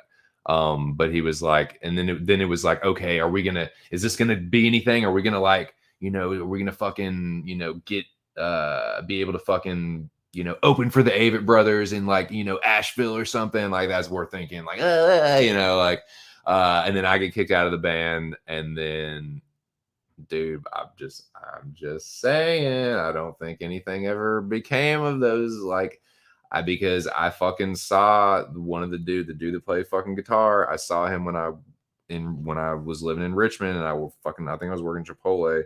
I saw him and I was like, "What are you doing? Like, you've been playing with them?" He's like, "No, not really." Like, because he was one of those guys that was in like 3 bands at all time. He's like, he always has like some side project going on. Like, he was in our band. He had another fucking like punk band or something that he was in, or some fucking hardcore band or something. It was something like that, like some Richmond like it was just. And I'm not hating on the guy, but it was just like he was always in some shit like that. He was a fucking Richmond kid. But no, it was just some shit like that. But my point is, dude, I find moments in Scott Pilgrim very relatable, hilariously so. That's a lie. Oh, you're lying. You're lying. Oh, dude, Zach, you're lying. We're gonna fight now. Dude, I'm stopping the stream. I'm gonna see you outside. Zach, you and me are gonna go round and round. I'm just playing. I play mean guitar though, and I played a mini tour around my town once, and I won a guy. Dude, see, I mean, that's what we did. We would play for free beer, and like, I think the most we ever got for a show was like, dude, maybe like not even $1,000. Like maybe like close to $500. I think the most I ever got for like it was like $500. Each of us I remember each of us got like 100. He's maybe something like that. Yeah, almost $100 or something like that, dude. Not very much. Usually we're just playing for free beer and exposure. If there were some shows where we'd make like a little bit of money, but it would go into like paying for band expenditures. Because you have to, dude, Zach, and you know what I'm talking about. Like, anyone that else has ever been in a band, like there's just little shit that like you always like expenditures that always have to happen. Picks and drumsticks and fucking if just anything like that, like a mic stand or just anything. It would pay for shit like that, but we wouldn't get any money from it. We just but I just, dude, at the time, I didn't give a fuck. It was like fucking mid-20s, just like, yeah, give me some free beer. I have my own weed. It's like, I'm fucking good. Like, honestly, dude, getting someone to like help me schlep my drums, and I never like, I always tried to, I did it myself 97% of the time, but anytime anyone would like help me with it, I try to get people to not help me, but anytime anyone would, I'd be like, oh my God, this is better than anything. This is better than money. Are you helping me schlep my shit, dude? I fucking hate this. No, but this is the worst part about it. Nah, man. Anyways, I'm just fucking around. Yeah, exactly, dude. Like I think when we made that little bit of money, it was for some like it wasn't for the Tibetan Freedom concert. I know we didn't make much for that because that was for charity, like for raising money. I can't remember what we got for that, but it was not, I don't think it was money. Um they paid us all in what does it fucking say in Ace Ventura? Um we got some omnipresent supergalactic oneness. But yeah, it's just like little it was like a percentage of the cover charge. That's what they would give you usually. They either paid you in beer or you get like a percentage of the cover, like whatever the fuck that is, a cut of whatever the thing has to be. Amps, yeah, exactly, shit like that, dude. No to any advice, a little bit of advice, a little unsolicited advice for any musicians out there, any young musicians thinking about getting into, especially like if you play in a band, wear fucking earplugs. Trust me, you are not going to have a problem hearing shit. You will have a problem hearing shit later in life if you play show after show without wearing earplugs. Dude, I can't tell you how many times that they would set me and my fucking drums up. I mean, right next to the PA, like right there, dude. PA just blasting that shit. Dude, there were so many shows I wasn't wearing. Like, I think about it now, I'm just like, you fucking idiot. You dumb motherfucker. Like, how could you not wear, like, you dude? Oh, I probably did so much fun. I'm gonna be like deaf in like 10 years or something, dude. It was pretty bad. Like, but yeah, and you know, when you do wear earplugs, you know so so much of a difference, boys. Really, what? But dude, yeah, that's like the worst part about it. Schlepping, the schlep. It's a schlep, especially for a drummer. Good lord. And then if you don't schlep and you have to use, because it's like it's a double-edged sword. When you use somebody else's equipment, it's better if it's not nice equipment. Because if it is, there's only certain shit they're gonna let you use. I think I've told that story. I had to use it. And he's like, okay, you can use this, but no, you can't touch that. You can't touch this. Yeah. It's just like, oh my god, dude, just tell me what I can fucking use and what I can't. Like, I'm a left-handed drummer, so yeah. If they already have the kit, they're like, oh yeah, the kit's set up right there. You can just use it. And I'm just like, oh my god, I'm sorry, dude. I'm like, you're really gonna hate me right now. You're really gonna hate me, but I've got to do it. I've got to move your shit around. Like, I've got to at least swap the fucking snare and the hi-hat out because I can play a little bit open faced, but not like that. Like I took drum lessons for a couple, like 2 months, and I was learning how to start to play a little bit more open faced, like where like I could play, go across the kit both ways, like no matter which hand I started with or which direction I was going with the fill or whatever. But like, nah, I'm a left-handed drummer. Play the hi-hat with my left hand, snare with my right. Fills go from right to left. I'm a weirdo. And every time you had to fucking play a show, it was just a crapshoot. What's it gonna be? Is it gonna be you schlep all this shit and it sucks and it just is what it is? Or is it gonna be this social anxiety nightmare where you have to like play this little game with the drummer, with like the house drummer or the drummer from the band that was in front of you that, you know, about 75% of the time is like a better drummer than you. So you just got shown up and you have to follow that for some reason. I don't know why, but nah, man, like that's just the trials and tribulations. Anyone that's been in a band, you'll know what I'm talking about. Or anyone that's a drummer, you know what I'm talking about. We're a dime a dozen. Drummers and bass players, man, fucking dime a dozen. Because everyone's always looking for one, and there's always one. They always seem to be looking for one, but then there's always like one available. There's always like 10 available, but they seem to just they seem to be like cycling it out the most. A really really good guitar player, dude, that's pretty tough to replace. That's because there's a certain thing about a guitar where it's less about not the skill, but like the feel, like the kind of like there's like a really really good guitar player. There's something about like you can know what chords they're playing, but there's something about the way they play it that's like is hard to replicate. And the same with the lead singer. Like there's something about certain like voices that are just like you can get close, but you can't really, you know what I mean? You can't always do that with a drummer, but you can get closer with a drummer and a bass player with that than you can with like a guitar player or lead singer. It's like a really good lead singer. It's like there's only certain voices like that. Like really good guitar player, like you can't really do with this dude. You can know like the chords and like the bars and stuff. It's like, are you really that dude? But with like drummers and bass players, it's kind of like, dude, we're a fucking dime a dozen, man. Thankless. It is fucking thankless. But life of a roadie. Yeah, the life of a dude. Exactly. That's the life of a roadie, dude. The schlep. Nah, man. Just like I'm just talking about schlepping my own drums, like to shows and stuff. I didn't have no fucking roadie. I wish. Oh man, to have had a roadie, that would have been so fucking. But like, nah, like everyone does that when you like a local band. Nah, you schlepping your own shit, man. Schlepping your own shit, and I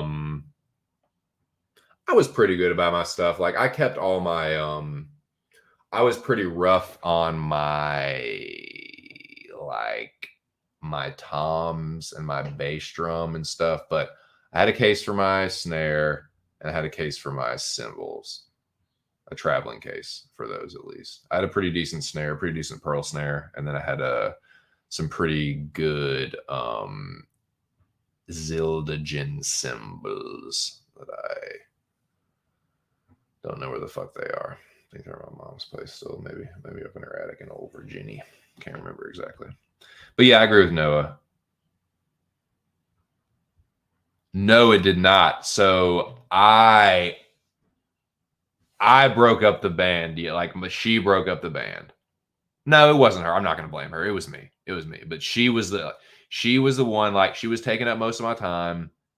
At the time, we were like hot and heavy, and it was like, dude, we're trying to like do this thing, man. We're trying to like get shows with the like open for the Avett Brothers and like all this shit. And I'm just like, dude, yeah, okay, like I'm down with that. You know what I mean? Like, she was man. The tour, it was cool to say like I played in New York, in Brooklyn, but like that was a very stressful like little, and it was 3 shows. I can't imagine the stress of doing a national tour or even a regional tour. This was literally just like, I guess it's technically regional, like, but it was just Charlottesville, Richmond, Brooklyn, and back, and that was it. That was the whole tour. So it was like just that. It was really, really stressful. I was clashing big time with the lead singer. With everything, it was just like we were every fucking. This is what I think it was, and this is my theory.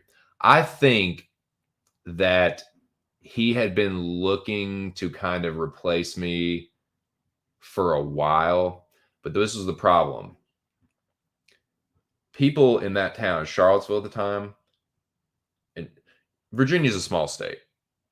Not in terms of like geography, but just in terms of like it's a small world after all. Like, yeah, it's very, very it's very like incestuous. It's just very like, oh, so, like there's only a few degrees of separation because it's like, oh, so and so, you went to VCU, Richmond, Nova, Charlottesville, like Southwest Virginia. It's all just kind of like Virginia's very like, it's a very just like the system, especially if you went to high school and like just college, like somebody that knows somebody that went to Tech, or somebody that knows somebody that went to Radford, or somebody that knows somebody that went to VCU, or fucking like fucking JMU. JMU, dude. Like we played so many fucking JMU fucking like basement house parties and like just shit like this. Is a very incestuous place, right? So like everyone's, like I said, that one dude, everyone's in like 3 different bands. No one can fucking make up their mind what they want to do with themselves. They're all just like, I can't tell you like how many shows we played. And it's like, dude, weren't y'all just like in another band like 3 fucking weeks ago? Like, didn't we play a show with you where it was like pretty much the same lineup, but you were called something else? It's like, it was shit like that all the time. We're just like, we do the shows with like some of the same people. It was just like, it was very like just a small world, man. So fucking I had a feeling that he was trying to replace me for a while and he just couldn't nail anybody down to do it because, like, dude, were definitely better drummers than dude. You could throw a stick at 3 better drummers than me in the area, but they were always in another band or they couldn't commit to it. You couldn't commit that. So, like, I think because they were all like, "Oh, we're gonna move to Richmond and like do this." Because so we were like, my ex fiance at the time was already like, "Oh, we're gonna move to Richmond." Like we were already planning on that. So it was like, "Oh, this is gonna work out." Like we're already planning on doing that. Like so, yeah. Like, well, I'll see you guys there. And then it was just like, "We're gonna move to Richmond, but like we hate to do this, man. Like, we love you, but." It's just not going to work out. Like we're moving on. We're going to get another drummer and all this shit. At the time I was like fucking furious, but like looking back, it was definitely one of the best things that ever happened to me. I was definitely like the odd man out. I was definitely like the least vegan soy boy of their crew. Like I liked playing the music, but it was just like outside of the music and when we made, I'm not gonna lie, and I think if you would ask any one of them, they would be acting in bad faith if they didn't say that we made beautiful fucking music together. But it's like every other fucking story you heard, the shit just doesn't, like, the personalities clash. I was basically like, not that I'm not comparing myself to this dude's skill, but I'm just trying to use an analogy, like the Jimmy Chamberlain to the Smashing Pumpkins. Like you don't really fit in with the like goth rock the rest of us, but you also are like bring an element that adds something different to our sound a little bit. You know what I mean? I don't know, man. You may or may not know what I'm trying to say, but it was like that. It was kind of like I have a feeling that he was like looking to like replace me, but he just could. But what he needed me to do was do the tour. The tour was already set up because I'm telling you, like, it was like the first practice after we got back. We got in and like everyone was in the living room and like no one was ever like in the living room because the practice space had like a door to it. It was like it was connected to the house and everything, but it was like a separate wing of the house that had an outside door. So you just walk right into the studio or the room where we had the studio. And so yeah, everybody was in the like the living room or whatever, and they gave me the pink slip or whatever, and I was pissed. I wanted to fucking punch him so bad, but it was such a blessing in disguise because like the guy's very talented. He's a very very really good guitar player. Like I will never not see, dude. He is a fucking lights out guitar player. Like can just create a catchy melody like nobody's business. He'd be like, "Hey, I wrote this. Check this out." People are like, "Whoa, dude! Like, damn, for real? Like, dude's talented. He knows he knows who he knows what I'm talking about. Like, yeah, the dude can fucking play guitar." I never thought he was a great singer, and that's always like, dude. I can't say that he really thought he was a great singer, but sometimes I feel like he did, and it was just like, you're a better guitar player than you are a singer. Amazing guitar player.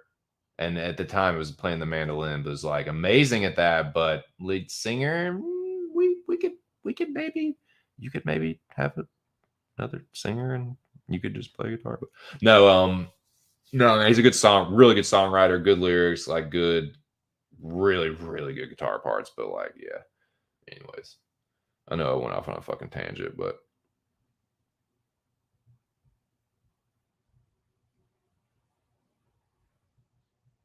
yep. Yeah, and it was like it was the point where we're like, okay, are we a local outfit or are we going to try to make something of this? Are we going to try and take this to the next level? Like we've shown, okay, we can do well at these shows in little tiny venues like the box and shit and the fucking T Bazaar. We've shown that we can go to Richmond and play a good show at like the fucking I can't remember, the Camel or something. It's on Broad Street. Like we show we can go to Richmond, we can rock the Camel or whatever. showing that we can, play a show in New York. It's like, are we gonna take this shit to the next level? Like, are we gonna do something with this, or is it just gonna fucking like what did it say? Billy quit, Bobby got married. Fucking summer '69, dude. It's like that shit. It's just like, we had a band and we tried real hard.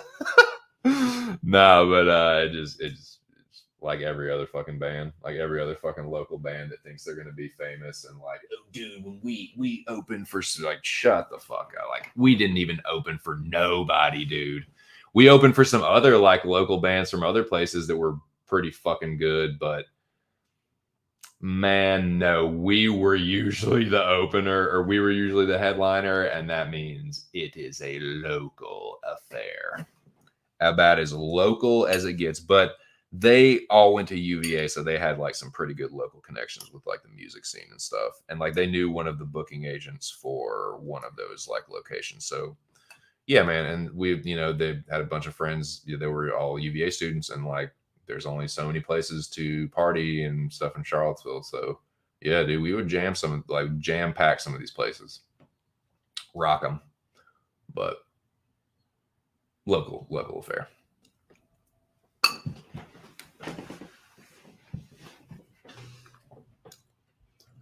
Standing on your mama's porch, you told me it was now or never. You said that it would last forever. Those were the best days of my life. Tell me, you name me someone that has more genuine rock ballads than fucking Bryan Adams. I wish a motherfucker would come onto my channel and say even close to an unkind word about Bryan Adams. You will get the wrench upside your fucking temple, dude. Bryan Adams is a Canadian national treasure, man. The guy needs to be protected at all costs. The dude like cranks out rock ballads like Justin Jr. cranks out fucking liquid shits. Little fucking diarrhea dookie, because all he eats is fucking like mashed peas and fucking little like Gerber little baby shits. I'm trying to make a joke about how he's a little baby little fucking bitch. And he thinks he wants his fucking 2 cent smoke, but he don't really want it. But nah, man. Like, that's what yeah, I can't remember what I was saying. Fucking high. Fuck Bryan Adams. Fuck you. Fuck you. Do you want to fight? Do you want to get timed out? You want to do that? A ballad, sir? No, I'm just kidding. A ballad is one where you lose the reception to your stream that you're doing and people can't tell what the fuck you're saying. Now we're back. No, I'm just kidding, man. All right, let's get to number 3, dude. Sorry, I've been see what happens, man. See what happens, Larry? You see what happens, Lebowski?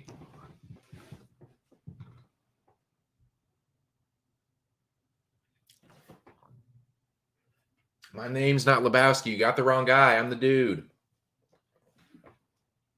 All right, man. Well, let's move on this list.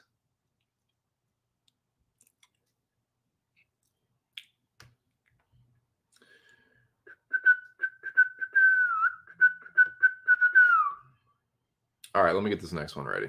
Stop sharing. Stop it.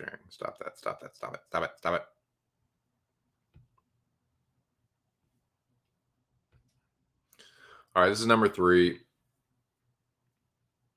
This is one that was kind of tough because this could also this could transcend into another one is like one of my favorite movies. Could fall into, I don't know if it could fall into like another genre necessarily, but maybe kind of like one of those, like, it's a stoner comedy, but it's almost more than that kind of deal, if you kind of catch my drift. But this is number 3, man. This is number 3.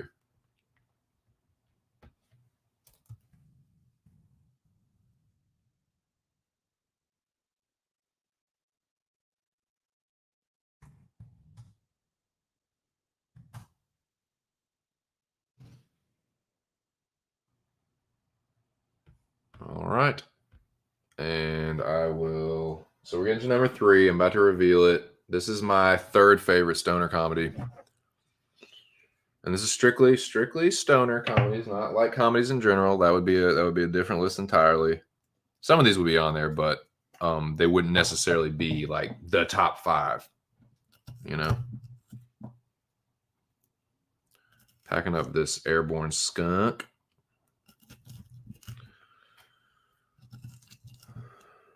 And we will do the fucking unveiling, boys. Shout out to the people that joined me today for this impromptu stream. Just over 4 hours. Man, I haven't fucking, I'm telling you, man, this shit is potent. I haven't fucking taken one break, dude. One fucking break. Wow.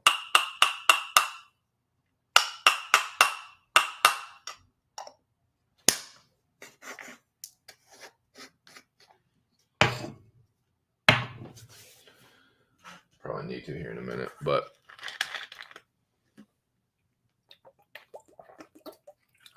it's about to be 4:20 Texas time. So what I'm going to do, I think, is get through this. Maybe not get through the whole rest of this one, but get through at least the next couple and get close to the end of this list. And then it'll be just in time, actually. This will work out perfectly because the next list is literally just weed strains. And that'll be perfect for 420. When 420 rolls around, it'll kind of just like sync up perfectly with that. So this is nice. So let me stop fucking bullshitting around, dragging this out, and just fucking get to it. But you gotta take a little time to fucking, quote the movie and fucking reminisce on it and just think about how fucking funny it is and shit. I need to close the window too, man. I'm not smoking fucking doobers.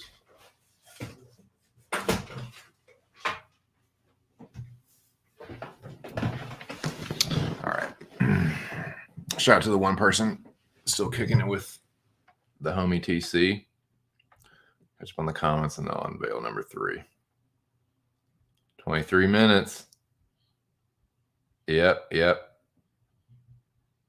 Bryan Adams is a bitch and a coward. Yeah, fuck him. You'll kill his whole family. Nice, dude. What are you going to kill him with, a knife? You're going to fucking knife him to death. It's pretty violent, bro. You need Jesus, dude. You need the Lord, Artem.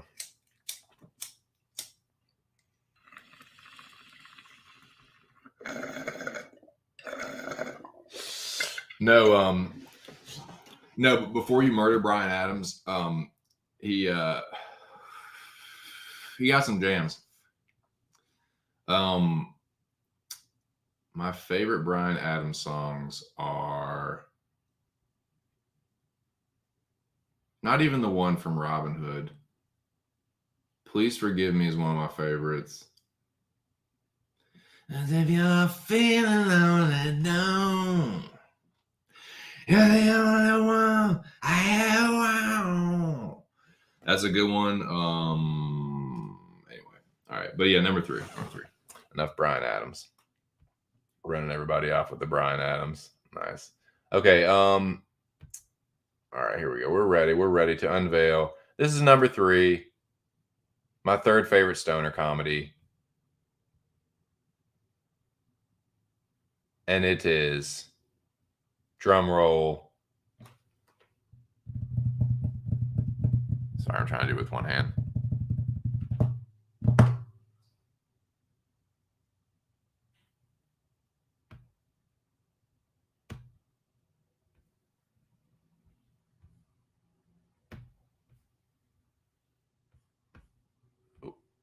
Let me do this. And let me do this. And it is, what do I have right here?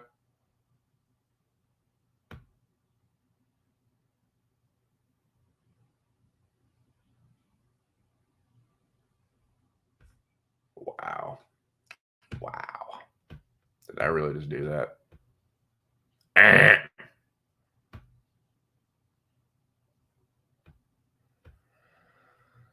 Let's try that again. Let's try that again. Let's try that again. Let's try that again. There we go. There we go. That's a little more like it. Bam! There we go. We stomp on it and squish it. We believe in nothing, Lebowski, nothing. Oh, yeah, nice marmot.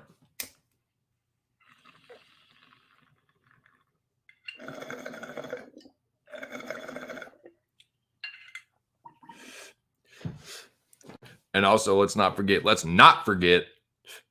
they keep in an amphibian inside the city.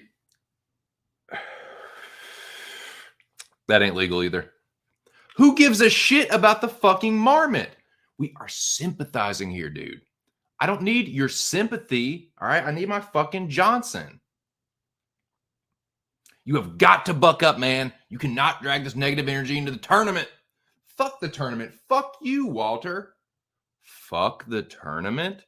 Okay, dude. I can see that you don't want to be cheered up here. All right, Donnie, come on. Let's go get us a lane.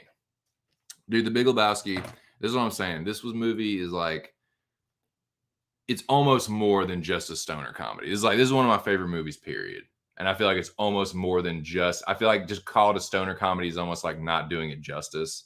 It's a great just comedy in general. Like it's a great movie in general.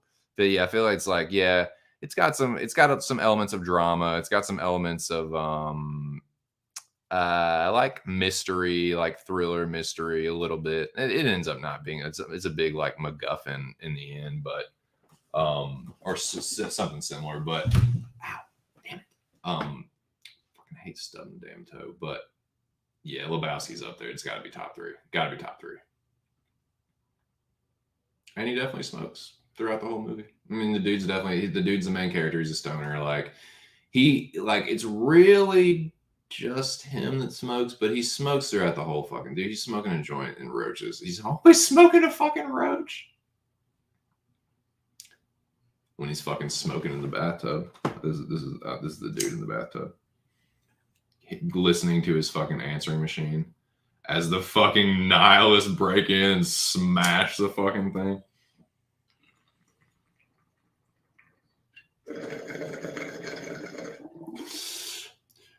Mr. Lebowski, we recovered such and such. Oh, far fucking out. Hey, this is a private residence, man. Fucking smashes shit. Nice marmot. Just drop the thing in the tub. Like, so funny, dude. I love this movie, man. I could spend all afternoon quoting The Big Lebowski, but nah, man. They have like a Big Lebowski fest where people like dress up like characters and, drink White Russians and, yep.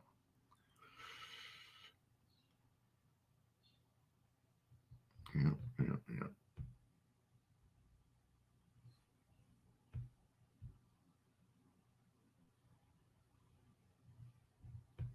No, sorry, dude. I know you're crushed. I know you were just itching for some old PFL picks, but I don't have any for you. I'm sorry. You're going to have to find that elsewhere. All apologies. But let me get the banner up. This is Lebowski.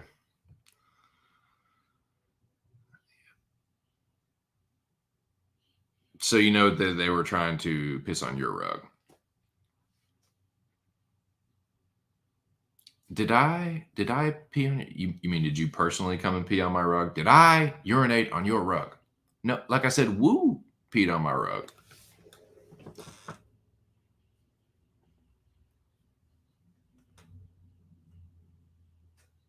You're just looking for a handout like every other. You employed, sir? Employed? You don't go out looking for a job like that, do you? On a weekday? Is this a week? What day is this? Well, I do work.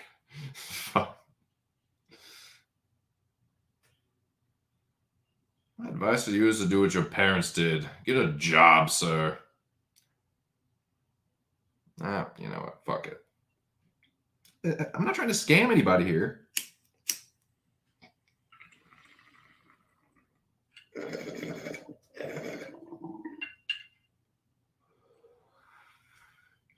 Yes, this was taken when Mrs. Reagan was president of the nation.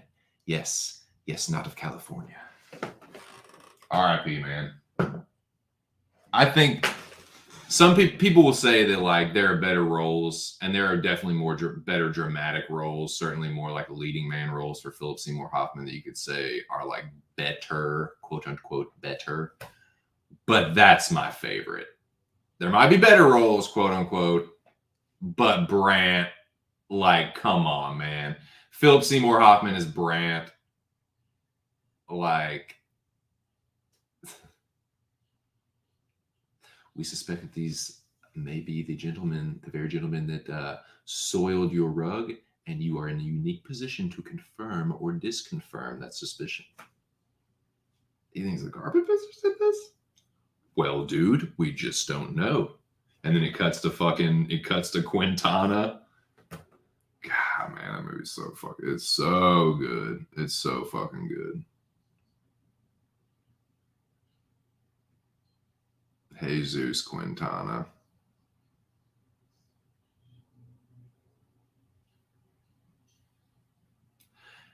Yeah, but he's a pervert, dude. Yeah. No, he's a sex offender with a record. He did 6 months he did 6 months in Chino for exposing himself to an 8-year-old. Now he has to go door to door and tell everyone he's a pederast. What's a pederast, Walter? Shut the fuck up, Donnie.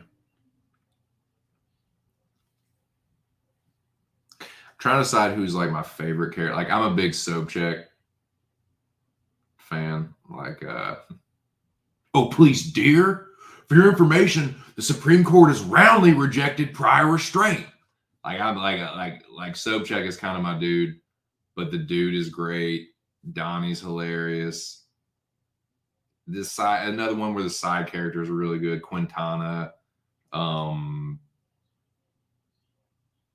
fucking yeah, man. There's a bunch. It's a great one.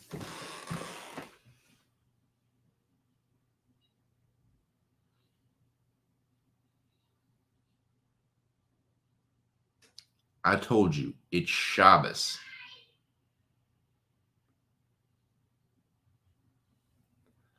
I can't drive. It's Erev Shabbos. It's Shabbos, the Jewish day of rest. How will you come off it, Walter? You're not even fucking Jewish, man. What the fuck are you talking about? You're fucking Polish Catholic. Yeah, I converted when I married Cynthia, and you know this. I know, dude. I'm sorry I'm streaming. I didn't know it. It's really, really fucking good. Thank you. I sure appreciate you. Hey, can you bring that? Hey, when it's in 10 minutes, will you bring that back in here so I can have 420 for the boys in Texas and other places in the Midwest, and then I guess I'll fucking chief with Lobby when it rolls around for Mountain Time. Smoke one with that chucklehead. But yeah, man, Lebowski's got to be on the list somewhere. It has to be.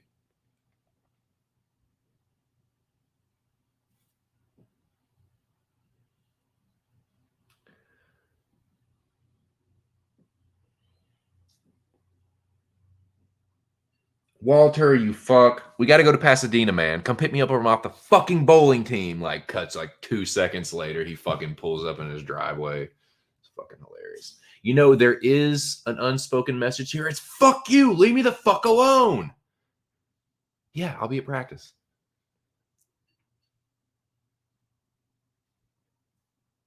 The ringer can't look empty, dude.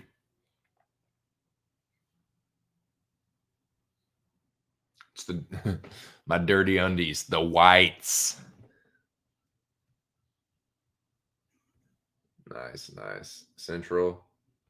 Oh, dang. Oh, man, it sucks. Well, I'm about to be 4 hours and 20 minutes into the stream, dude. That's 4:20. It's 4:20 somewhere. Do I have something to smoke? Something with the fucking... Oh, I do, dude. Fucking... Should I christen the fucking new piece, dude? Should I christen the new piece? No, I wanted to leave that. I guess I could still clean it out. I do need to smoke it sometime later when she comes. Yes, we. Thank you kindly. Yeah, happy 420 to you. Ooh. Whatever.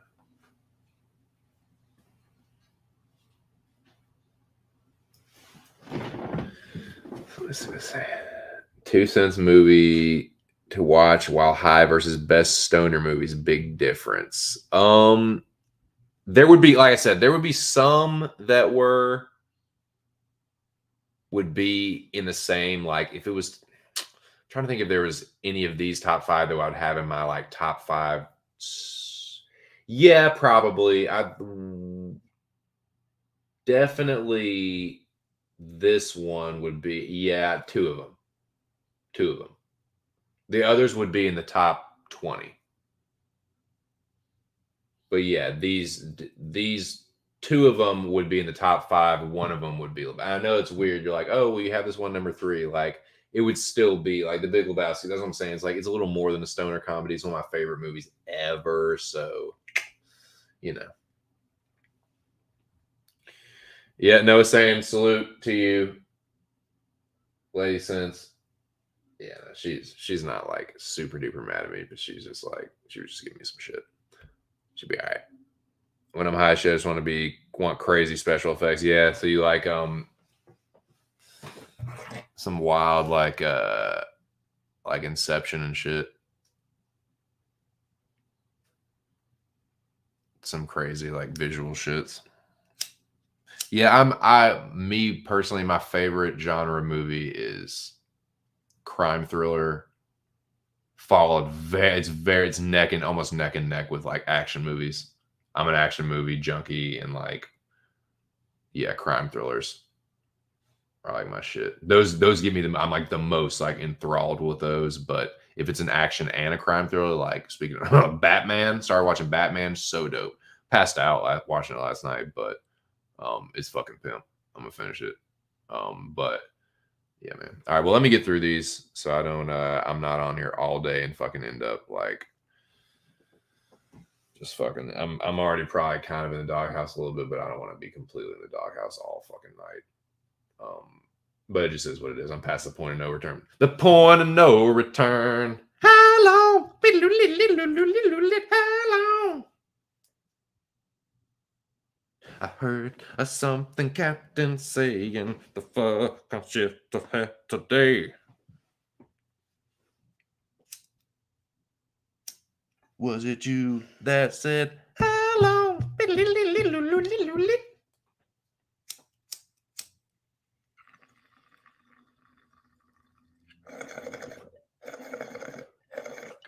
All right, that's number 3. Let's get to number 2, man. We're getting to the nitty gritty now, man. We're getting down to the nitty gritty. Like I said, I could sit here and quote Big Lebowski all fucking day. Maybe I'll do a fucking stream like where I do like Terminator 2, but maybe I don't, man. Maybe I don't. I don't know. But let's get to number 2, man. Let's get through these. It's about to be 420 for the homies in Texas and Central Time. So let's get to it. Let's get through these. Got 5 minutes. I can do that. I can do this. I can fucking do it. All right. Stop sharing. Go back to this. Get to the next one. Get to the next one. Think it through. Think it through. Get your fucking ADD under control, motherfucker. All right. Show a little fucking discipline. It's fucking Space Cadet. All right, here we go. What the next one is. Type it in. Here you go. You found it. This is how I have to talk to myself sometimes. I do this in my head most of the time, but you know, for the good of the stream, I will tell you guys. Okay, I got it ready. Let me get the poster ready. Zoom in. Go back to StreamYard. Get the banner ready. Okay, drum roll, please. My second favorite straight up motherfucking stoner comedy is a classic for sure. I think you gotta have it top 10 somewhere, even if it's not your top 5. This movie has got to be, if you're talking stoner comedies, like, come on, man. If you're leaving this one out, dude, the other ones better be really fucking good. So let's see what this is. We're about to unveil number two. Number two, my second favorite stoner comedy is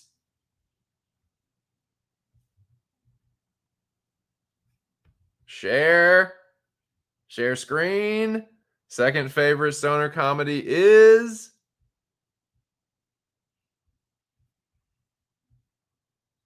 Sweet Emotion.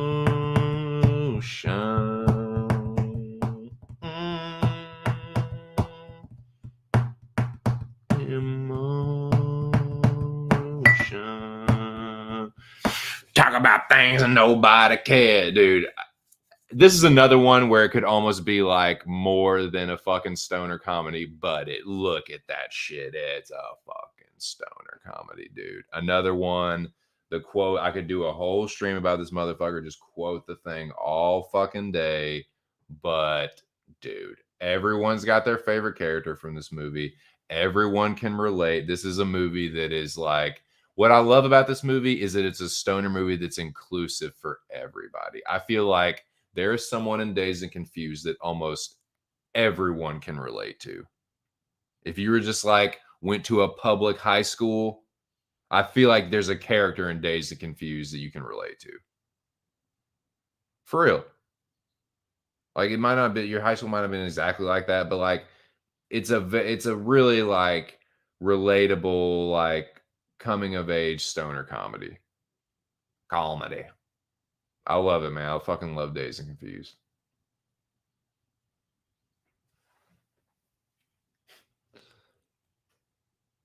Watching you, Newton. Fucking dude. And like, you might not think about it, like, he's one of my, like, I think he's so funny. Like, him and Affleck, the bullies in the movie are they nail that shit. I think the dude's name's Nicky Cat. I think that's the actor. But yeah, as fucking, I forget his character's name, but so Clint, dude. Clint, dominant male monkey motherfucker. It fucking yeah, I'm smoking a joint with my friends. You got a problem with that? What are you, Isaac fucking? It was an observation. What are you, Isaac fucking Newton? Came here to do two things: drink beer and kick ass. Looks like we're almost out of beer. Watching you, Newton. Fuck, dude, he's so fun. He's such a good dickhead. Yeah, man.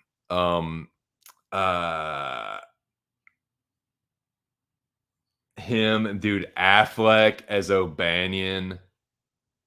Like, God, I'm telling you, man, Affleck in the comedic roles kills it.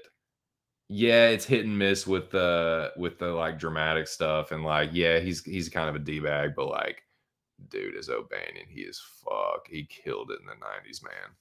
He's good in Mallrats too, and Jay and Silent Bob. Like, Affleck is in a lot of movies, man. I think he was in Buffy the Vampire Slayer too. He has like a really small bit role in that too. But God, he's good in this one. But yeah, and then of course there's the classic characters like fucking I'm not gonna get through this before 420, but man, it's about to be 420. It's about to be 420, but you cool, man? You cool?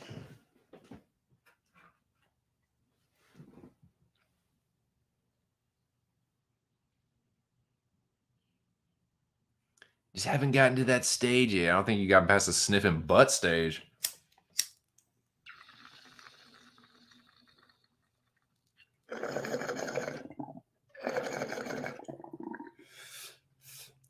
I mean, everybody loves fucking Wooderson. Trying to think of who my favorite character in the movie is. For a long time, it was Wooderson. Don's pretty funny too. He's in fucking Buffy the Vampire Slayer too. He gets turned, actually. He's a vampire. He's the vampire like basketball player. But yeah, he's really fucking funny. Dude, one of the funniest parts is when they're at the party, and he like the kid or whatever, what's his name, Mitch or whatever. He's talking to the girl, and they're like, "Yo, come over here," and like they're like, "Yo, man, are you gonna be fucking that tonight or what?" And he's like, "How do you know I haven't already?" And they're like, "Nah, get the fuck out of it!" Like that, dude. I feel like everyone can relate to that. Like that just is so funny, man. It's dude, it is, man. There are in that movie, like that shit. I have done so many of those things so many times, and they happen so similar to that, dude. So like how many like wild nights have you had on a Friday where it's just like you are just these life in the fast lane. You're going here, you're going there, boom, boom, boom, all over town. You're meeting up with different people. You're hopping in different cars, smoking with different people. Like it's just like a crazy like Friday night. You end up at a party, go to another party. I feel like this movie is just like anyone that's had like a normal like social life can relate to Dazed and Confused. It's very, very like relate. It's very like holds up really well, man. Like it is. I love Dazed and Confused. One of my favorite. It is like kind of like Lebowski. Like it goes a little bit beyond just a stoner comedy, but I mean that's what it is. Come on, who are we fucking kidding here?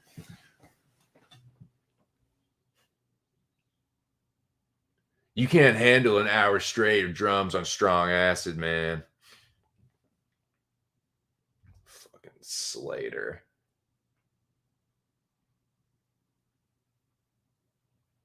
He grew fields of it, man. She would have a big fat bowl waiting for him when he came home. She was a hip lady, man. What does he say to fucking the kid when they're on the? What does he say when they're going up the tower? He's like, man, the last kid that like climbed this thing, he like he fell to his death, man. Like hit every rung on the way down. He's like I heard he had like only had like 2 beers. How many did you have? Oh, look at the blood right there. Look at that blood right there.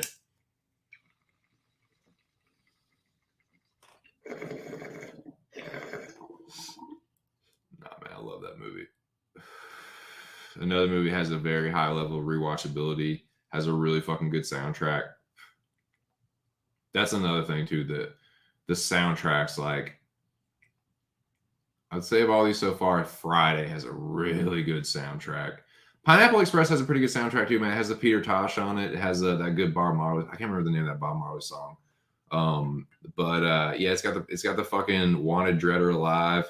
And then Lebowski too. Lebowski has some really good songs on it. Some Bob Dylan has some fucking Credence, dude. The fucking dude, looking out my back door.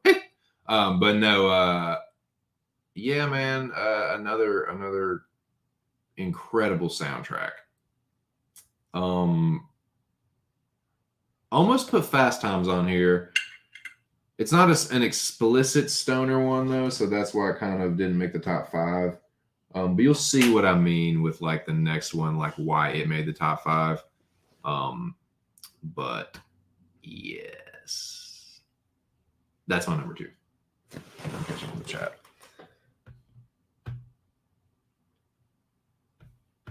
Oh, and I keep forgetting to change the banner. See, this is what I'm talking about, man. See, Ark would never do that. Ark would never fuck it up that bad. You know what I'm saying? Like he would have the banner and shit ready. But yeah, Dazed is my number 3 or my number 2. This is my number 2.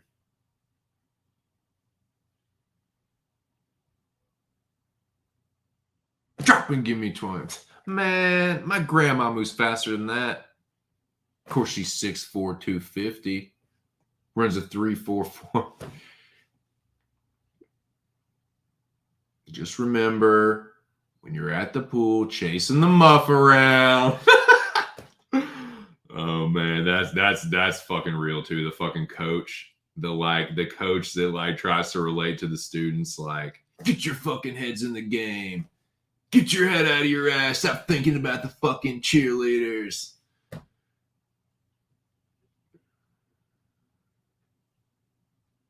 Shit's funny, dude. I love that movie.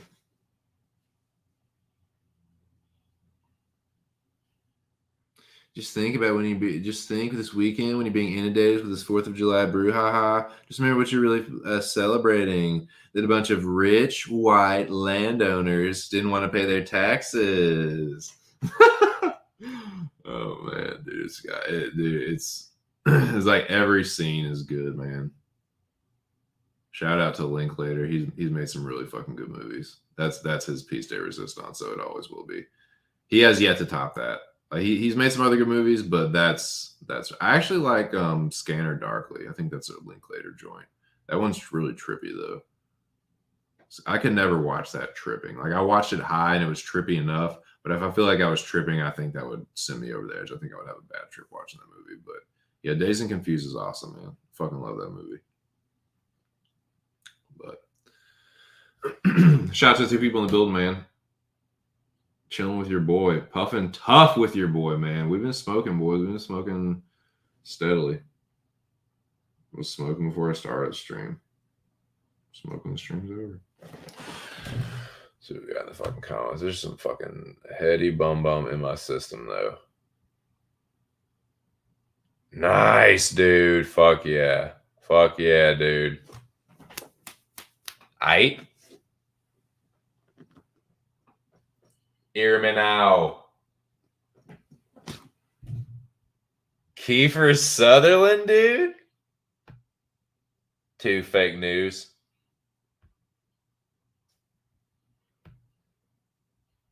Okay, man. So that brings us. That's number 2. Oh yeah.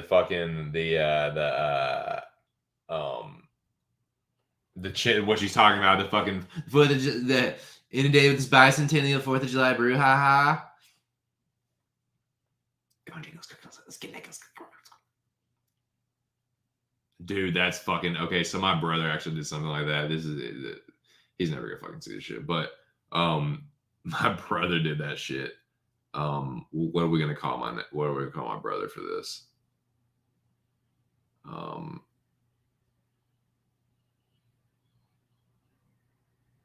I gotta think of a fake name for my brother. Because he told me this story and like his friends have confirmed it, so it was like fucking true, and it was very similar to that. He didn't say those exact things, but it was a situation similar to that. Fuck, what was it? I'm just trying to think of a name for him, what I can call him.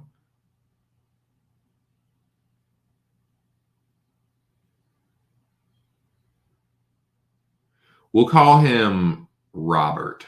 We'll just call him Robert. My brother's name is nothing like that. It's not even similar. Not close on the alphabet or nothing. Like it's nothing. It's not even close to that. But yeah, we'll call him Robert. So my brother Robert, he's like, I was not obviously not like he's 3 years younger than me, 3.5 years. But he's like, this teacher was not there. We went to the same high school, right? So this teacher was not there when I went there, but she hadn't been there that long. But I've seen pictures of her, dude, and she was she was put together. She's nice. So like she's like the hot teacher, right?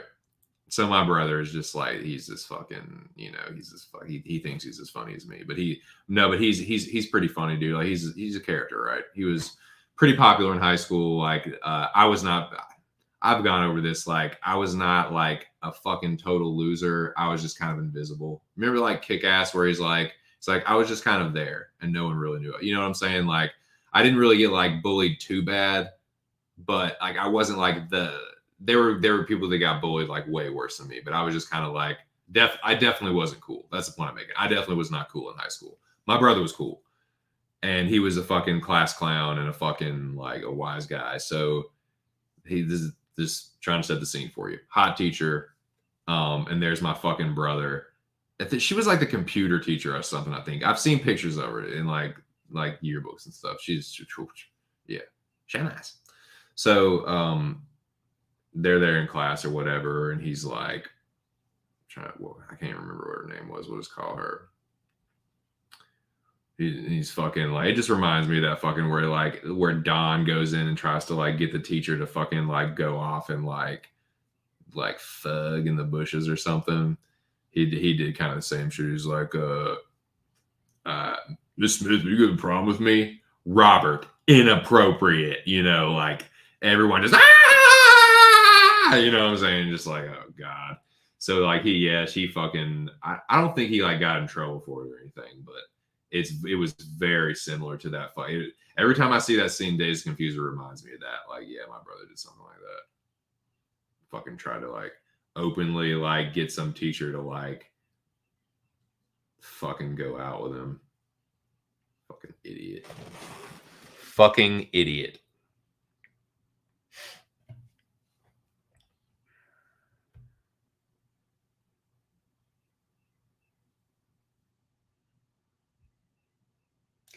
Brother's name is Austin -300. No.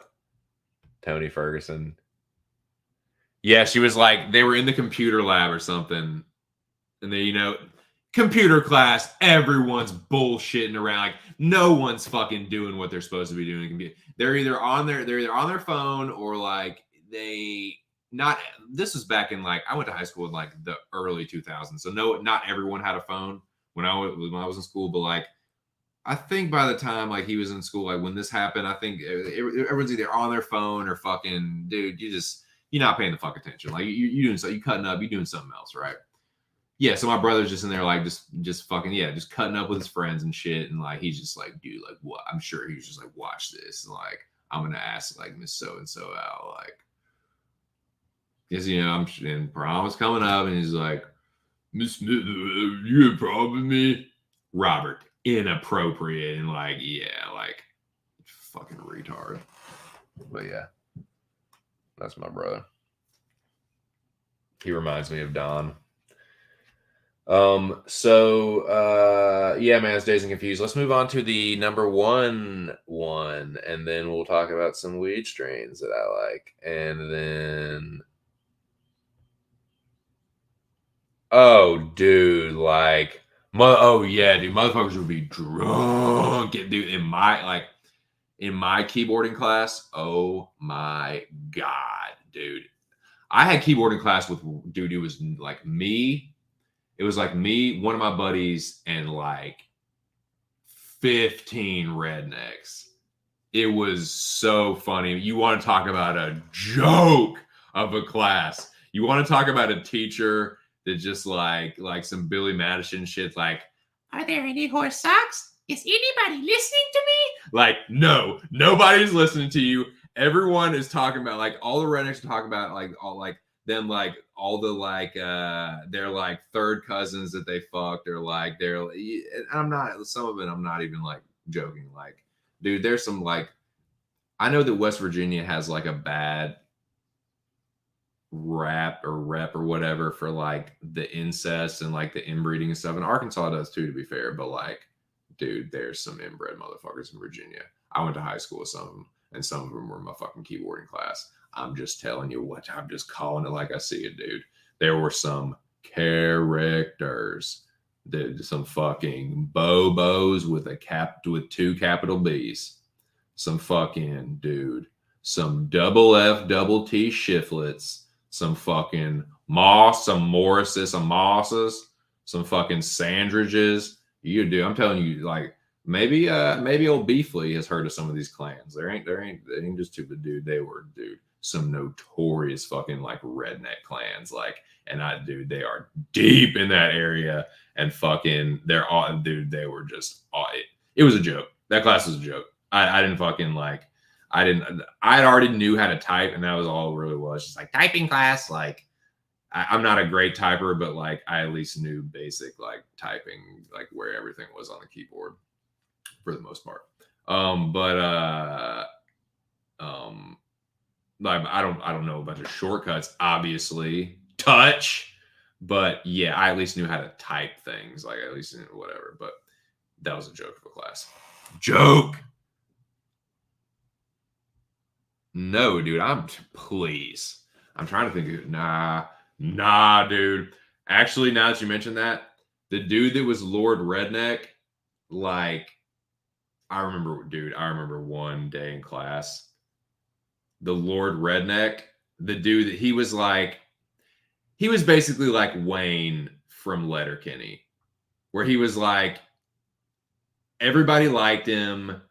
He was like the fucking jacked, like, cockstrong redneck. Like the girls, like all the redneck girls loved him. He was like, I think he was. I'm trying to remember what he fucking.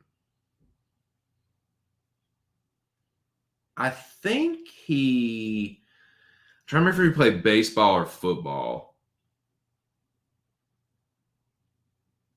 I think he played football. Yeah, I think he was like a linebacker or something. Yeah, I think he was like a linebacker or something. But this dude I'm talking about, King Redneck, he had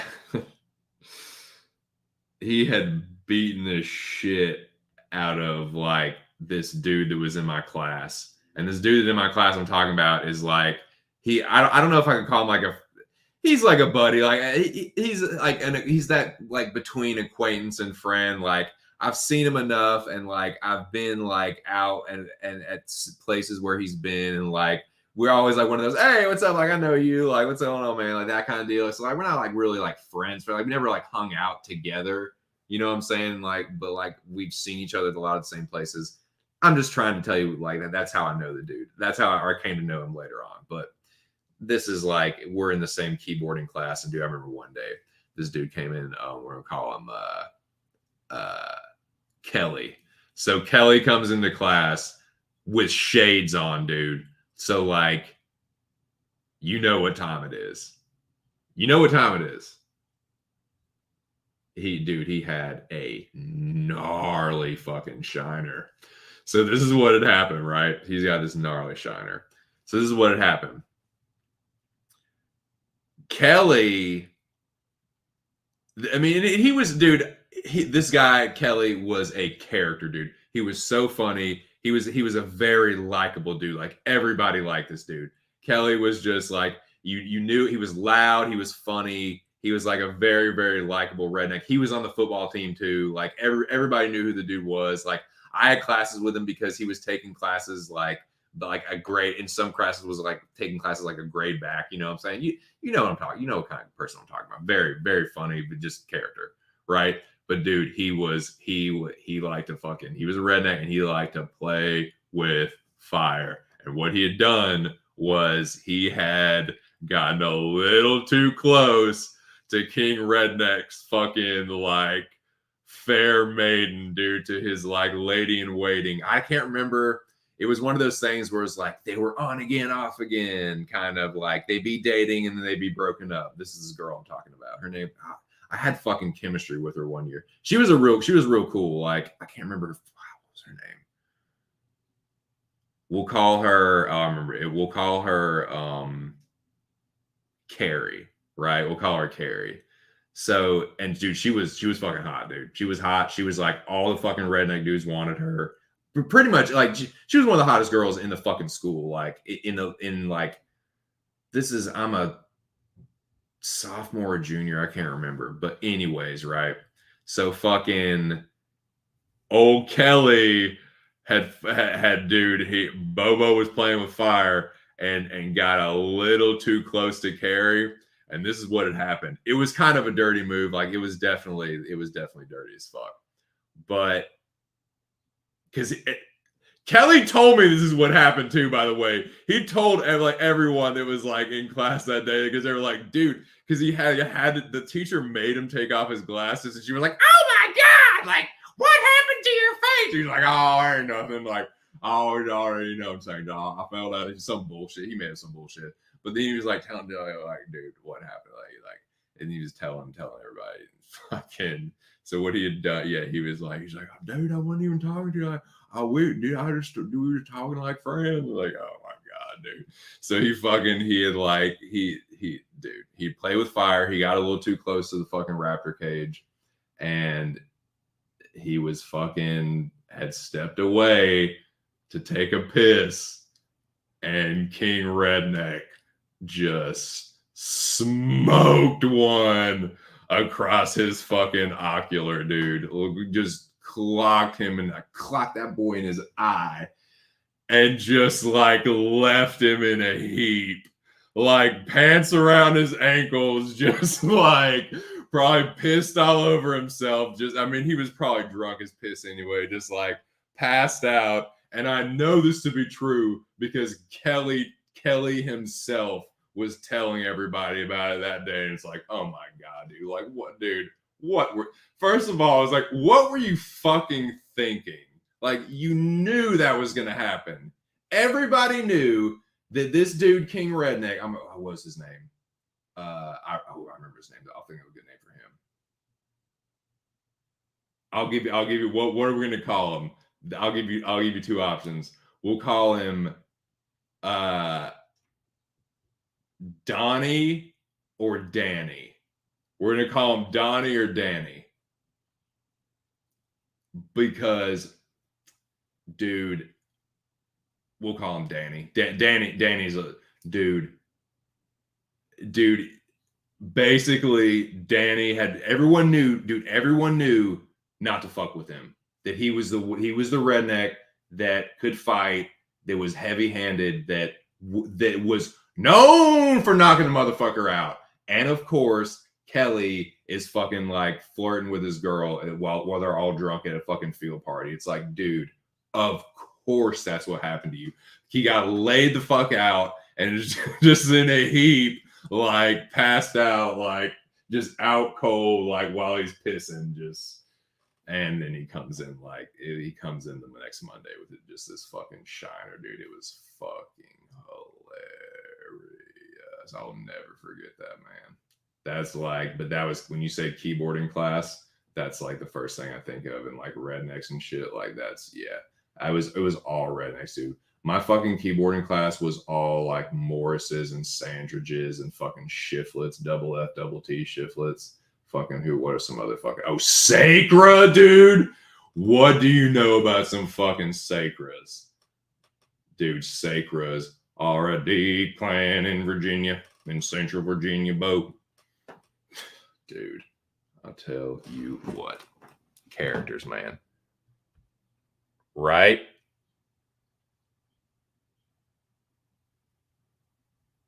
No, dude, no. Like, yeah, like what? Of course, he knew too. He fucking knew it. He was laughing about it because he was a big dude. Like Kelly was a pretty big dude. Like he was a little bit bigger than Danny, but Danny just had hands. Everyone knew the dude was heavy handed. He was he was notorious. He had beaten a couple other fucking like rednecks asses at field parties before, and it's like, dude, you were asking for that. Like no, but like, dude. Still, I think they're like still friends. Like they're all like I'm telling you, they're all cousins and shit. Like they all fucking know. Like it's very, very funny, man. But yeah, it's fuck, dude. One of the worst black eyes I've ever seen, though. One of the worst. Like closed up black eye. Like I don't know if it was like his whole. It wasn't completely closed. Like. It wasn't like a broken orbital, but dude, it was pretty close. Like really, really like black and blue. Still, I was a little bit swollen. And it's just like, God, dude, of course you fucking did that. Character.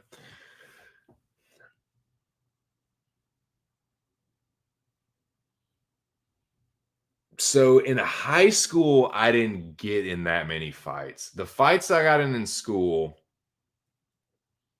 were all in like either like late elementary school or like middle school, like junior high. That was junior high school. That was most of the fights I got in school.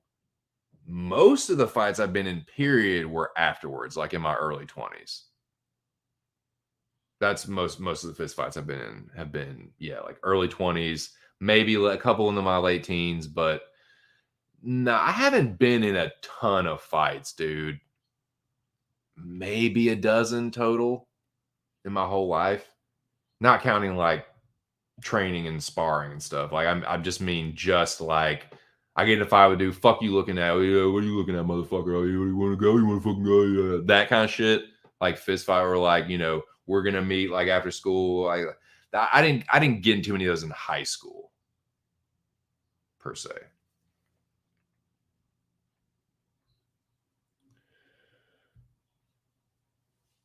Yeah, exactly. It's some like yeah, the new guy or like it's friends that know each other and some shit like that. But yeah, dude, it was that shit was really really funny.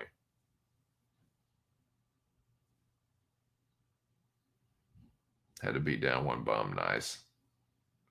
Yeah, in college, when I was at Arkansas, I didn't really get into any fights. Me and a dude boxed once. Like we both put on boxing gloves and boxed each other up, and like I dropped him once, he dropped me once. And that was real. But we were like friends and we weren't really like mad at each other or anything. We were just like drunk as fuck. We were like, let's box. We did it out in front of the fucking dorm.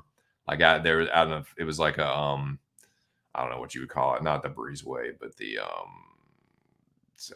know, courtyard, I guess. It wasn't really the front area, like smoking area. It was like late one night. We were all fucking drunk. It was mostly like there was like pretty like kind of a sausage fest. There was a couple girls there, but it was like some dudes like let's fucking you got boxing gloves, let's fucking like punch each other. They're like fucking idiots, but nah, man, I wasn't fucking yeah, maybe a dozen fights in my whole life, dozen fist fights. All were like I've never had to fight for my life or anything. All of them were just over stupid shit. Where it's just like fuck you, motherfucker. I'll fuck you up, dude. Like that kind of dumb shit. I've been a few of those.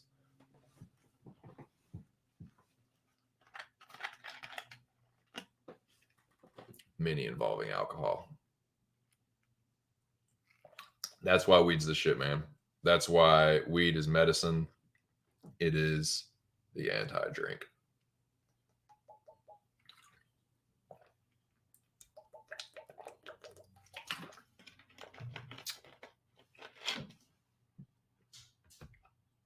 Dude, hell fucking no, I'm not a street fight man. I've been in a couple fights, but I am not a street fighter, dude. I'm not a tough guy. I know enough striking that I can defend myself. I've trained karate for a lot. I trained Shotokan for long enough, and I did enough boxing training that I have a serviceable basic strikes that I can defend myself with. But I am not a fucking street fight man. I am not a tough guy. I'm not a fucking yeah. I've thought that at one point I thought that I was. I'm not. I hate that shit. It doesn't come naturally to me. Some people it doesn't phase them. They're just like, yeah, let's fight, let's do it. And they're like, that's not me, man. It's just I don't like the way it makes me feel. I don't like the way like I don't know. I just don't like it. I only do that shit if I have to. It's only a self-defense thing. Like I don't know.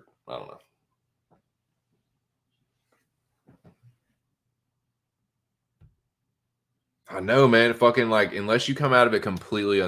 There has been 2 fights that I won that I came out completely unscathed. The rest of them, I definitely took some kind of damage. And some of it, dude, I have definitely not won every fight. Dude, I've got my ass fucking wrecked before. Like, I've got my ass beaten badly. So I'm not like some fucking badass, like, dude, I'll fucking one punch knockout, bro. Like, nah, dude. I've won some and I've lost some, and it hasn't been over a large sample size. You know what I'm saying? Like, I'm a pretty big dude, like, size, frame-wise, but, like, I don't have like incredible fighting skills. I have some training and some serviceable striking, but I'm not some like badass. You know what I'm saying? Nah, I'm definitely not a tough guy. I'm a fucking lover, not a fighter. And it's 420, man. Let's talk about peace and love and we are gonna talk about some fights. So don't worry, boys. I know that those of you that have been patiently waiting, lobby, don't worry, dude. Before I wrap the stream up, we will talk a little fights and maybe a little grease, perhaps. Stay tuned for that. Let me get through this shit. Dude, that's the other thing. That is the other thing. It's a young man's game. Street fighting is a young man's game. If you are street fighting, and there's comedians that have made jokes about this, so I'm not trying to steal anybody's jokes. I'm just telling you that I agree with them when they say this. If you are still street fighting when you are my age, if you are still going out and getting in fist fights out in public, you have a drinking problem, period. There's no reason for you to be doing that. It's a young man's game. It's a machismo thing. It's a flexing thing. It's a like, I want to establish my dominance. Like you're trying to prove something. You're trying to prove that you're a man. You're trying to prove your manhood in front of other men. It's a fucking young man's game, dude. In school, yeah, it's whatever. Okay, you get in a fight in school, you get suspended, blah, blah, blah. You start doing that shit when you start going out to bars and stuff, dude.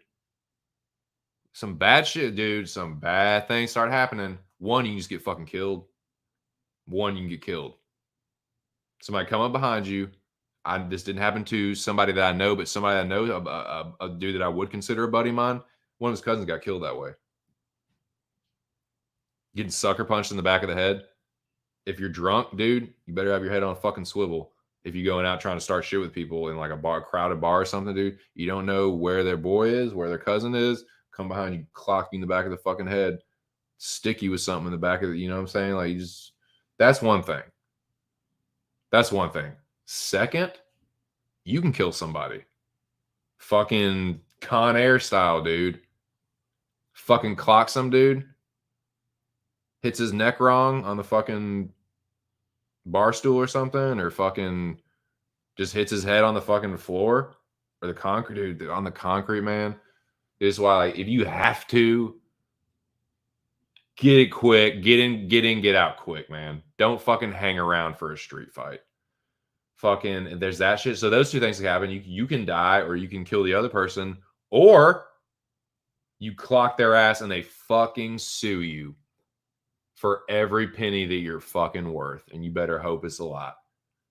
So there's just like, it's not worth it, man. That's a young man's game. It's a young man's game. It's like, dude, it's just, oh man. If you got that kind of energy, just fight. Just like make the train. Go in the gym, spar in the gym. Go get into, if you must get into gym wars, opposed to doing it on the street, on concrete, getting head injuries and like risking killing people and getting arrested. That's just dumb shit, man. That's for the birds. That's low life behavior.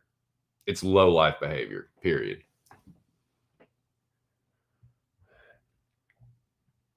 Boys talking PFL. Noah says, I'm a very passive guy, not a gangster. I thought punches because I knew he was done. Yeah.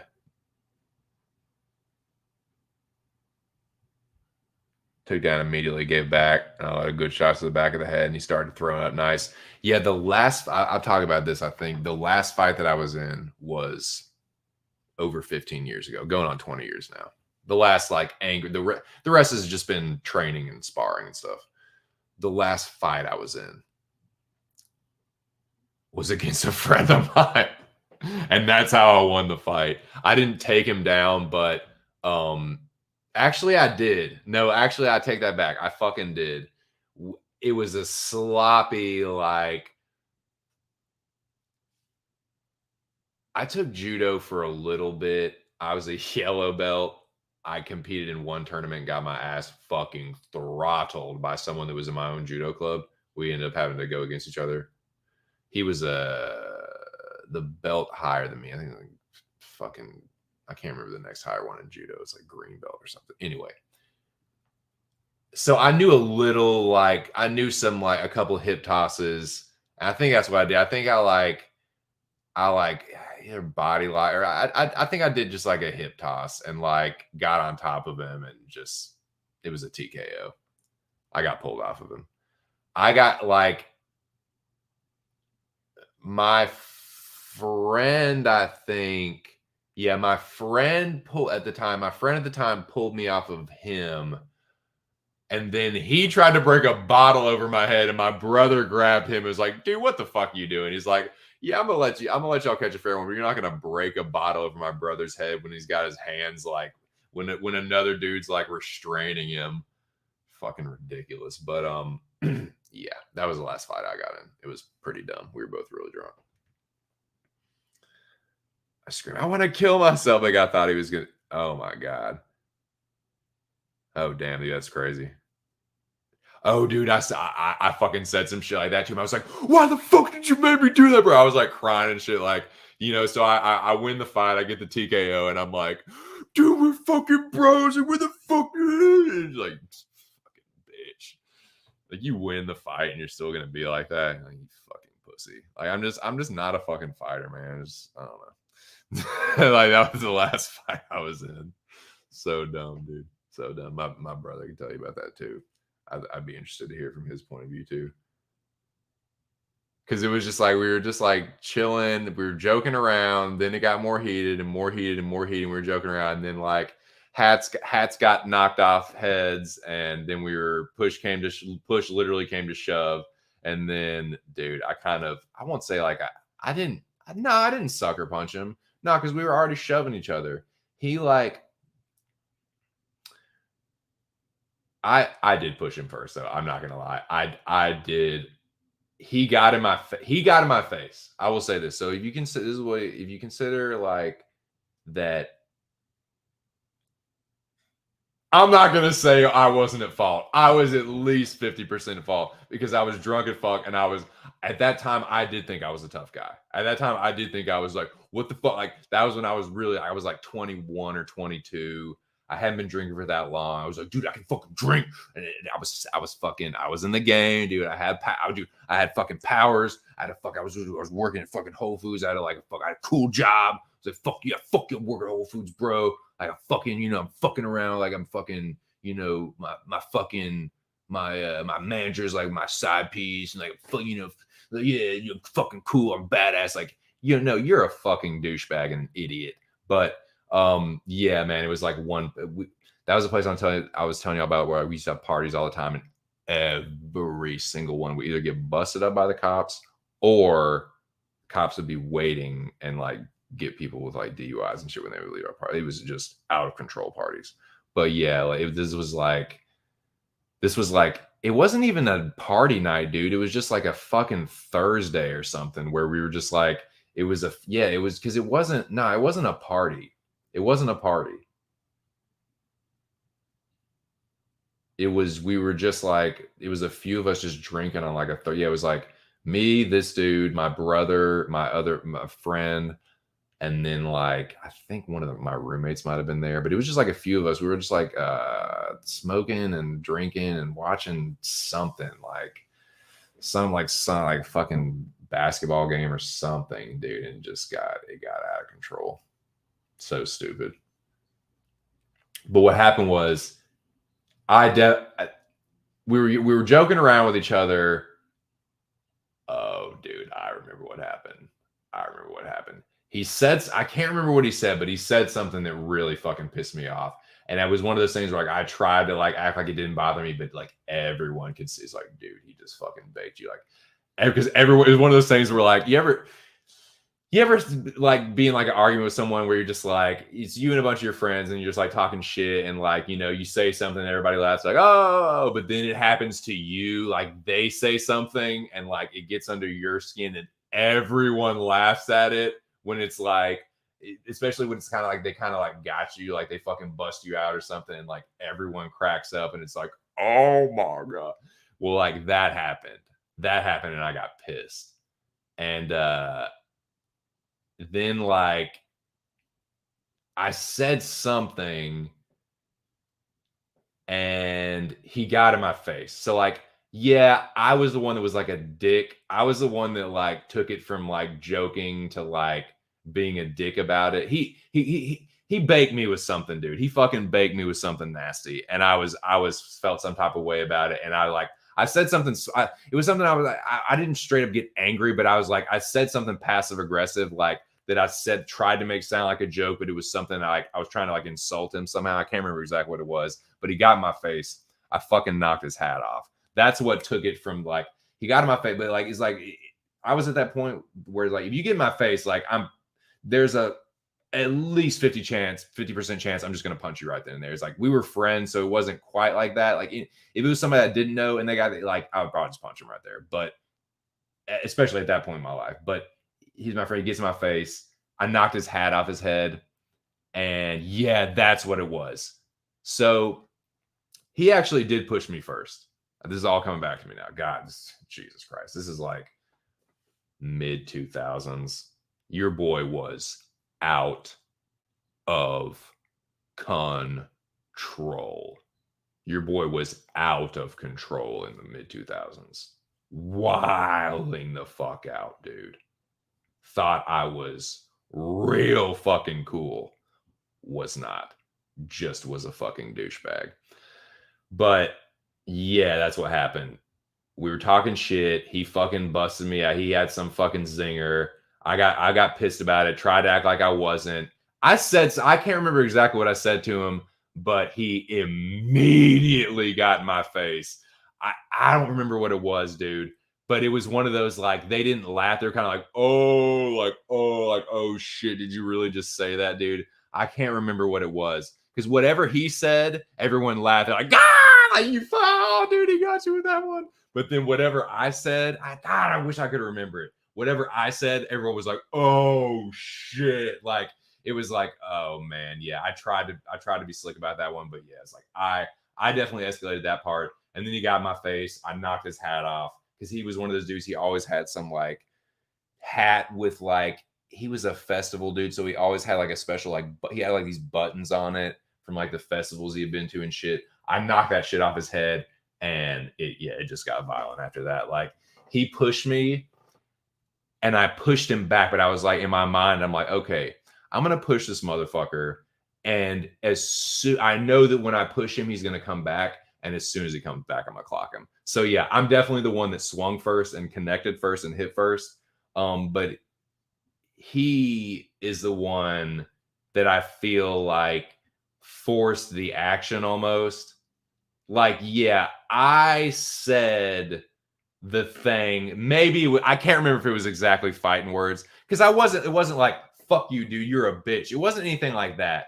But I did say something real spicy to him that he had immediately responded to aggressively. And I wish I could remember what it was. But he was pissed. Because I'm telling you, everyone was like, oh, shit. I distinctly remember that. Because before I knew it, dude, he was in my face so fucking quick. Like, it was one of those where he just like, before I could even like finish saying it, all I could hear was, oh, in the background. He had hopped off the couch and was in your boy's face. And at that time, I was like, ooh, dude. I was that guy where I was like, if I felt any aggression, and it was probably just looking back on it, it was me being a bitch.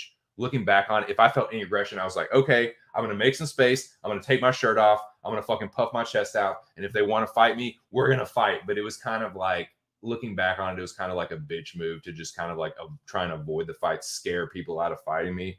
But that's what would happen. So like if anybody got my, oh, I was just like, so like he got in my face. And like I said, if it was anybody else, I probably would just hit him right then and there. But especially at that time, but it's my boy. So like he gets in my face very like surprisingly quickly. And like, then it was like, okay, what can I do to him without like, okay, it was like the Terminator, like 3 options. Okay. Option 1, punch him. Like, nah, he's my boy. Still pretty close. Still kind of want to hit him. Option 2, slap him. Pretty much the same result. Option 3, push him. Like, that's pretty good. That's pretty good. Option 4, knock his hat off his head. So I was like, select option 4, boop, knock the hat off his head. As soon as I knocked that, dude, he was not having it. Like I said, he wasn't having the comment that I made to him, and he was definitely not having me knock that hat off his head. So, and I pretty much knew. I was like, you've gotten in my face. You pretty much initiated this, whether you can say that I did it or not with my fucking smart ass comment. It's like, you've initiated this, so I'm definitely, okay, let me see if I can take this to the next level. It's like, you throw a bigger rock, I throw a bigger rock. It was kind of like that shit back and forth. So I fucking knocked this hat. I wish I could remember what kind of hat it was. It was a nice hat. It was like a designer hat that some like brand name. like one of those like really nice like skater company, like not like Goodfella, like something like that, like Etnies or something. It was a nice hat, and it had all these fucking like nice like festy pins on it or whatever. And dude, I like, boop, knocked that right off his head. And yeah, he pushed me, and I was like, okay, I got you. So I fucking pushed him back, and I was like, okay, this is what I'm gonna do. This is my little tactic. I was like, okay, I'm gonna push this motherfucker, and dude, the second he comes back in my fucking range, I'm clocking him, and that's exactly what I did. As predicted, he immediately like I pushed him, and immediately he comes charging forward. Boom! I popped him. He hit me back. Like I hit him, he hits me. We kind of like lock up. We kind of like get into the fucking clinch. And like I said, I kind of fucking judo toss him a little bit. And then it was a little bit of ground and pound, some like bitch ass ground and pound. And they fucking, I got pulled off. So yeah, according to everyone that was there, and like even according to like him, he acknowledged like that. Yeah, I did get the better of him. But yeah, that was the last fight I got in. That was like over 15 years ago. And it was my friend. And we get in a fight. He tries to break a bottle over my head, and we're still friends to this day. That's how it goes.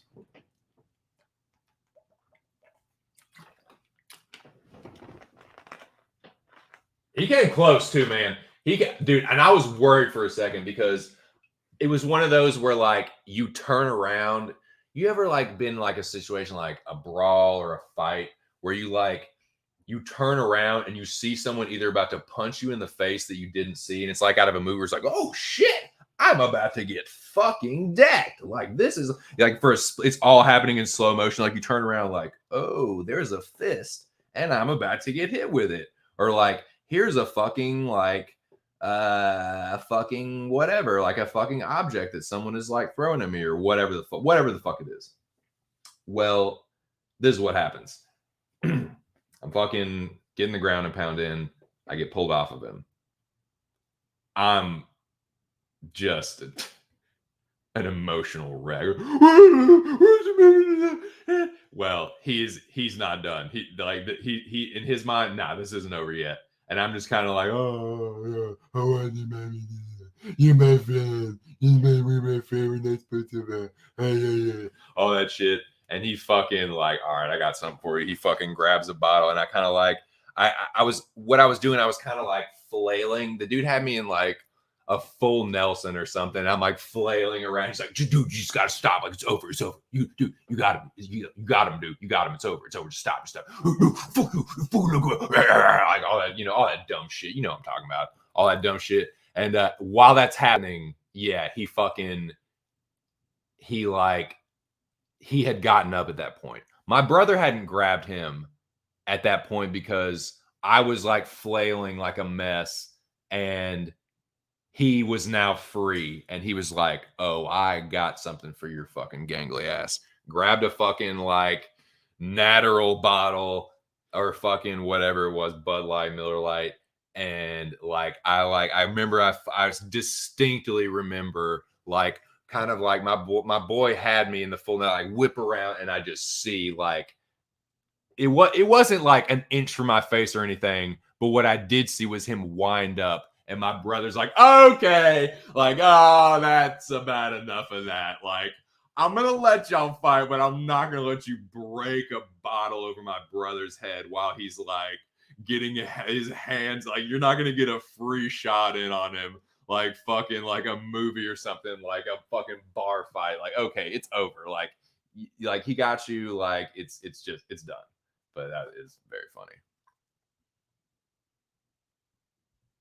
You know what I'm talking about, right? Like you know what the fuck I'm talking about. Like it's like, dude, come on, man. Like we were catching a fair one. It was a horrible fight. Like it was a sloppy. Like I had done this like borderline, like I don't know if you could say it was a sneak attack, because dude,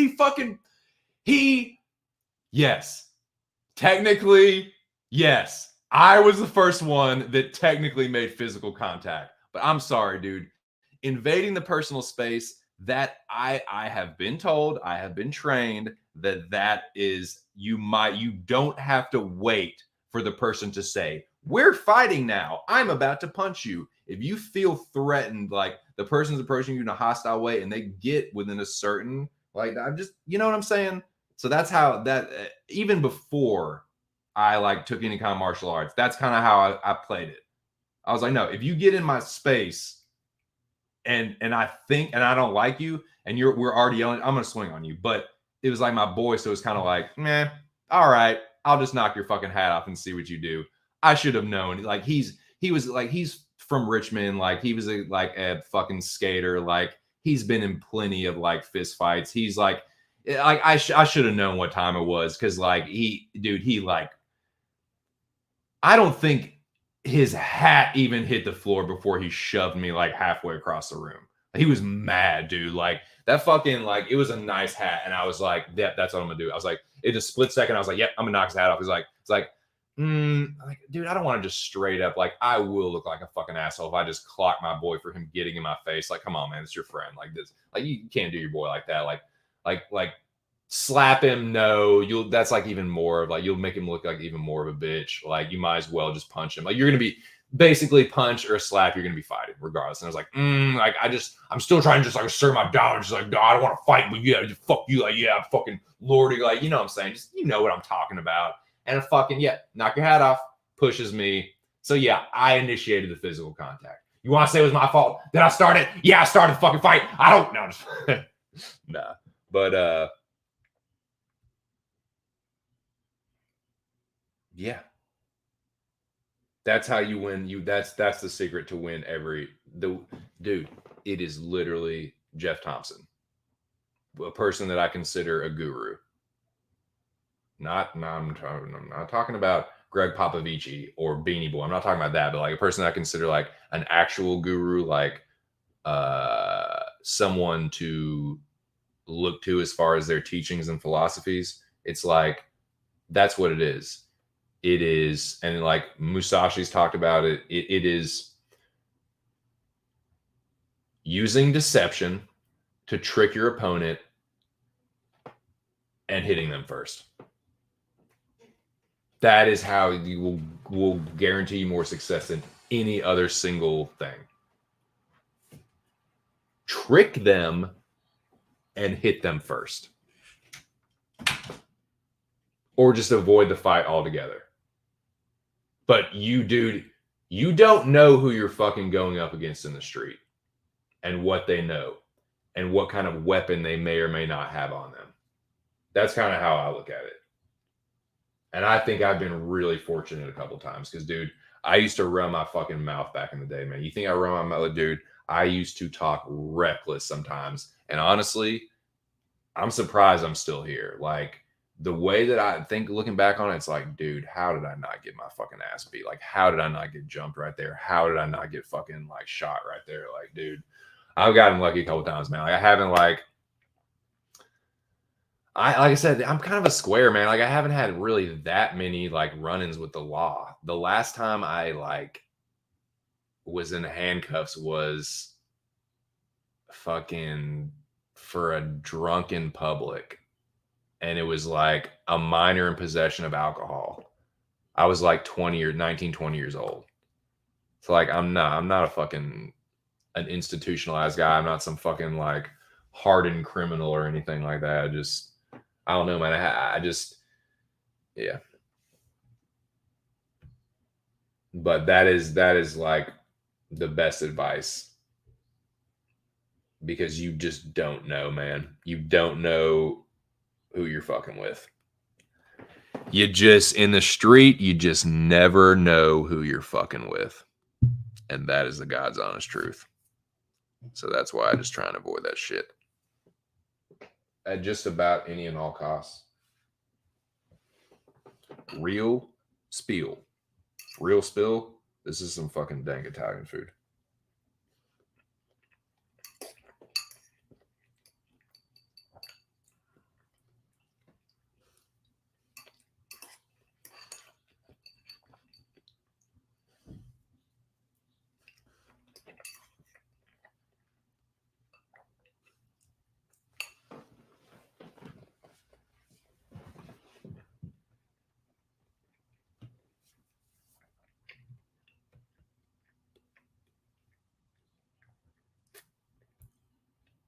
Takedown first, not strike first, brother.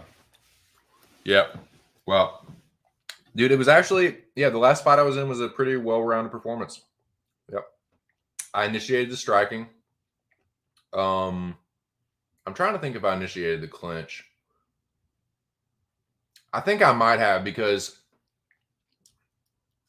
I did get my little first attack off first. Like, I pushed him. I responded to his push. He pushed me. I pushed him, and when we came back, I hit him. And then he hit me, and then I think I clinched him up after that. Like, I think I closed the distance after that. So yeah, I initiated the striking, forced the clinch, got to the ground, and finished it off with some ground and pound. It was over in one round. Definitely, I think I got him out of there in like minute and a half, maybe at the most. Nice. PFL. Drunk in public, only time been arrested too. High school party, so I was drunk, little around the back door, just kept running. Yeah. We were partying, we were drinking at this dude's apartment that I worked with. It was like me, my buddy, a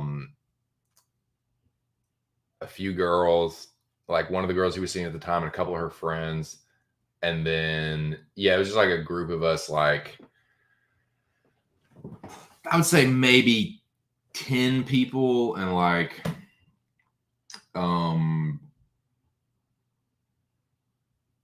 we've been drinking all night pretty much. It was, I want to say it was like 2 or 3 in the morning, and there was a pool in the apartment complex we were in the apartments at the time. They're nicer now, but dude, they were sketchy. But they had a pool there, and we weren't skinny dipping or anything, but we're jumping the fence and swimming in this pool. So yeah, we were just like fucking swimming in our skivvies and shit. Like,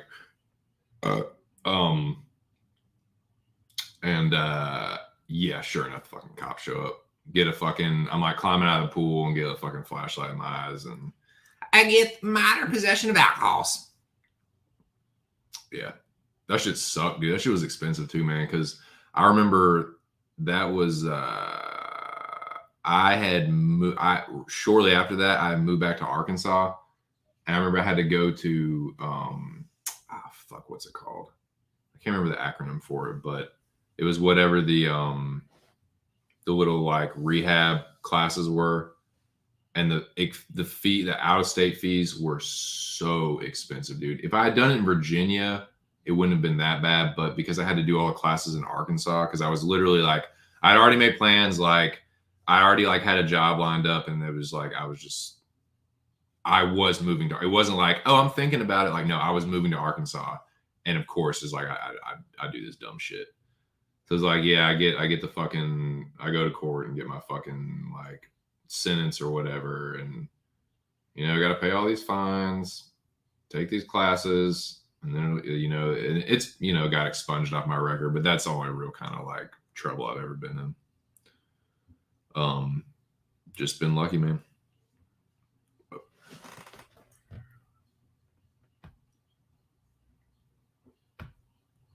Yeah. Oh yeah. So okay. Well, you know what, boys? We got the faithful few in the building, chiefing with your boy.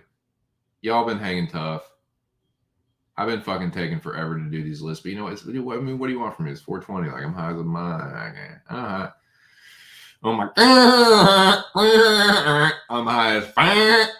I'm high as fuck, dude. I'm about to get more high as fuck. But yeah, let me get through this last stoner movie, and then I'll save the strains. I want to make an announcement. There's 4 people in the bin. I want to make a little bit of an announcement because I got some shit I want to talk about. We're gonna switch gears. Speaking about the fighting, we talk about some more fighting. Not talking about my fucking like sorry ass street fights. My not even fucking regional level couldn't perform on the regional street fights. Joke, like basically like amateur hour.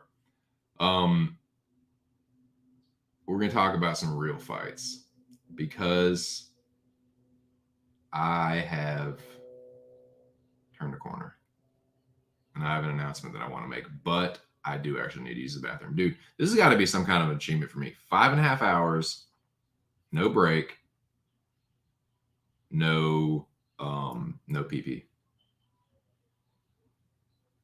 I don't know. Does that mean am I gonna die now or something? Like, does that mean I have cancer or something? I'm just kidding. Artem says lock OAM. Yeah, I still have not got this. So I'm like I said, I might. There's a chance I may have to take a phone call, like a really, really, really important phone call. But I don't know. I don't know if that's gonna be the case or not. Okay. Yeah, I forgot about the movies we do. We're talking about talking about my dumbass getting into a fight with my friend 15 years ago. The last fight I was ever in, but I did win the fight. But it was a very pathetic fight. 420 in Utah. 420, brah. Hey, dude. Nice. Well, that's what's up. Lobby. This one's for you. I'll fucking cash this bowl out, and then I've got to hit the head, man. But happy 420, man. Cheers, boys.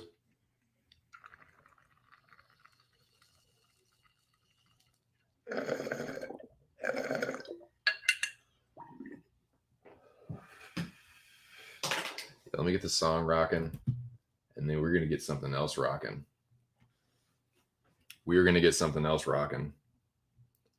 Yeah, the Mormons blazing. Yeah, I think I think it's recreational in Utah now, or no, it's not rec. It's Yeah, it was about like it did not last long. Like I said, it was literally a hat push. He pushed me. I pushed him. When he came back, I hit him. He hit me. Clinch up. Took him down. Ground and pound. Dude, if he wants, blame my boy, the dude that grabbed me. He was a big, strong motherfucker. I think the dude that grabbed me, my boy that grabbed me, he ended up going into the Marine Corps. And he went to the Marine Corps. He got stationed in Japan, met his wife there, came back, and now he has a family, and he's living somewhere in the region still, but I don't know if he's definitely not in Charlottesville anymore. But yeah, he was a big dude. He was at that time, he was whatever they call that program where they're the readiness shit, where they're getting you ready to go into the, where he was doing that shit. So he was fucking strong, man. And I was trying with all my might to get out. It was just dude, it was like a full Nelson or something. If I had any of the karate training, I would have dumped him. Dude, we literally had a class one time where Sensei was like, okay, when somebody grabs you like this, yeah, it's just very funny. It was a sorry ass fight. Okay. Anyway, yep, it was a ground and pound, man. Hey, dude, I'm telling you, man, I'm not trying to if I was a fighter, ground and pound would be one of my I don't have much wrestling takedown experience. I've gotten into fights with and dust ups with wrestlers, and a couple of my buddies were high school wrestlers, so we would we would fucking horseplay and shit. Yeah, so I'm pretty good at defending takedowns, dude. I'm pretty hard to take down, but I don't have a lot of offensive wrestling. But dude, when I get on top, man, I'm telling you, man, I'm the older brother.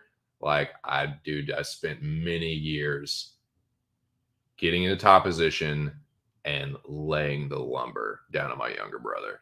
I just have good instincts for it. When someone's trying to squirm out, I just know that if I did do it, I would be good at that aspect of it. The floating on top, the keeping the top position, and making sure you're always in a position to fucking lay something down. Dude, I think I would be good at that part. And I'm telling you, I used it in that fight. I'm just saying, the last fight I won was fucking my ground and pound. Fuck you! You fucking say motherfucker.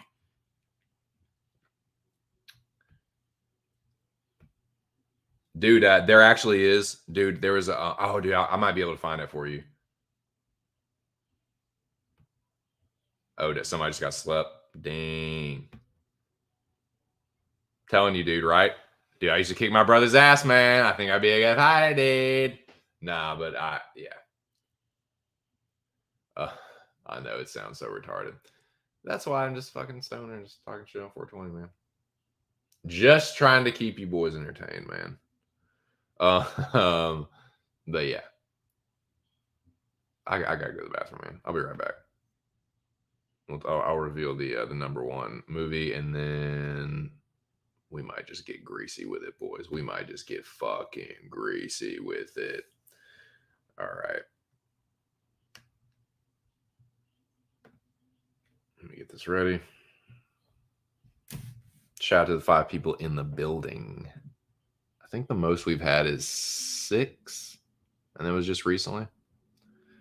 I'm interested. Dude, I'm really curious to see, because we're about to switch the topic of conversation, and I'm wondering, like, if I get a little bit more traffic, given the nature of this community. I'm just curious. I didn't do this on purpose, but I'm just curious. Like, now is like a sort of like like a scientific observation, not an experiment, but an observation. I just want to see. It might not matter at all, but I'm curious. Y'all might be kind of catching my drift. It's either you or me out there on the board. You get my drift?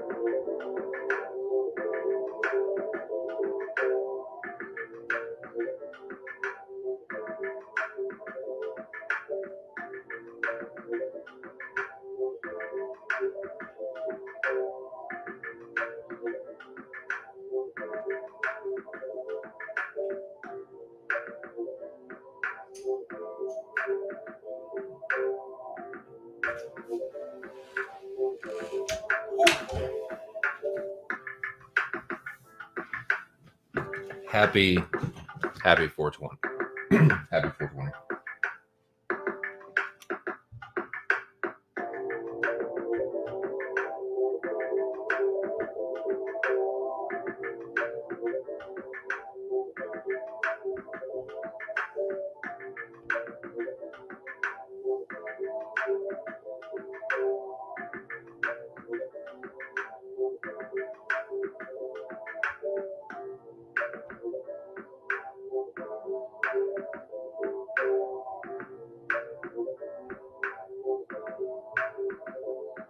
Yep.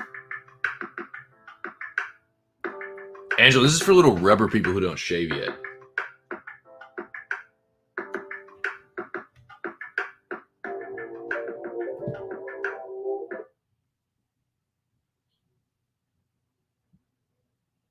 You're the quarterback, Jock. It's all balance, right? And coordination.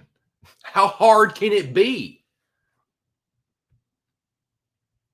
Exactly, dude. Exactly. Zach knows it. Zach knows it. Yeah, dude. Yeah.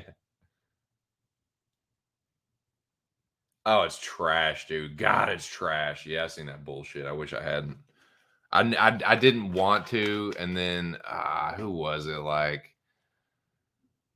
it might have been with my I can't remember when that movie came out exactly, but yeah, I was I was so disappointed because like the original is one of my favorite movies.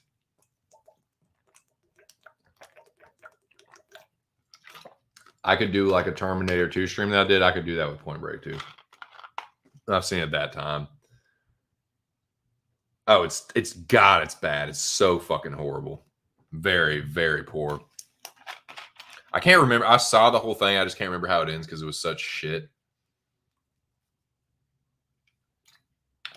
The last thing I really remember was like the big wave shit, and like that was okay. But it's like just feels nothing like it's like it's not even the same spirit as the original. Like nothing like it feels the same. It felt more like Fast and the Furious. It felt more like they were making a Fast and the Furious remake or something. It was just weird. I don't know.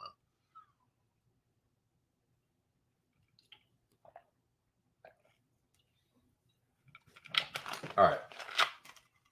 Let's get to this last movie, man, and then we'll bust through these streams real quick. And yeah, I'm gonna get done with the stream and then spend some 420 time with the old lady.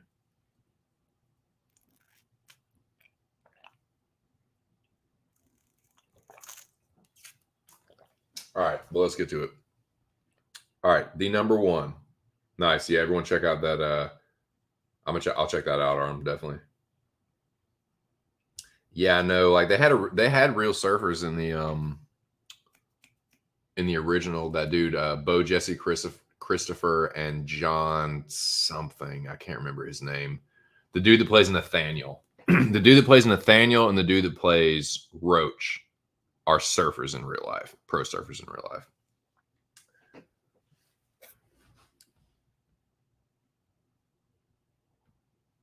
Yeah. Yeah, Flea's in it too.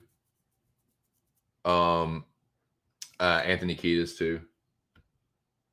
Yeah, and the Buse dude, Buse dog, Buse Easy. Oh yeah, it's real fun. Oh yeah, I know what you meant. Yeah, dude, it's fucking fucking great movie. Has one of the greatest foot chase scenes ever.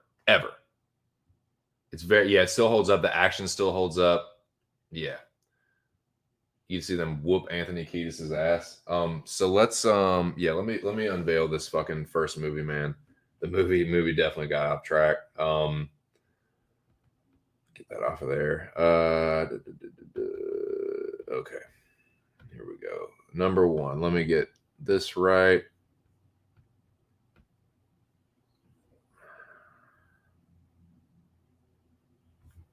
And I'll try and make this one quick, and then we may or may not get greasy for a minute, and then I'll get the fuck out of here.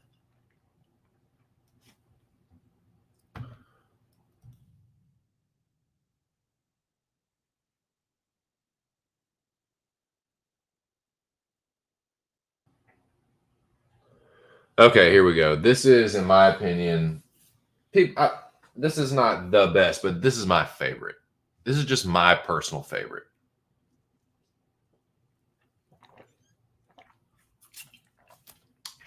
It's just got a very lighthearted feel to it, a very stonery. Even if you weren't to smoke, you would kind of feel like you were stoned the whole time. The whole thing is kind of just like a session. It's very lighthearted. It's very silly. It's very absurd. It's very funny. And it's pretty much all about fucking weed.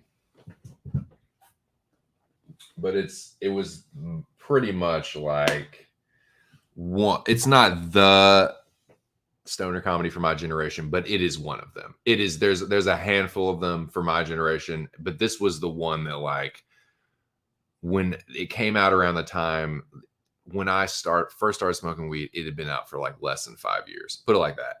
This movie had been out for less than 5 years when I started smoking weed and started watching this and like appreciating it and like, getting stoned and watching this movie is just still just it takes me. It's very nostalgic for me. It takes me back. It reminds me of a time where it's just like I like watching this movie when I'm smoking, for obvious reasons, but it also just like it's definitely like a comfort movie, and it's funny as shit. It's fucking hilarious, dude.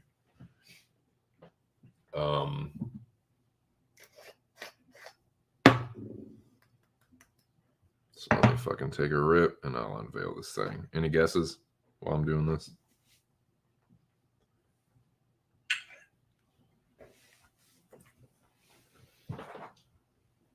This fucking new Curio lighter, dude. That's pretty dope. Pretty good lighter, dude. It's a big. Looks like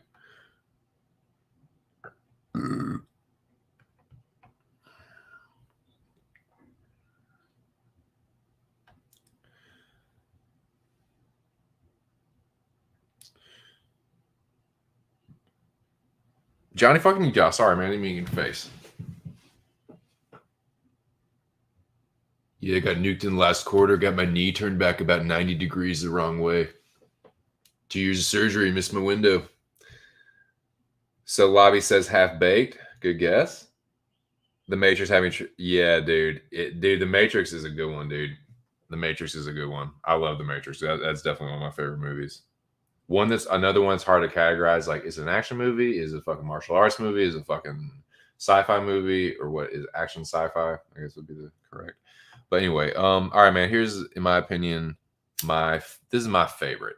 This is not the best. This is my favorite.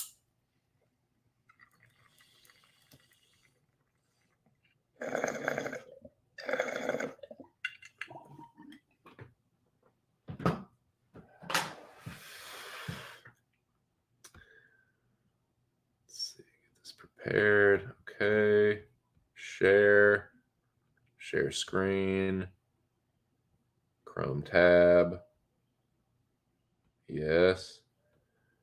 Well, Lobby, that was just a damn good guess, bro, because you fucking nailed it. Half-baked. It's my favorite. It's another one where you might not have it like number one. You might not even have it in the top 5, but I feel like if you're talking about stoner comedies, it has to be at least in the top 10 somewhere. You know, like, I mean, it doesn't have to be, but just like, I feel like, come on, you're really gonna talk about, mention stoner comedies and not talk about fucking Half-Baked. Like, Chappelle's hilarious. Every character is hilarious. Dude, Scarface is actually one of the funniest characters to me in that fucking movie. Weed, yo, what's up, weed? Who you know sells weed? You, yo.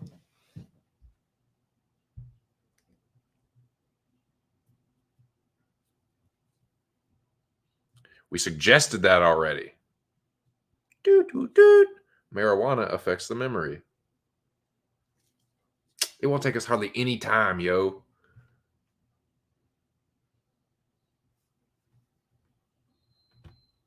We're not drug dealers. We're fundraisers. What's up, Spicy? Happy 420, dude.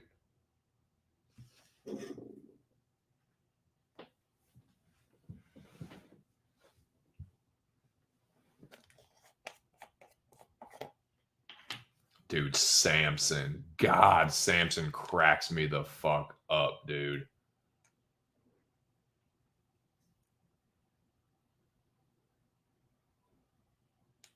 Who is this? This is Samson, Smarty Pants. Samson, it's Sheila. Mama fell. Shut up, bitch. You tell Mr. Nice Guy to get his Jamaican ass over to my place at 3 o'clock. And you don't want me to get ugly. Shit. Like, he's just such a fucking absurd villain, man. So over the top. That whole movie's over the top, man. Like, Harlan Williams in jail freaking out like, everyone here loves fresh fish. And Nasty Nate came out of left field and told me I'm his bitch. Or Nasty Nate's after my cocktail fruit. And Squirrel Master came out of left field and told me I'm his bitch. He's like, you guys got to get me out of here. Like, it's a very, like, it's like haywire, but it's also kind of like, I don't know, man. It's very like silly, and it's just kind of like a happy-go-lucky, kind of giggly stoner movie. I don't know, man. It's my favorite. It's always been the one that I've probably watched the most out of all the stoner comedies. Other than Lebowski on this list, is the one I've watched the most, definitely. But yeah, shit good. I'll be from Jamaica, man. Where at? Right by the beach, boy.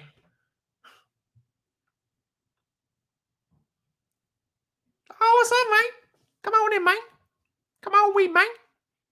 Beat it. What are you scaring him? Dude, Smoke a Lot is a character, dude. Like that. I mean, that shit is like the only other person that was doing stuff like that was like Mike Myers in movies where like he was playing multiple characters, like interacting with each other at the same time. Come on, man, smoke with me. I got my bong out shit. Like, so ridiculous, dude.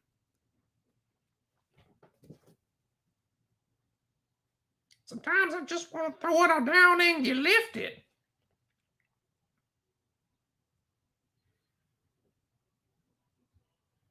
Classic, dude. Fucking dog going out the window. This weed is fantastic. I don't do drugs.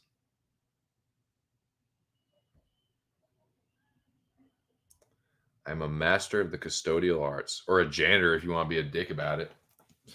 Abba Zabba, you're my only friend. Free! He like goes out, like yells it, dude. I always thought that shit was hilarious. I love that doing that, dude. I'll do that shit sometimes too. I'll be in my own little zone and like I'll just loud cap like some ridiculous shit just out of nowhere, and people are gonna be like, "What the heck? What the heck is wrong with that guy?" Like it's usually like right after I smoked or something. I'll just like some dude. That shit cracks me up. Free. Fucking they're fucking going out of the they're like leaving the jail or whatever. Thurgood, come on, man. We're trying to get on the train. Toke up before we go to work. No, fucking. Guys, meet Mary Jane. Yeah, that's what he said. Yeah, we want to burn one, B. He's like, no, this is Mary Jane. Meet her. Oh, dead girl, my fault. Scarface like daps her up. He looks, oh, this is Mary Jane. Fucking, you smoke? No, my grandmother died of lung cancer. Well, that's more reason to. That's even more reason to toke up, man. He's the pain. like, I hate y'all. I fucking hate you guys. Yeah, it's bad. He's like, shut up about the weed. I want this girl to know I smoke, man. Yeah, it's bad enough for you a janitor, yo. Custodian dick.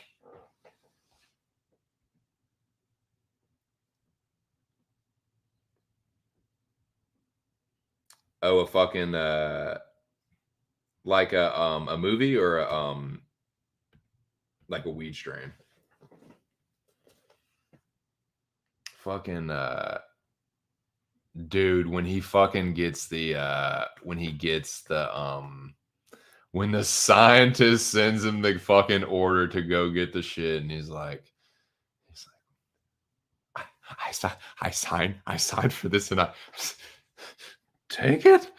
He's like collapsing, like some good shit. Like he doesn't want to give it up. Like the janitor, like the scientist, like yanks it away from him, and he still like reaches, like lunges for it, like the fucking ring, dude. Like the fucking like Lord of the Rings, like his precious.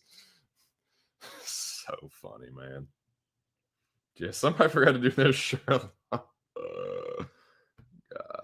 Gosh, it's funny, dude. It's funny, dude. Yeah, Chappelle's hilarious, man.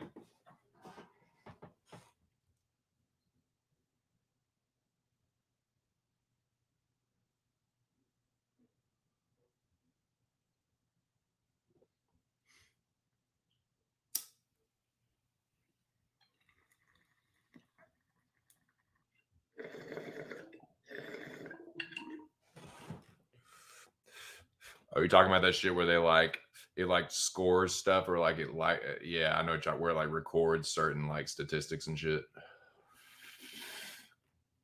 Is PFL the one where they have the ref cam too? Like they have the ref glasses or goggles or whatever. Oh yeah, it starts mopping. Yeah, they're like literally like outside, like red-handed, like pounds of weed like falling out of the shit, and he's just like, yeah. Is that Thurgood? He's like, is that Thurgood the janitor? And he's like, yeah. She's like, should we call the cops? Nah, this is too good. Let's just watch this shit. It's like, you motherfuckers. I always use that fucking line that Scarface dropped when someone's like taking too long, or like, I find myself like people say it to me, or whatever. It's like, just smoke it, yo. They're sitting there like talking about some bullshit, and they're like let's just fucking get this this show on the road, man.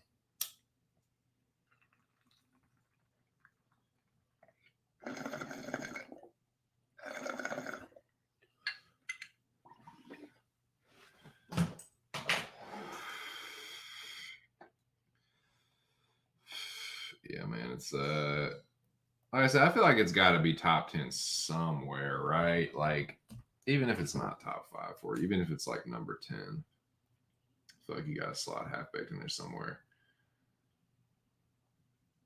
Basically, like, yeah, like Chappelle got a bunch of his, like, got some of his comic buddies, like, all these, like, bit roles and, like, gigs and shit.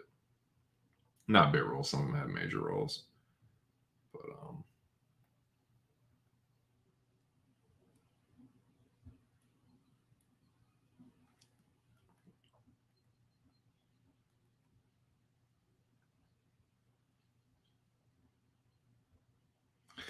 I want to talk to Samson. Fly by the moon like that bitch I was crammed.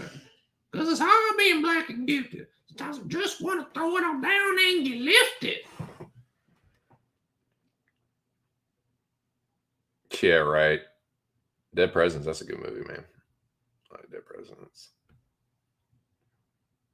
When he's like speaking in tongues. I never seen so much weed in my life. Like, he's like, fucking dude. I remember back in the day when he's like, dude, could you imagine if you ever like saw that much weed in like one place? That kind of shit. It was, yeah, that's like the movie that I like watched when I was like a teenage stoner, like with like late teens, like with my buddies and stuff. So yeah, Half-Baked is my favorite.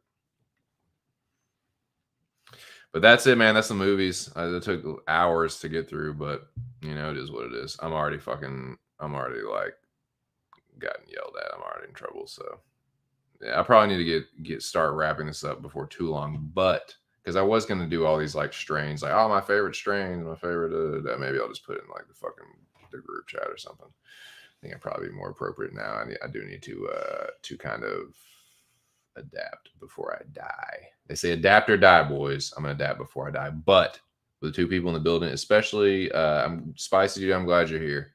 You might like this. I got an announcement to make, boys. I have an important announcement to make. Hope y'all are ready for this. Hold on.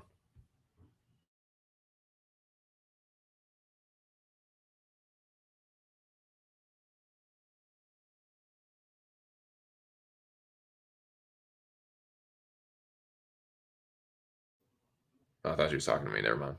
Sorry. I thought the lady was hollering about something. You ready? You guys ready for this? I have an announcement to make. Well, boys, this has been a long time coming, but it's time. It is time for your boy, and this is perfect. We're coming up on the 6-hour mark here. The stream has definitely gone longer than I intended to originally, but I'm a fucking yacker, man. Okay. We are now going to do something a little bit different. This is the first time I've ever done this. This is the first time I've ever had a stream like this before, but I have an announcement. Without further ado, I would like you all 3 to join me on my maiden greasy capper voyage, boys. Grease my 2 cents for this maiden greasy capper voyage. Your boy, 6 hours, man. Shout out to the 3 people in the building. Your boy is going to bust his cherry and make his first official UFC plays. And the signal goes out. Of course, the signal goes out.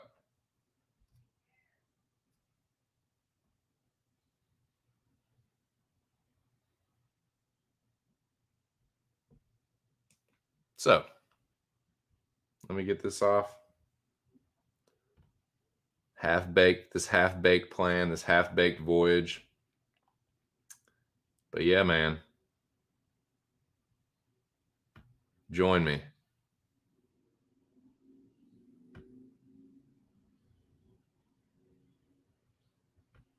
Hey man, that's what I've heard. I've been staring into the abyss for too long, Scooby. It's just it's time to stop pussyfooting around. But nah, man, I didn't just do this like out of nowhere. Like I said, man, I've been watching you guys. I've been studying. I've been doing mock bets, and yeah, it's time for the real thing, dude. Got a game plan.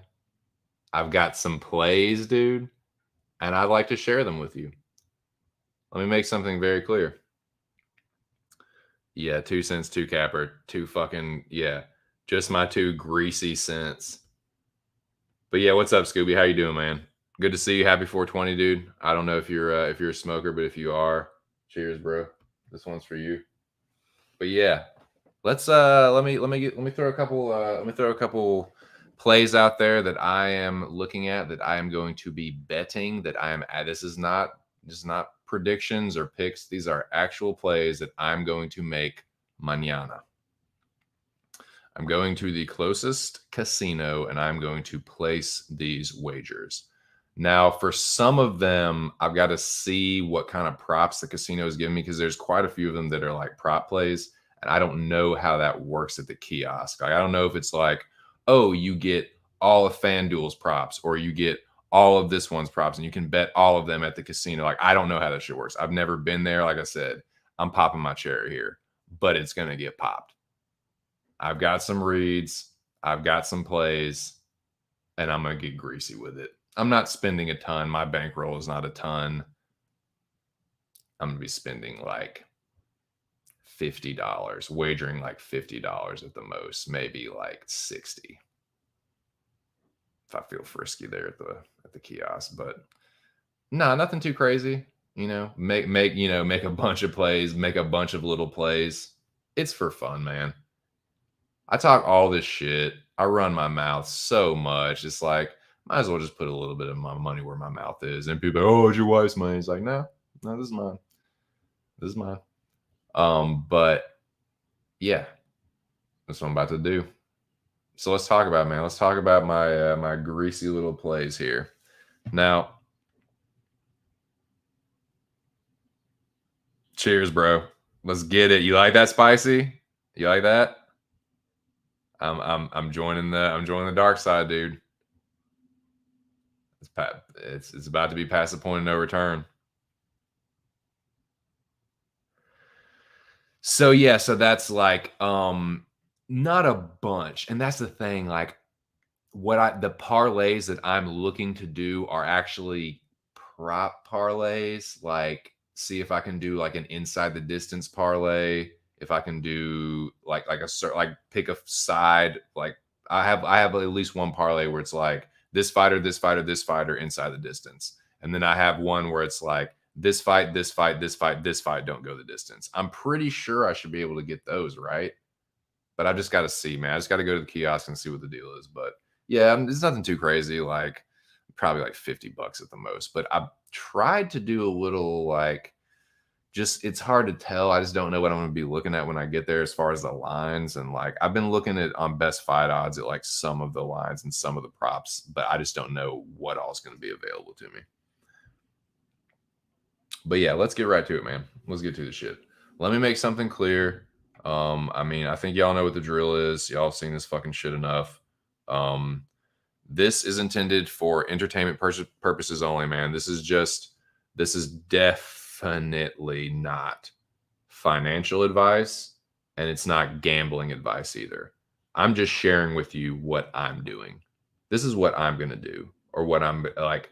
Some of it I'm definitely going to do, and some of it I'm going to attempt to do. I might not be able to get all of these greasy little plays in, but I'm going to try and get as many as I can. And like I said, these are just small bets for small amounts. I'm just having a little fun with it. I've never done this shit before. I'm excited, man. I'm just gonna like, I'm not like, this isn't like, I'm gonna like, I've got to get this for just save my rent money or anything like that. It's just like, nah, man, I've never done this shit before.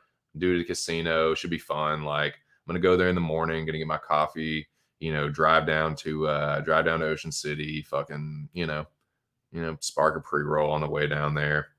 Make some plays, man. See what happens. See if I can turn into a nice little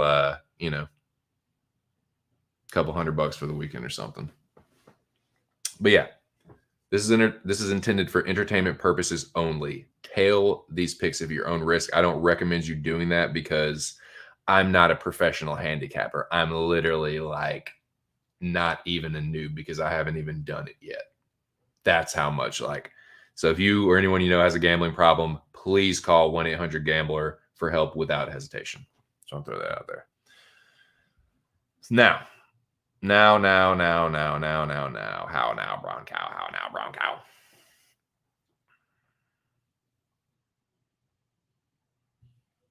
Let me switch these banners up.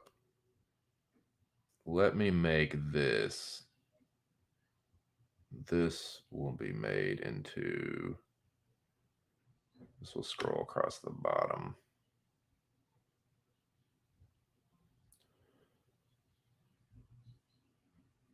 Okay. Yep. This is just an entertainment. You can watch me lose my fucking ass. No, I'm just playing. I'm not going crazy, man. Like I'm just stretching a little. See if I can turn a little into a little bit more. You know what I'm saying? Just gonna have some fun.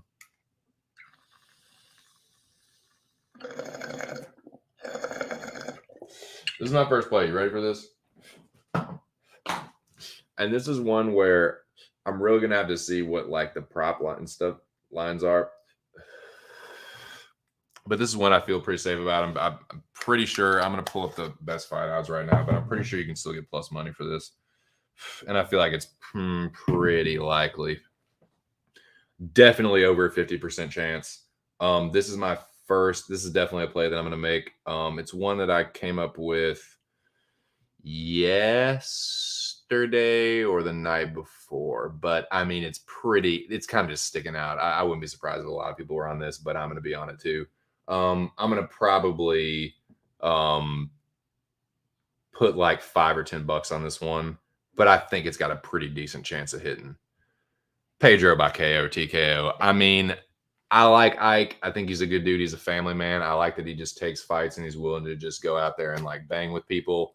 But I think he's going to bang with Pedro. I think he's going to get banged. So I like Pedro here by knockout. The other thing I'm going to do is I'm going to have this fight, if I can, in a doesn't go the distance parlay, just in case Ike throws a fucking like he's hurt and throws a Hail Mary. Because like, dude, Pedro got knocked out by fucking Shogun. Like when Shogun is way out of his prime. So like Ike is kind of a UFC jobber, but he does hit hard and he does box pretty well. So it's like if Pedro is like not on his game, I could see the only path I see is Ike clipping him maybe, but I think it's pretty safe to say that, dude, Ike's been knocked out like a lot. And Pedro, like, when he loses fights, he's kind of getting finished. Like, so that's kind of what I see. So I'm going to have that, if I can, have that in a doesn't go the distance parlay.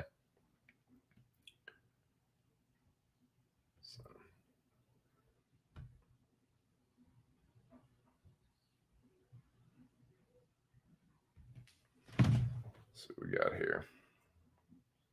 Oh shit. Hold on. Hold up. Got to make an update. And an announcement. Okay, here we are.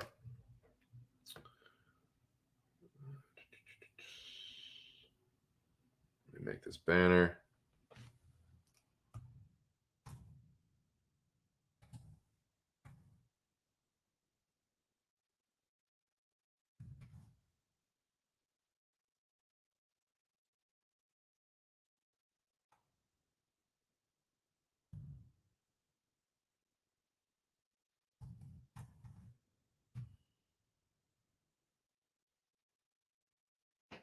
This. Shout out to the 4 people in the building. Hanging tough.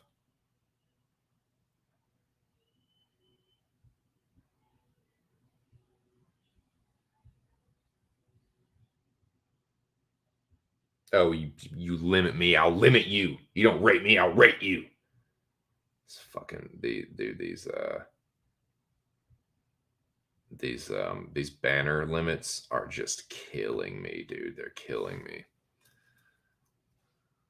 You happy? Are you happy, banner limit? You're killing me right now. I'm dying because of you. Wow. Wow. Wow. Wow. Wow. Okay, now here we go.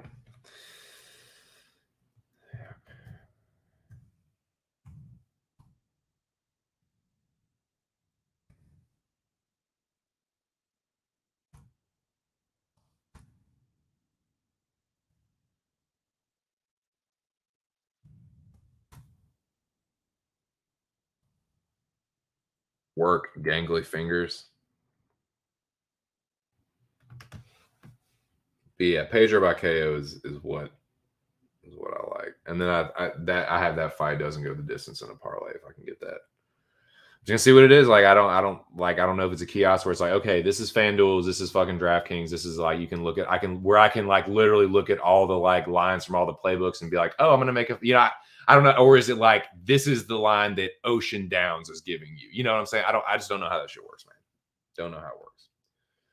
Any casino gamblers that have any kind of like insight, I don't know. I just don't know if like the Maryland casinos are gonna be different than the fucking shits, but I don't know. Anyways, in any case, need to make an announcement. Shout out to the 5 people in the building.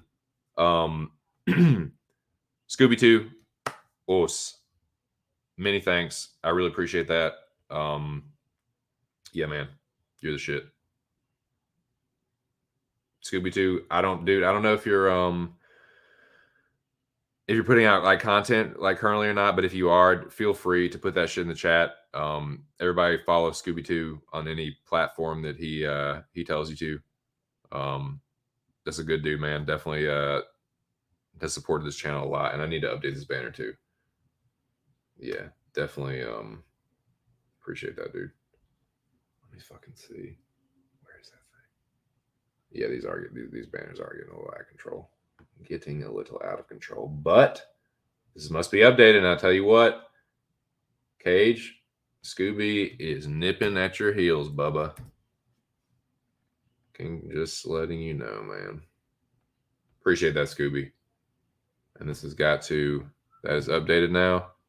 And for you, it is 420. And I will just stroke this thing one more time. Thanks, though, dude. I appreciate that for real.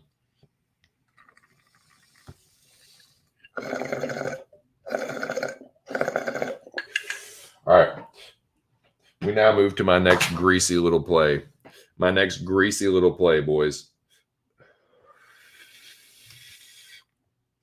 2 cents is getting greasy with it. Breaking news. 2 cents is getting fucking greasy with it.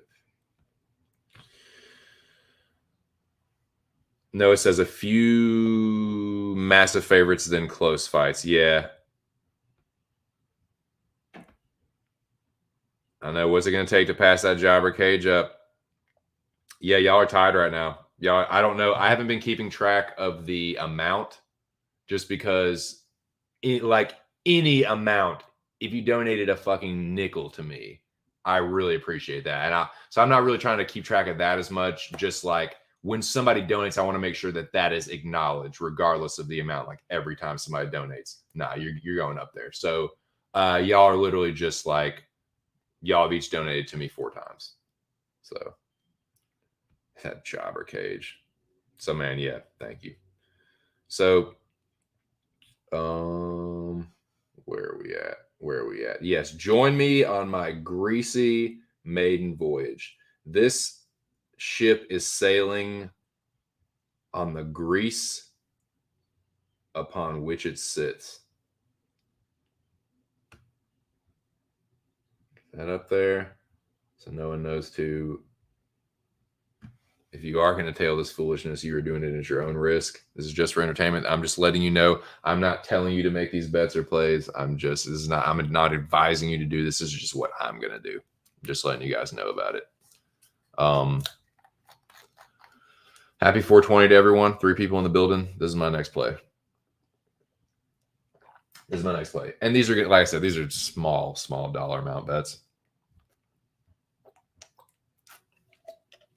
Probably gonna be spending, it's like $50 total, probably 50 or 60. The next one is we talked about Pedro by TKO. This is my next one. Now,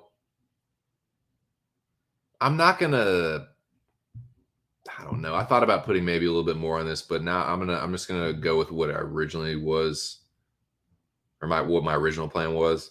But I do think this is this dude's most likely path to victory. And I like it enough to make a play on it. So I'm going with Poyes by sub. I don't know if that's what I'm going to pick for Tapology or anything, because Clay is such a tough veteran, man, despite his age. And like Poyes really hasn't fought anybody like that. Like Levitt's a good grappler, but Clay is so experienced. So like I'm not putting too much on that, but I do think that if Poyes wins, I'm leaning towards Poyes, but I think if he wins, I think it is just as likely by sub as it is by decision. So with that in mind, the odds are pretty good. The odds are like plus 400 or something. Let me pull up best fight odds. But yeah, it was something like plus 400 or 450 or something. I'm like, yeah, that's a pretty likely path to victory for that dude. But the other thing is this, and I have my notes on this. I have my bet notes on this shit. I made a bunch of notes not a bunch, but some plays.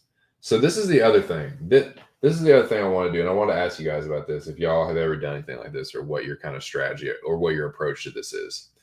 The odds are pretty good on the sub, but the round odds are crazy. Crazy. So I'm thinking maybe I just like sprinkle a little something on each round. Because look at this shit. Look at this shit.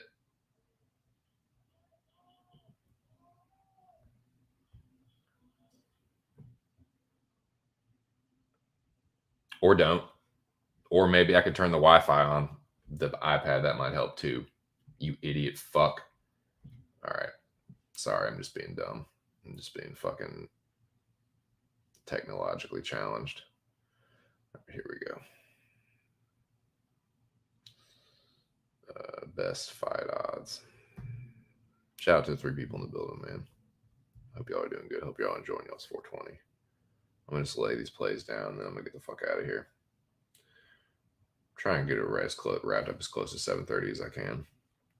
Shout out to Mr. Arkansas, man. I did want to talk about ARC FC more. I don't think I'm going to get to it as much as I wanted to, but I touched on it once. Like I said, like I can't, like I haven't been scoring high enough to really like flex on anybody too much. But Junior was calling me out. If you want it, I will whoop you, silly motherfucker. I will make. Oh my god. I will big brother the living fuck out of you, dude. But yeah, and Ear was in here earlier. Shout out to Ear. Yeah, if anybody, tag team, I feel like there needs to be more tag teams. So yeah, if you feel like you want to like tag team with somebody, like holler at Ark and see if like he will do that. You gotta like let Ark know and see if it's something that he wants to do. Plead your case, man. Like make your case that it's an interesting matchup or an interesting like fight, and see if it makes sense for Ark to put it on his card, man. But yeah, let me look at the Poyes. Yeah. Sorry, dude, I'm a fucking idiot. Okay.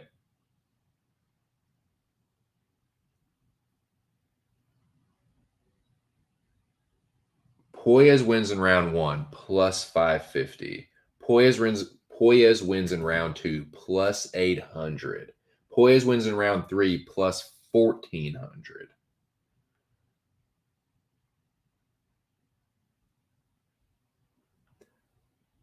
You ready for this?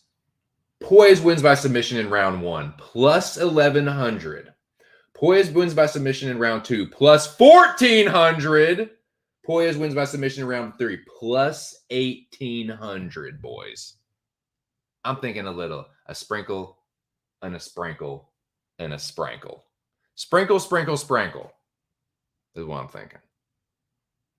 Little sprink. Did y'all feel? That's what your boy's thinking. That's the kind of grease that I'm gonna drip on that motherfucker. Little spring. You know? That's what I'm thinking. Round sprinkles. Mm-hmm.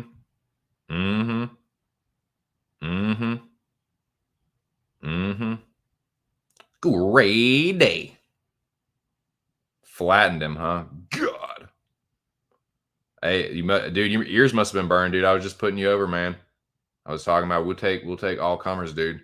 But yeah, I don't know if you heard, man. Your boy's getting greasy with it, man. These are my plays, dude. I'm going to the casino tomorrow. Make my first UFC bets. I've gambled before, like casino games. Like I've gambled like roulette and some card games and stuff, but I've never and I've gambled at the horse track. Like I've put money on like horses and stuff, like horses to win, to play, like, trifecta and all that bullshit. Like, but I've never like placed a UFC bet. So I don't know what's going to be like at the kiosk and stuff. I don't know what kind of like how it is, if it's just like Ocean Down casino odds, or if I'm getting like access to all the sports books and I can just place live bets there using I don't know how that shit works. With like, I mean like so apparently they have a kiosk that you go up to, and like that's how you place your bets for like UFC or sports or whatever. That's how you sports bet at the casino, I guess. I don't know. I've never been there before. But I'm gonna see tomorrow. I'm going tomorrow. I'm gonna get greasy with it. What's up, General? Yeah, man, I'm about to get greasy, dude. Real greasy. But yeah, I think dude, those odds are crazy. I repeat. Poyes by submission in round 1 is plus 1100. Poyes by submission in round 2 is plus 1400. Poyes by submission in round 3 is plus 1800. Clay Guida has been subbed almost 10 times. Dude, for those fucking kind of odds, a young fighter, like I said, I was talking about this before. What is the angle with pushing Guida? Clay Guida. Like, Poyes is the guy that, dude, it's just clear as day to me. They're trying to get Poyes a win here. They're trying to get Poyes a win with a big name that's a beatable. You know what I'm saying? Like, hey, you're good at submissions, right? Here's a guy that gets submitted a lot. Like, you think you can do it to him? It'll probably be a good win for you. Like, a big name on your that kind of, like, he doesn't have a signature win. Like, he looks good in his wins, but it's like Levitt's his best win. Like, but yeah, I think it's an appropriate step up, I guess, if you're not going to fight someone your age. Like, Clay's 15 years older than him. Like, Poyes is a good grappler, man. He's good in scrambling. I think there's a decent chance, and I'm not going to spend a ton, but yeah, I'm going to sprinkle some on each one of those rounds, dude. The worst odds I'm getting is plus 1100. I'm sorry. I know I've never done this before, but that seems like a motherfucking no-brainer, boys. That seems like a no fucking brainer.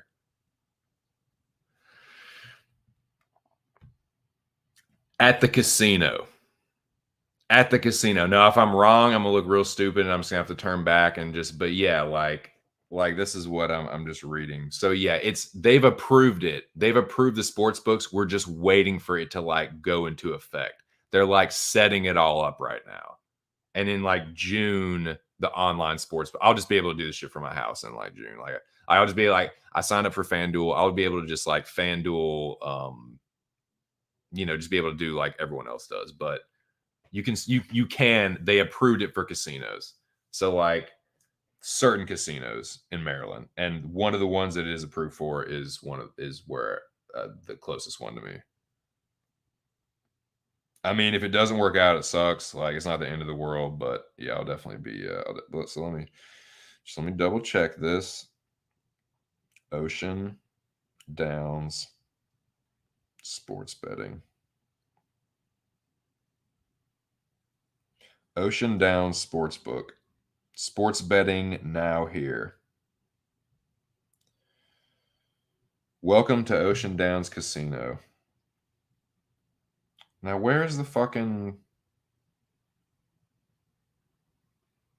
gaming, table games? Damn it. Okay, this is. I tell you what, I don't like their website. Ocean Downs. Yeah, okay, here we go. Ocean Downs Casino. Okay. Okay, it looks like it's wager on all your favorite professional, college, and amateur sports at our easy-to-use kiosks. Try your luck on parlays. Okay, so they got it. Try your luck on parlays, prop bets, and futures to live in-game betting that lets you wager as the action unfolds. See, I'm not going to be doing any live betting there. I won't be there Saturday night, obviously, but get in the game. Okay, it's Twin Spires. Twin Spires Sportsbook. It looks like the one they use. I've never even heard of that one.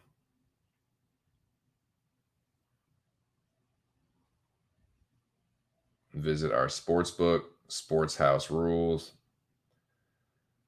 This set of house rules go to the best Twin Spires Sportsbook. The patron agrees with the patron. Applicable dispute. Able to resolve the dispute.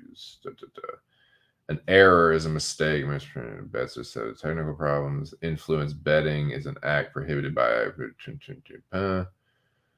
syndicate betting isn't where patrons place a series of bets on. I'm not going to do any of that. This is all my bets.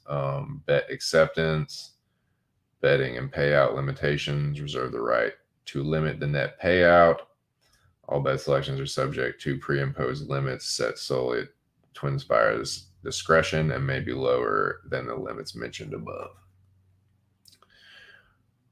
Should this limit be reached, the patron has the right to ask for it to be exceeded. Twin Spires reserve the right. Twin Spires reserve the right to decline its own discretion. Yeah, just general bullshit. Reserve the right to restrict or deny access its own discretion. All bets placed between parties, including bets requesting manual approval, may be subject to a time delay prior to acceptance, the length of which may vary. Such delays to be determined by Twin Spires. So we'll just see. This is a little Twin Spires a little trial run here. Reserves the right to withhold payments void on an event. Reserves the right to withhold and or declare bets void on an event if there's sufficient evidence of any of the following. The integrity of the event has been called into question. The prices or pool have been manipulated. Match rigging has taken place, or the match is under investigation. Okay, so that's just some like, if there's like, you know, if they threw the fight or something. Cancellation, disclaimer. Yeah.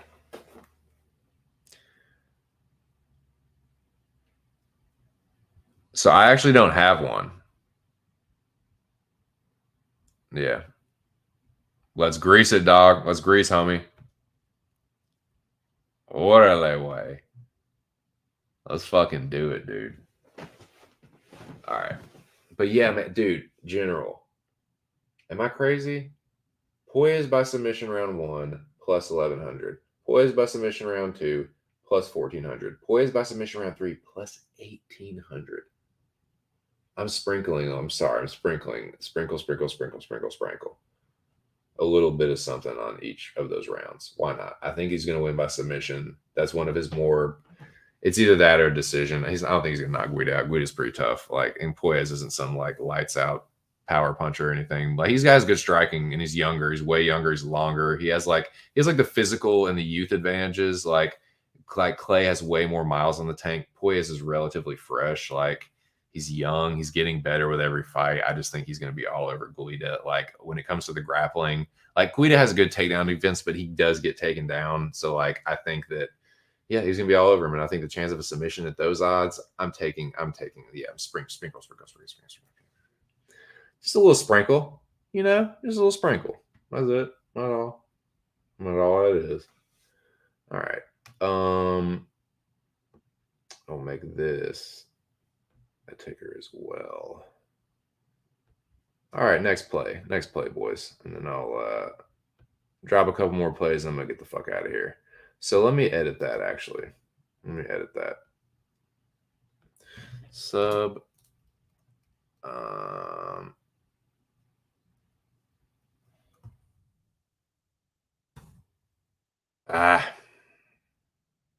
Sprinkle round 1, 2, 1, 1, 1, 1, 1, 8, 9, 9, 9, 9, 100. You don't even know what I was gonna say. 100, 100, 100.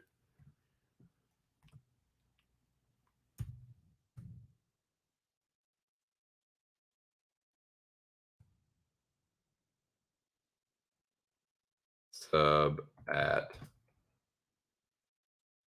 plus, dude, they're retarded odds. I don't know if I'm gonna get these kind of odds, but if they're anywhere close to this, yeah, I'm gonna spread. Like, and this is not like I don't know if this is gonna be the twin spires, but it probably won't be. Watch me not even be able to get anything close to this. But dude, even if it's like plus 500, plus 700, plus 900, that's still good enough to just spread. I mean, for it's gonna be a fucking few dollars each. It's like, why not, man? That's a likely path to victory for him. Against a much older dude that's susceptible to the submission, that's been submitted fucking 9 times. Yeah. Stab. Not really going to be losing that much if I don't get it, but it's worth it. It's worth the risk, as they say.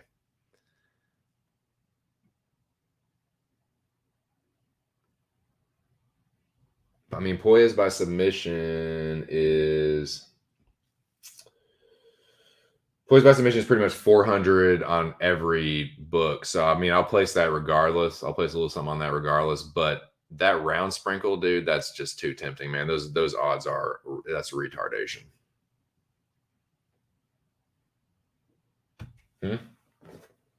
What happened?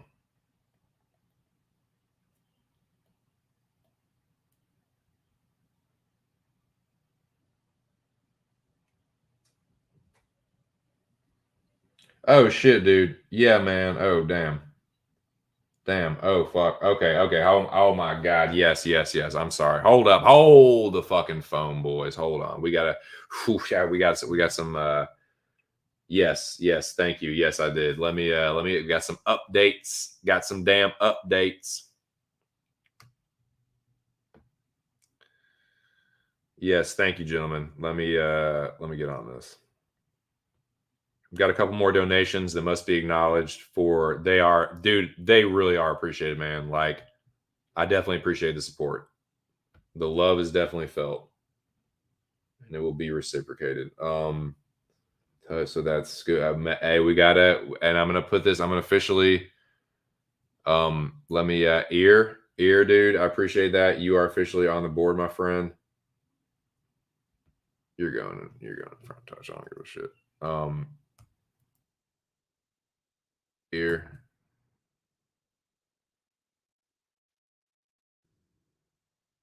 Hit the banner, and then I'll put a banner up for each of you individually. Fuck. What am I doing? There. Here. Scooby, and with that, yep, I'm gonna change this up. Page. Cage. Hey.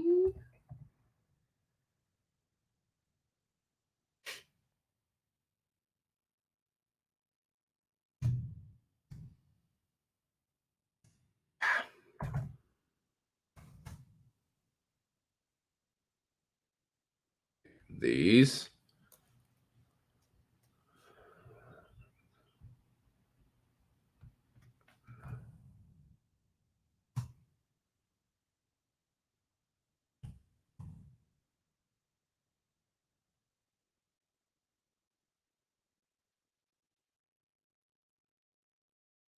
Is the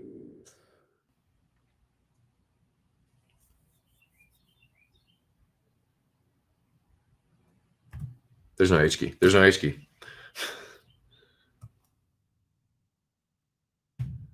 I don't know. Reggie Leach. That is correct. All right.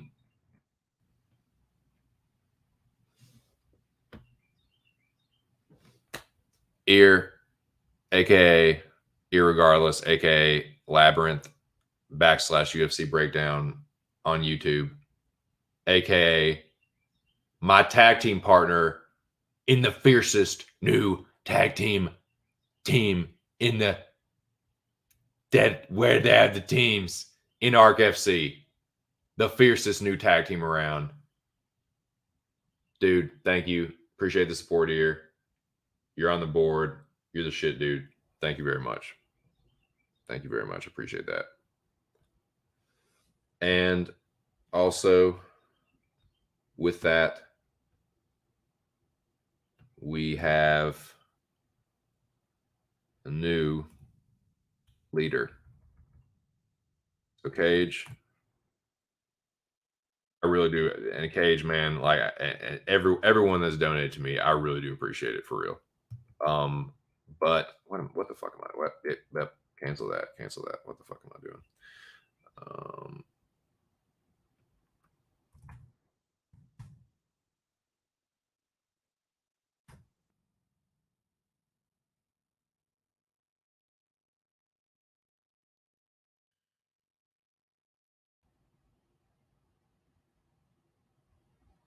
Once again, and with that, dude, you take the lead, Scooby. Thanks, dude. Appreciate that for real. Scooby ear, man, y'all is shit. But yeah, that's with that. You officially take the dono leaderboard. Much appreciated, ear. Thank you, dude.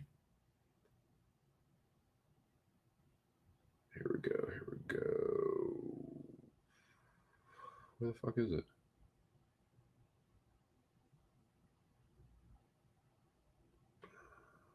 There we go. There it is. Scooby is in the lead. And these aren't like necessarily in order, but yeah. Yeah, ear, appreciate that, dude. Thank you very much. Fuck yeah, man. Happy 420, man. Happy 420, you guys. So with that, I got another play. Another play that I'm going to announce. I'm going to be making this tomorrow. I'm going to make this play tomorrow. It's one of my probably my single most confident play. If I'm wrong, I'm wrong. I'm not fucking like putting our mortgage on this or anything. But I feel pretty fucking good about it. And I'm going to see if I can get a little something out of it. I feel like this fight has a lot of good props and good lines and stuff. That's what I'm trying to say.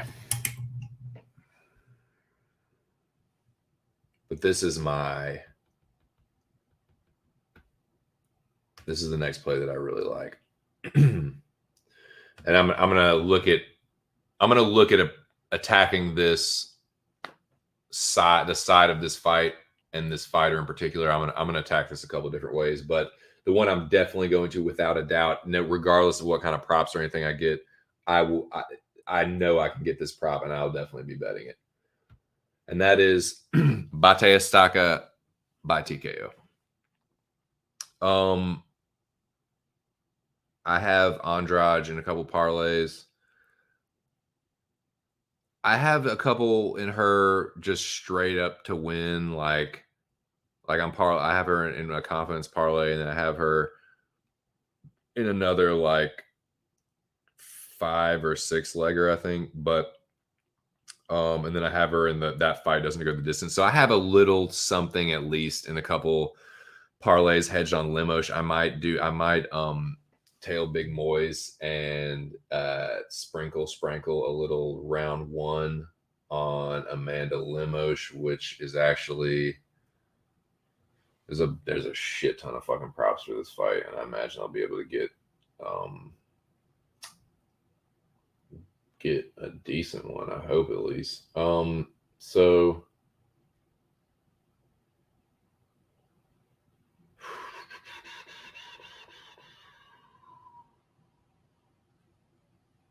Lemos, sorry, dude, Lemos to win round 1 is like plus 700, plus 800, plus 850. The best line is 850 on FanDuel. Damn it.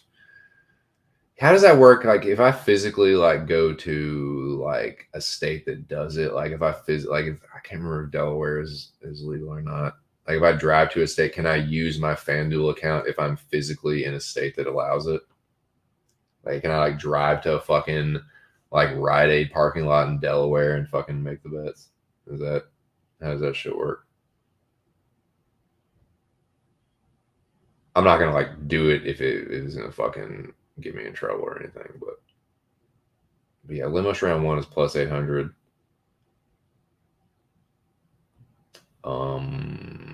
Lemos by TKO in round 1 is plus 1,000, like plus 950. Maybe that's the way to go.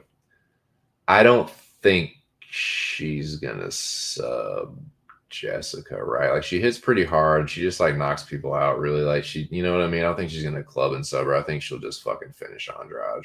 I think if she's gonna do that, if she's gonna like come out guns blazing in the first round, she's gonna be looking to make a statement. Like, I don't know. I like Jessica's a black belt, and I guess if she's hurt, it won't matter. She could like just they'll turn you into a white belt real quick. They say, right? Getting punched, but I don't know, man. I don't know. I think I might just look at the round 1 TKO. Maybe just a little sprinkle on round 1 and for limit, because I feel like the longer the fight goes is definitely in Andrade's right. And actually, what I might do with this is do the same thing with Poirier as I did, like, because like look at this. Again, these seem like just crazy odds to me. Andrade.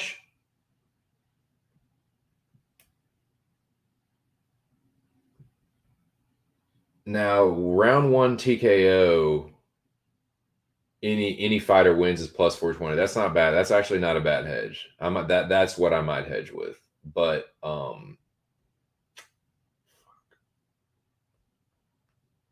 dude, these are crazy odds for Andrade by knockout.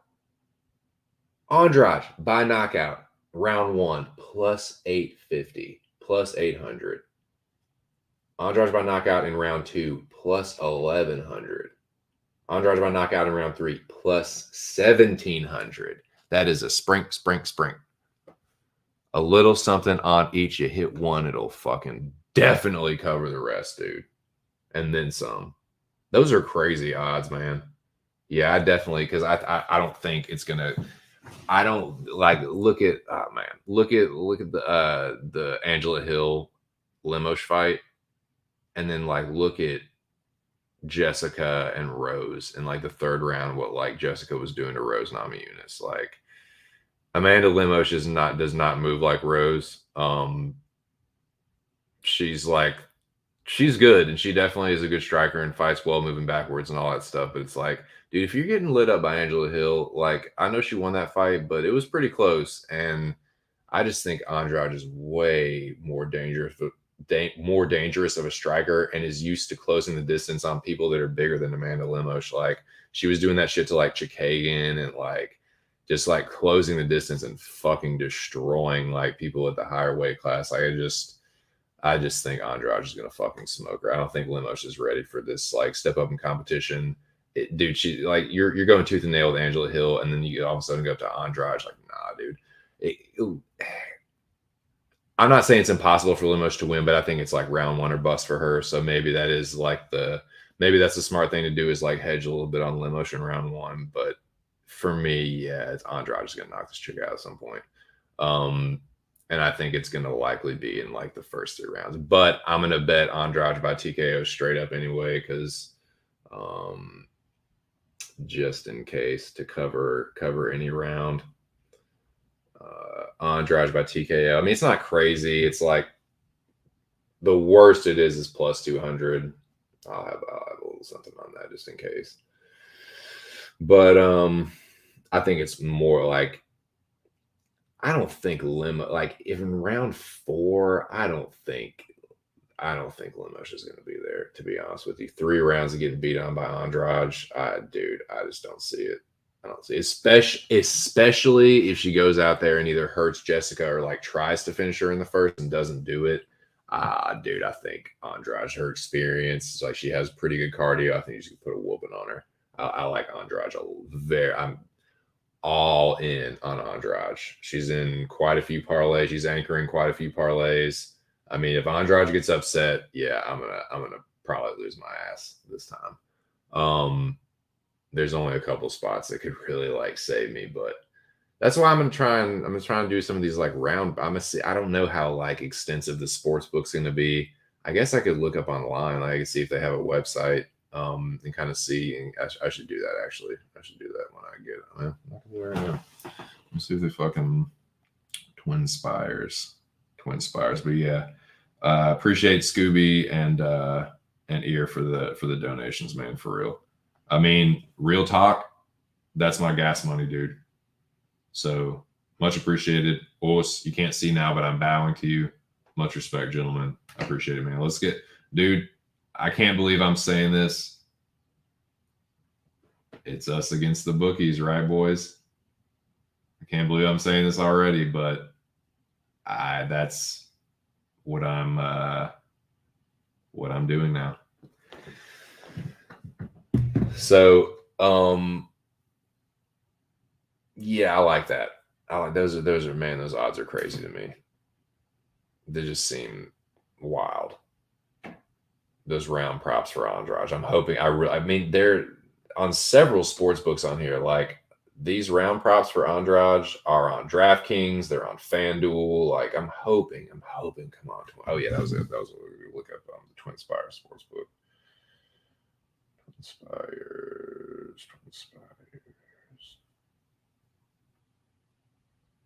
Twin Spires Sportsbook.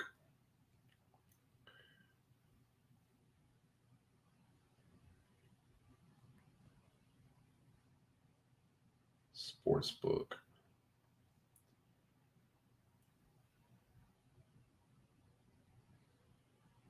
American Sports Betting Online.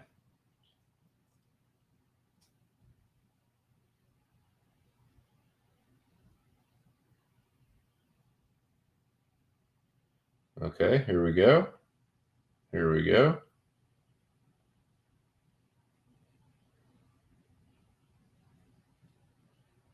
All right, can I actually get into the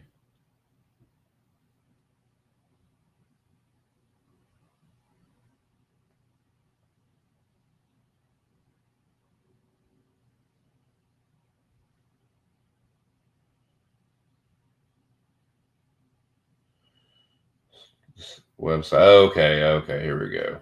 MMA. Videos. No, I don't want videos. I want the fucking odds. Bellator. Okay, here we go. Now we're getting somewhere. Now we're fucking cooking with grease, boys. Did you get that pun I just made? KSW. Okay, we're getting closer now. We're good. Okay, UFC.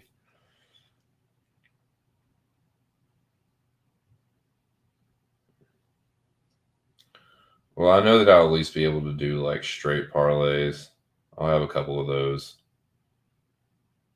But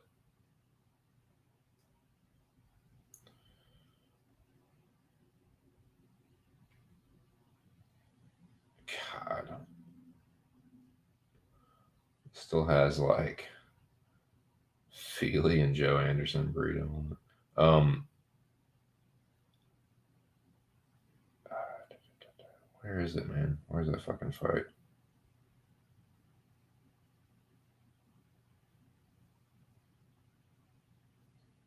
Where the fuck is it? Sorry, I'm just looking at the sports book. This is the one I'm gonna be using tomorrow when I go to place these wagers. Okay, here we go.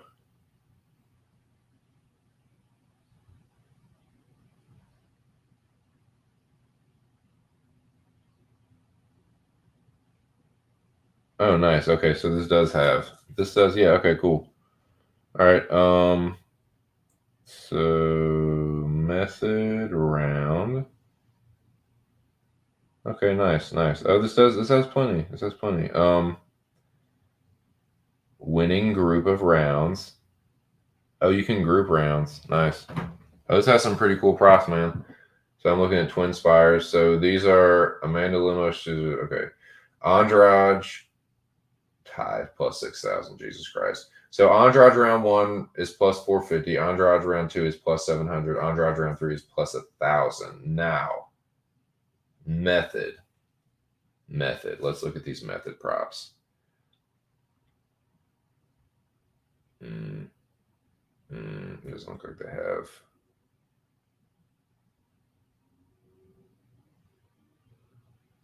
Alternate winning. Damn, they don't have the specific, like. Well, that sucks.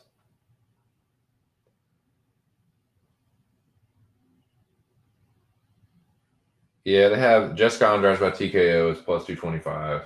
That's not bad. I mean, I'll throw a little something on that.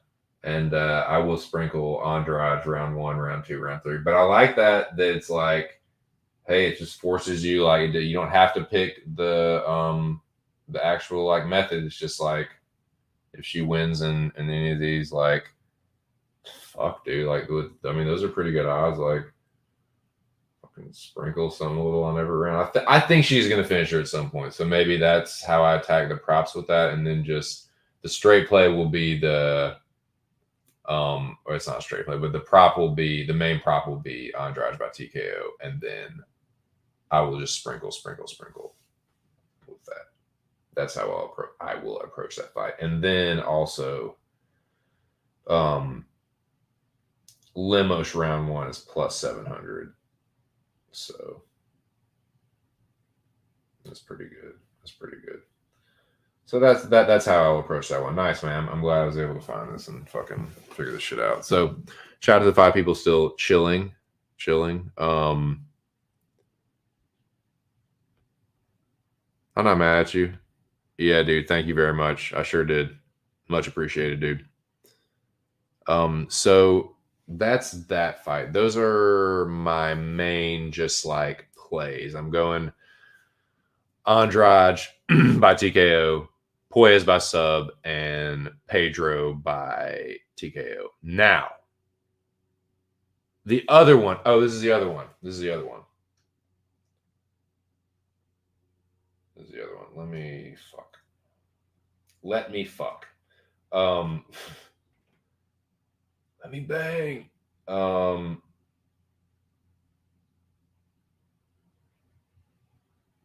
Dude, tell me if I'm getting too greasy with this one.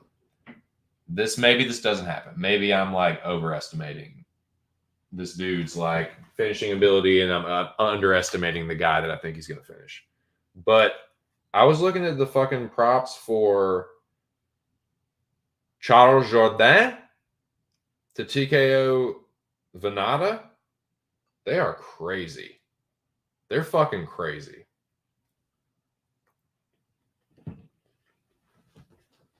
And I can put a lot on it, but man, I don't know, dude. Charles Jourdain's a very strong fighter in the 3rd round. Maybe he beats on Lando for 2 rounds and just hauls off and knocks him out in 3rd. I don't know. I think that's worth a little sprinkle. Am I crazy?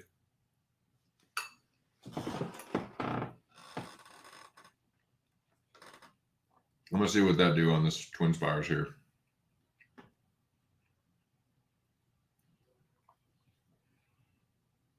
Okay, let me get out of this. Okay. Yeah, this is pretty easy to navigate once you like, yeah, you just click on it and go into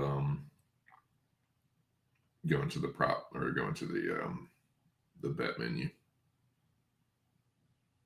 Where is Charles Jourdain?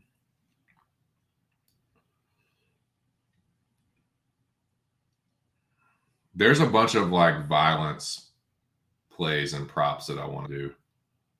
Little ones. God damn it. Fucking getting out of control. Okay. Getting out of control with this website navigation. Okay, here we are.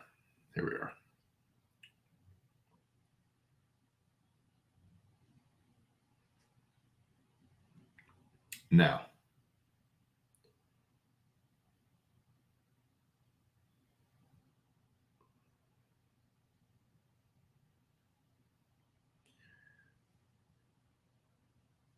So Charles Jourdain inside the distance is 275. To win by finish or win by TKO. Or so that's just Charles Jourdain inside the distance is plus 275.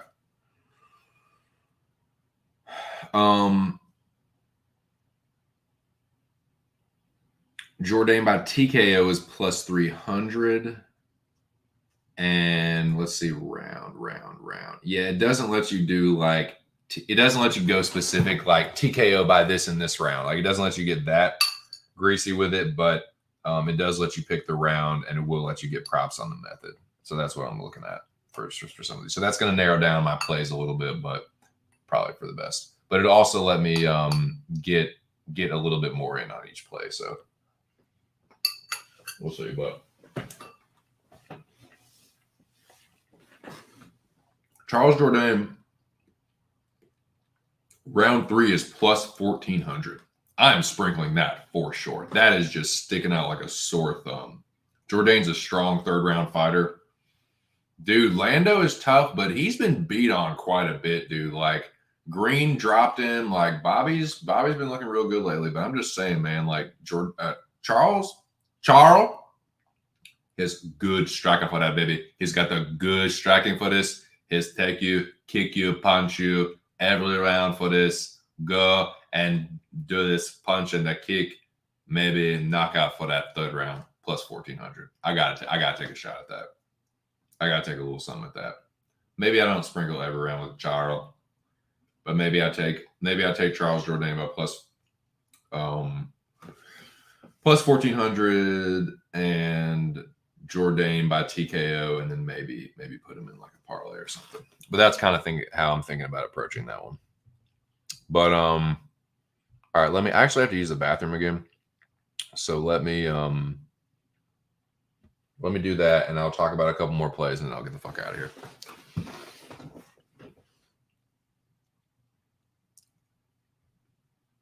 But man, I appreciate all the support from everyone, the donos, and everyone just showing up and hanging out, man. It's just kind of like an impromptu stream.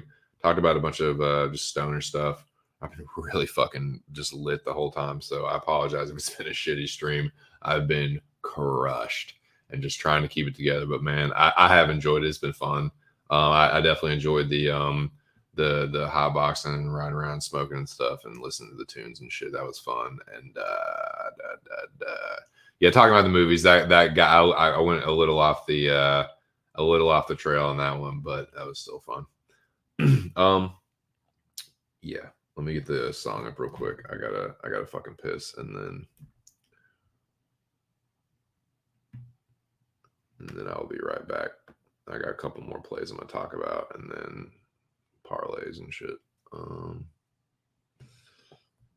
Excuse me.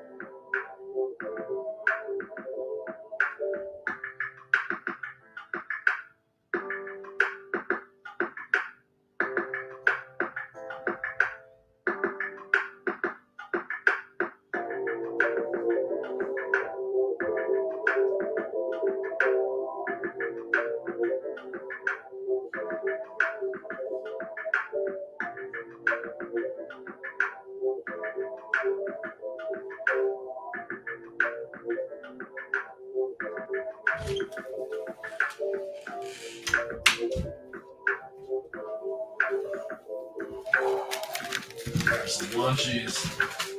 I think we're good, man. I got plenty of refreshments. Shout out to the people in the build, man. We're just getting greasy with it. 2 cents getting greasy with it finally. Putting his money where his big fucking fat mouth is. You like that shit? You like that shit? It's on tomorrow, man. Twin Spires / Ocean Downs. Here I come, man.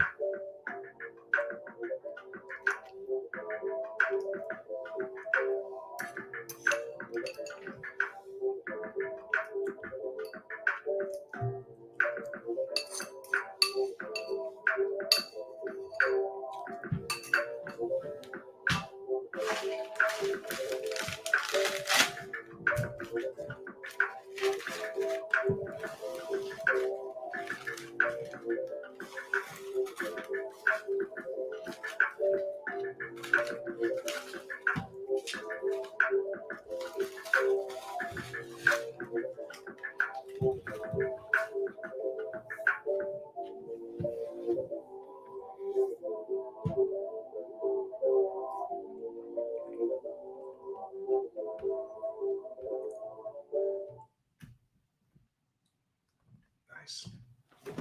Well, let's talk a little more grease. I'm going to toke a little more tree. And then I'm going to get the fuck up out of here. It's been a good stream, man. It's definitely been good chilling with y'all. Had some good times. Definitely had some high times. Holy shit, did I ever. Hope y'all did too, man. Okay. So, talked about Pedro by TKO. Talked about Andrade by TKO/KO. Talked about Puez by sub, sprinkling these well, I looked at it. I can't get quite those crazy, all those crazy stuff. So let me modify these. Right now I'm looking at Jourdain. But let me, before I get ahead of myself, let me just, Andrade, I'll go in order that they are and that I've got the things on right now. Andrade's definitely going to pull something on Andrade by TKO, for sure. I think she's going to finish her. Don't know what round.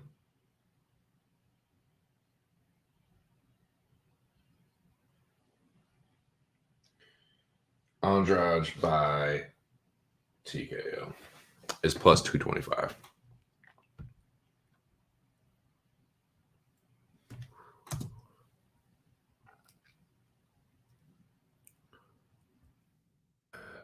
Hopefully I can still get these odds tomorrow. Too much. So Andrade, and I will post these. I'll probably put them up on Twitter, honestly, but I'll definitely have them in the group chat, these official plays. So that's one right there. Let me edit this this Puez shit.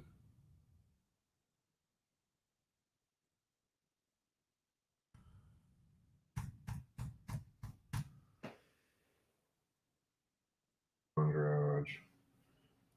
Oh yeah, before I get ahead of that, see, I'm getting ahead of myself again. Telling you, dude, this shit is fucking, this nugget is fucking chronic, dude. And then plus 225 for Andrade, and then also I did want to sprinkle with her. I did want to sprinkle the fucking rounds. I mean, fuck, honestly, like,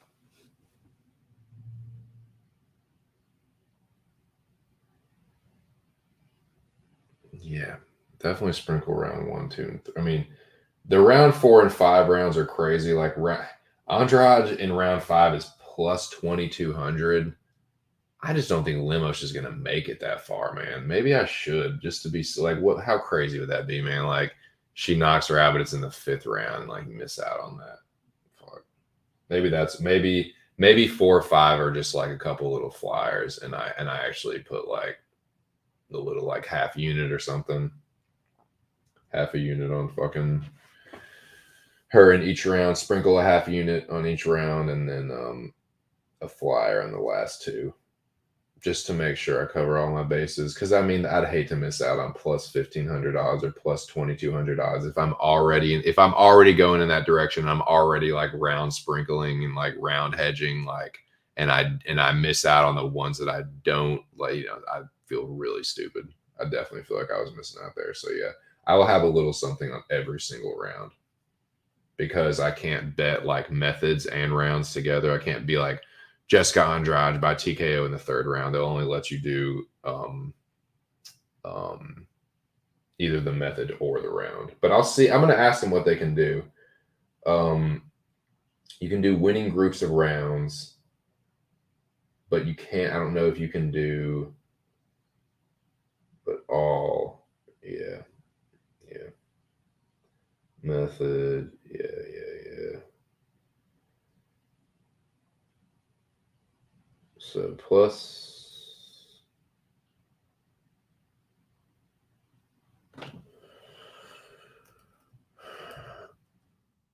round 1, 2, 3. Sprinkle round 1, 2, 3.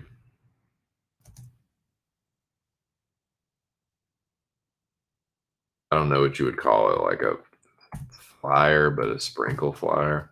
I'm call it shit. I don't give a fuck what the actual name is.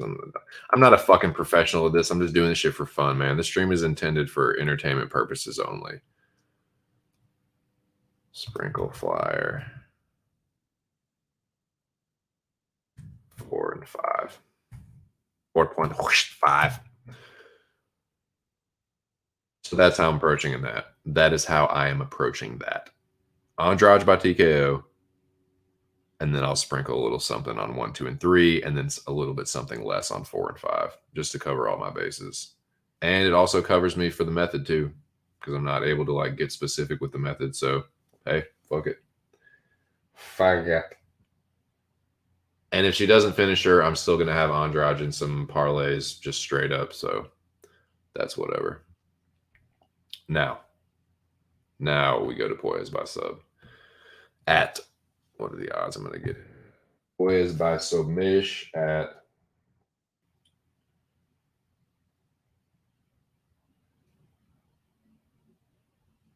Claudio Poyes by submish. He is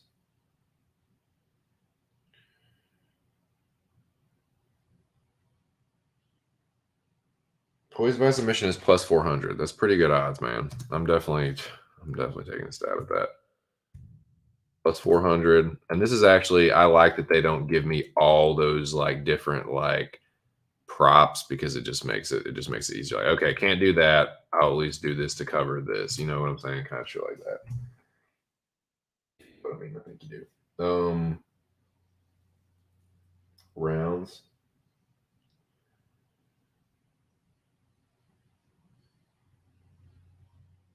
So, oh, it does give you. Interesting. Oh, it's a decision. Okay. Claudio Poised by decision. Clay Guido. Okay, gotcha. Okay, gotcha. So round 1, Claudio Poyes round 1 is plus 600. Claudio Poyes round 2 is plus 900. Claudio Poyes round 3 is plus 1,200. So yeah, I think that's those are all little sprinkles.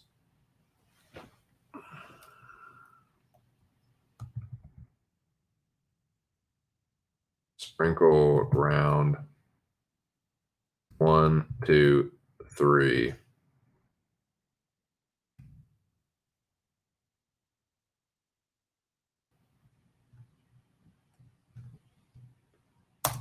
At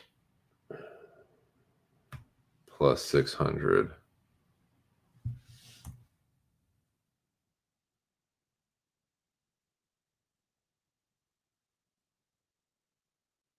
$100 and 1,200 respectively. So that's my play on that. I think Poise is it's either gonna be a decision for Poise or a submission. Decision is plus 240. I've still got Poise straight up in a parlay too. So even if I don't get like, I'm not gonna be I have like I feel like I'm covering my bases enough with more like with other plays. I mean, that if I get like if I don't get the method exactly right on some of these props, like it's not going to burn me too bad. I don't know.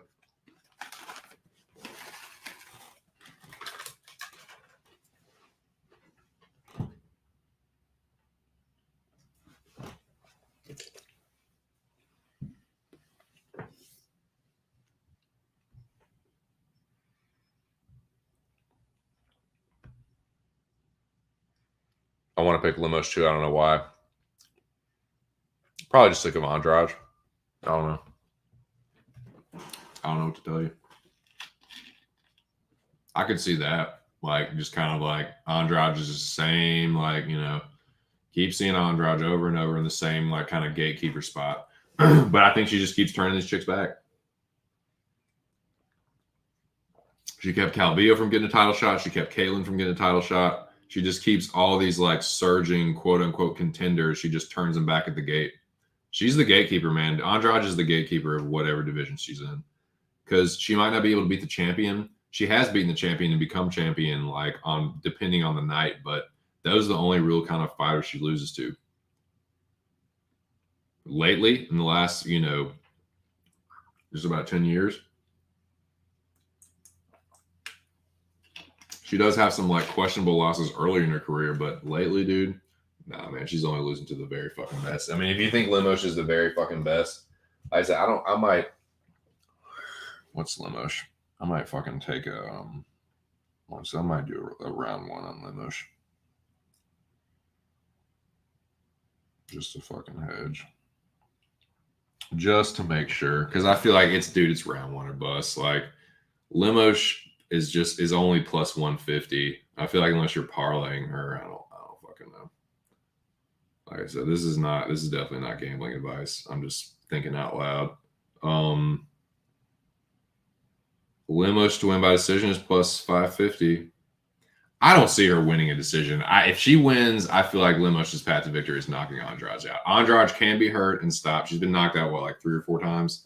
Jessica can be hurt and stop. I feel like that's Lemos' path to victory. She does hit really hard in the first round. I feel like that's where she's most dangerous. I feel like, might Lemos round. What's better? The round 325 by T. I feel like if she does win, it's going to be if Lemos wins, it's going to be by TKO. But man, these rounds are crazy. Look at this shit. I'm only really going to do round one, I think. Lemos round one is plus 700. Round two is plus 1100, dude. It's not bad. I wonder if they let you group. Lemos round one and two is plus 425. That's not bad. Maybe that's what I do. Sprinkle round 1 and 2, and then have a little something on round 1. Yeah, I'll do that.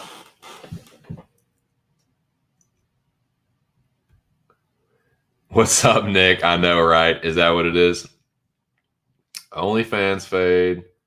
Yeah, she's going to be the exception, though. She's going to be the one where, like, oh, we got this rule now where we fade OnlyFans, and then Jessica's going to, like, be the exception to the rule. Like, nah, we don't fade OnlyFans, and then you're gonna back an OnlyFans fighter again. You're like, nah, it's just gonna drive you crazy.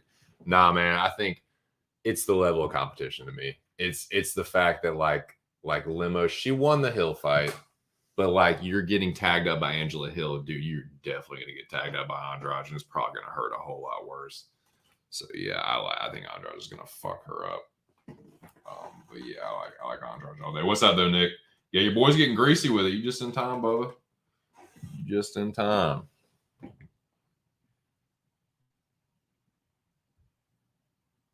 Yeah, exactly. Is it a giant clitoris or is it a small penis? No, I'm just kidding. Nah, she's a woman. She's just a lesbian woman.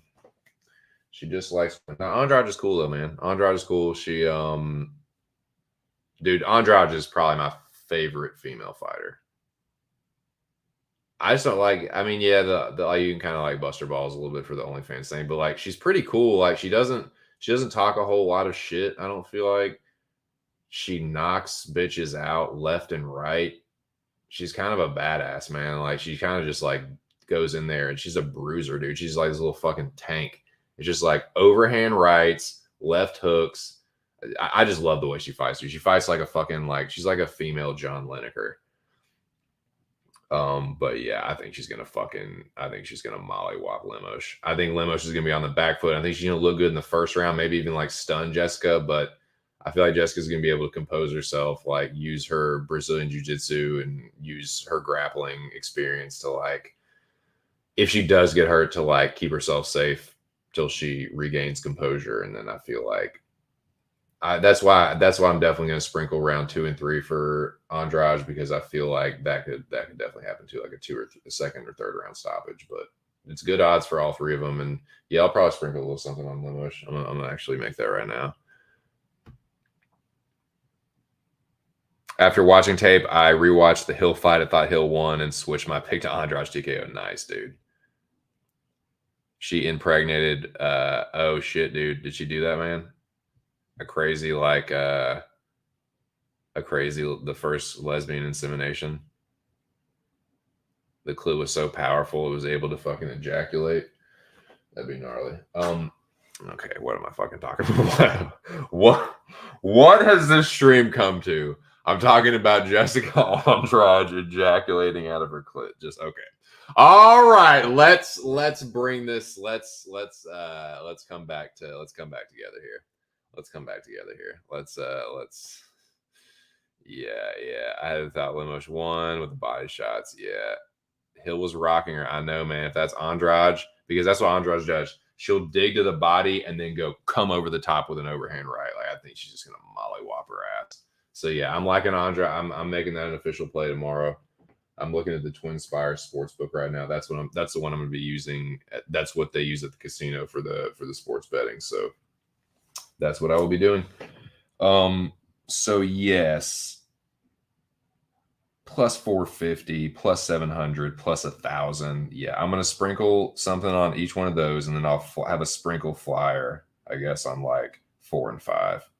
Just a little something, a couple dollars or something. Because I would hate to miss out on that. Miss out on plus 2,200. You know what I'm saying? What is that making, like $20 on a $2 bet or something like that? I don't know. But we'll see, man. I don't know. We'll see how it goes. But that's what I like on that. I'll hedge Lemos a little bit. What round? I am more confident in either round 1, 2, or 3. That's what I'm gonna. When I go to sprinkle it, I'll whatever it is, even if it's like a few dollars. That's the other thing I don't know.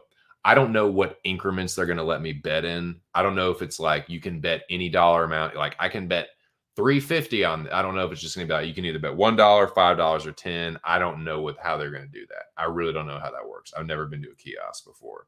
I've never bet on sports in a casino before. I've either been at the horse track, or if I've been at a casino, it's playing card games or like roulette, games of chance, not sports betting. So I don't know how it's going to work. Going to be a new experience. Yeah, I think so. It's going to be like whatever it is. If it's whether I can bet $1 or $5 or $3 or $2, I'm going to sprinkle 1, 2, and 3 more than I will 4 and 5. But I'm still going to have a little something on 4 and 5 because I really think Andrade gets her out of there. And if she does, that's going to be going to anchor a lot of parlays. It's going to anchor not all of them. I don't have Jessica in all of them, but it's going to anchor a couple parlays. It's going to anchor. I'll get the Andrade by TKO, and then I'll get the round. Like that'll be real nice, man. So I'm going to try and I'm going to sprinkle just to hit one of them, and it'll cover the rest of them like a motherfucker. So yeah, I don't see any reason not to do that. But here's the other thing. I don't know how I should approach that, though. I don't know if it should just be like 5 separate bets, or it should just be like if you can parlay that, like if you can make that, I don't know, can you do that? Can you make that like Jessica Andrade to either win round 1, 2, 3, 4, 5, and then put like the total amount you would bet on all of it? Can you do that? I don't know. I'm gonna ask him, dude. I'm not shy about that kind of shit. Like I'm gonna go to customer service and be like, yo, first time here, like help me with this. I'm not shy, dude. I'm fucking spend some money there. I'm probably fucking gonna get lunch there or something. I don't know. It's not like I'm gonna fucking not spend anything in their casino. Oh god, they got some kind of deal with Twin Spires. They're making money off me somehow. But anyways,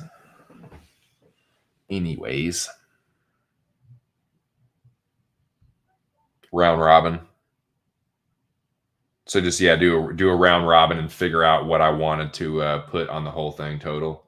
So if she wins in any of the rounds. I wonder what if that is a different odds, if grouping it here when you group like that, does that give you a different odds total than if you were, or does it combine the odds? Does it combine it like a parlay, or is it like this round to round robin it is these odds? Do you know how that works?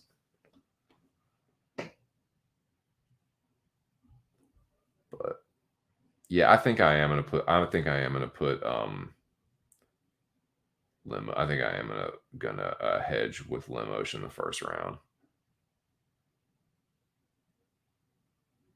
I think I'm gonna hedge with Lemos a little bit in the first round. But Tyson Pedro.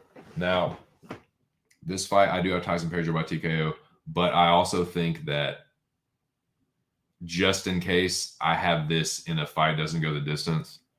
So that's the other thing. I don't know if I'm gonna be able to parlay these fights don't go the distance kind of deals. I'm just gonna have to ask when I get there.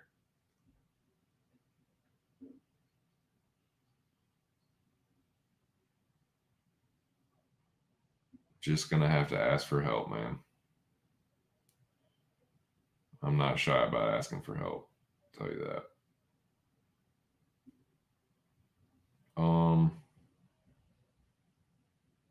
Okay, here we are. Tyson Pedro and Ike Villanueva. I really feel like Ike winning would be a pretty big upset. No disrespect to Ike. I like Ike. I feel like as a person, I feel like he's a pretty good dude. Like a family man, really hardworking guy. Like I respect Ike a lot. It just seems like he's being served up to Pedro. Like he's like being teed up. I feel like they know, like Pedro. Okay, you haven't fought in a few years. Here's one to get you one under your feet, kind of deal. Like okay, take care of Ike. I don't know, man. It's just kind of what it feels like.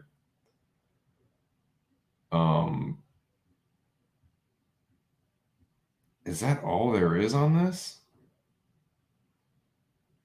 For real? Damn. Well, never mind. Guess I'm not betting that. Fuck, dude. For real, dude? For real, B?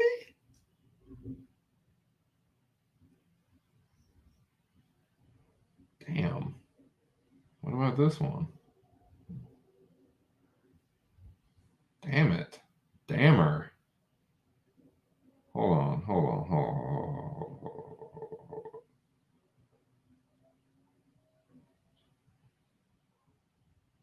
Yeah, okay, man. I don't know if this is gonna be different when I get there, but they're only offering they don't offer prop bets on some of these. And some of these, yeah, they just made the decision for me, pretty much. Damn, it sucks.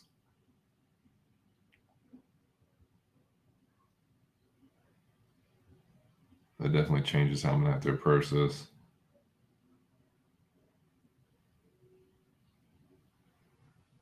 Okay, at least okay, they do have plenty of Jourdain and Venata lines. So like I said, this is another play I'm looking at. Potentially. Play potential. Hanch potential.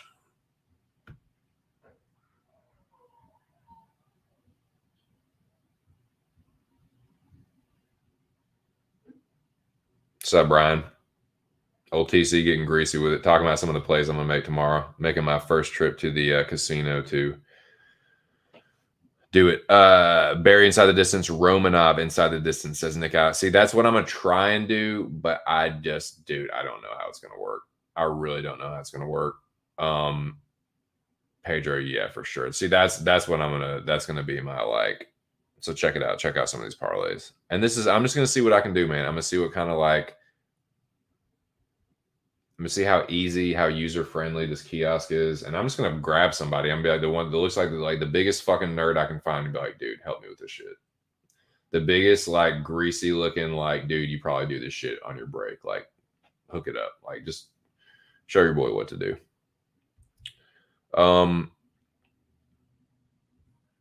Yeah, I feel like a lot of these are fucking.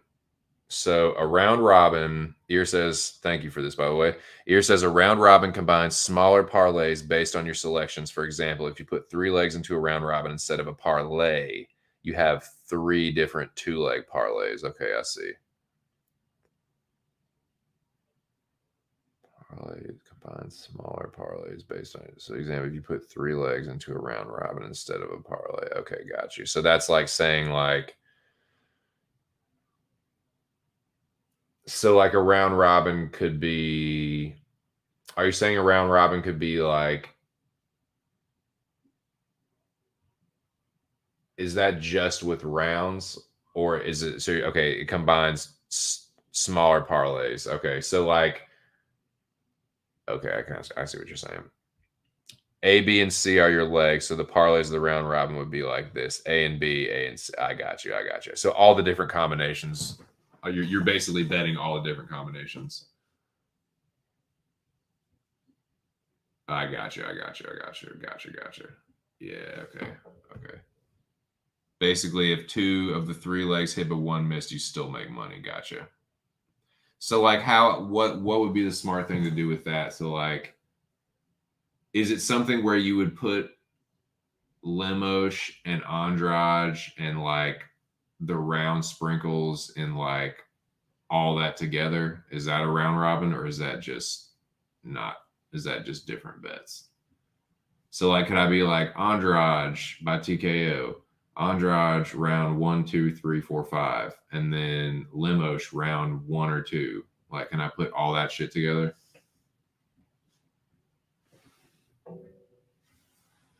Is that an actual bet that I could make? Like, put it all together in one? I don't know how that works. But I mean, I'll figure it out. I'll definitely figure it out. But I want to try and do something like that, because if I'm going to hedge, I want to hedge the smartest way. You know what I mean?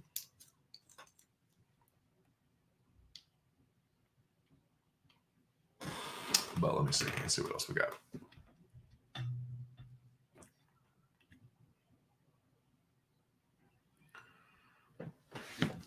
Now, this is one I feel pretty good about, dude. I could get busted, so I'm not going to put a ton on it, but this is the original parlay I was looking at. I feel like it's pretty good. Like I said, dude, this is not gambling advice. Tail this shit at your own risk. And if you or anyone you know has a gambling problem, call 1-800-GAMBLER without hesitation, please.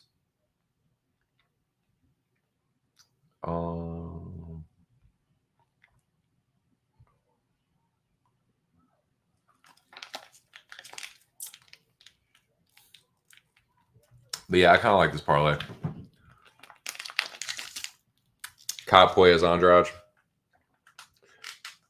I feel really confident about Andrade. I feel pretty damn confident about Puelles, and Cop I feel pretty good about. Cop and Puelles, they could maybe burn me. Like, I could see Guida maybe burning me, but I just think Puelles, he's another guy. I feel like Guida is kind of be like served up to him. I feel like they're trying to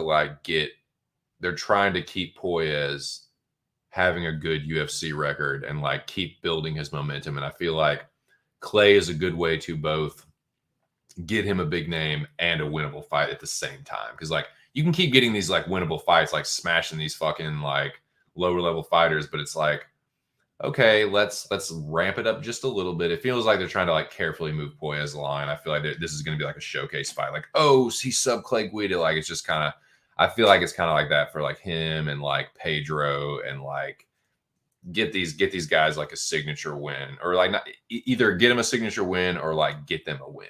Just get them in the win column.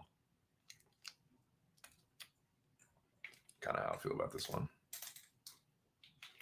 But yeah, I'll throw a little something on that. Just all of them straight up.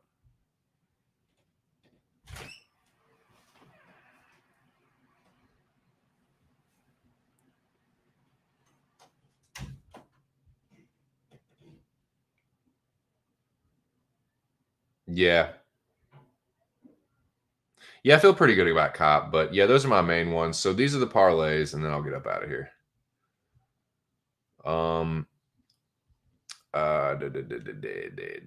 This is a violence parlay. Now I'm gonna see what I can do with this. I don't know how these are gonna work, and like how the kiosk is gonna work with making these parlays. Like I said, I might have just someone like, yo, help me with this. Yo, stand here and tell me what to do if I want to make this. I'm literally gonna do that. But yo, if I want to make this bet here, what do I do? Show me what I do. You know what I'm saying?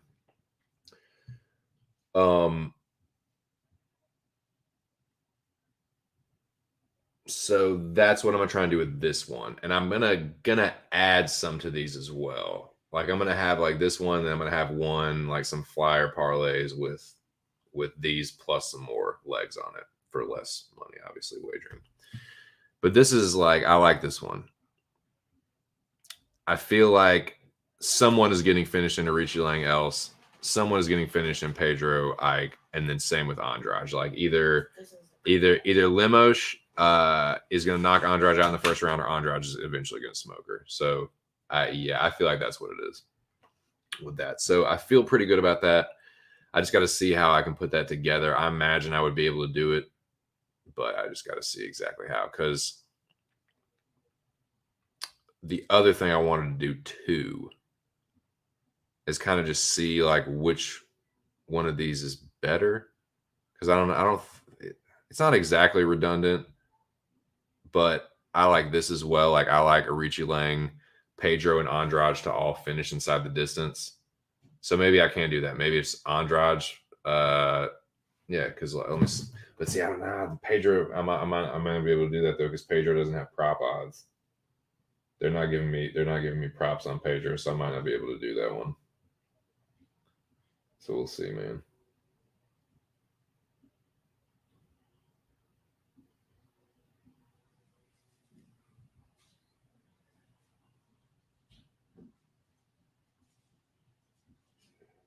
What? Yeah, it's literally just the money line, which is, I can't do anything with that, so I have to take that off. But what I could add in there is maybe like Romanov. Maybe add Romanov in there. So let me see what they're giving me on Romanov. Probably nothing.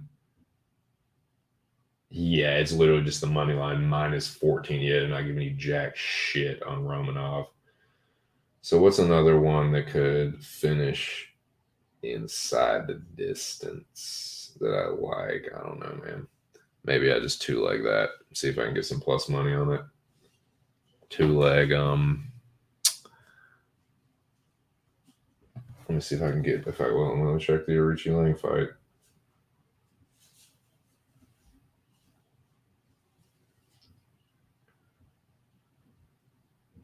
Yeah, nothing. Just literally just the money line. So, yep, scratch that one. Scratch that fucking parlay. Just go ahead and delete that. That sucks. So yeah, I don't know, man. I'll have to see. I don't think, obviously these inside the distance ones and then all these other ones, those aren't going to work. So, but those are my main plays. So I'll just go back over these real quick, and then I'll wrap it up. I'll wrap it up like 8:30. So,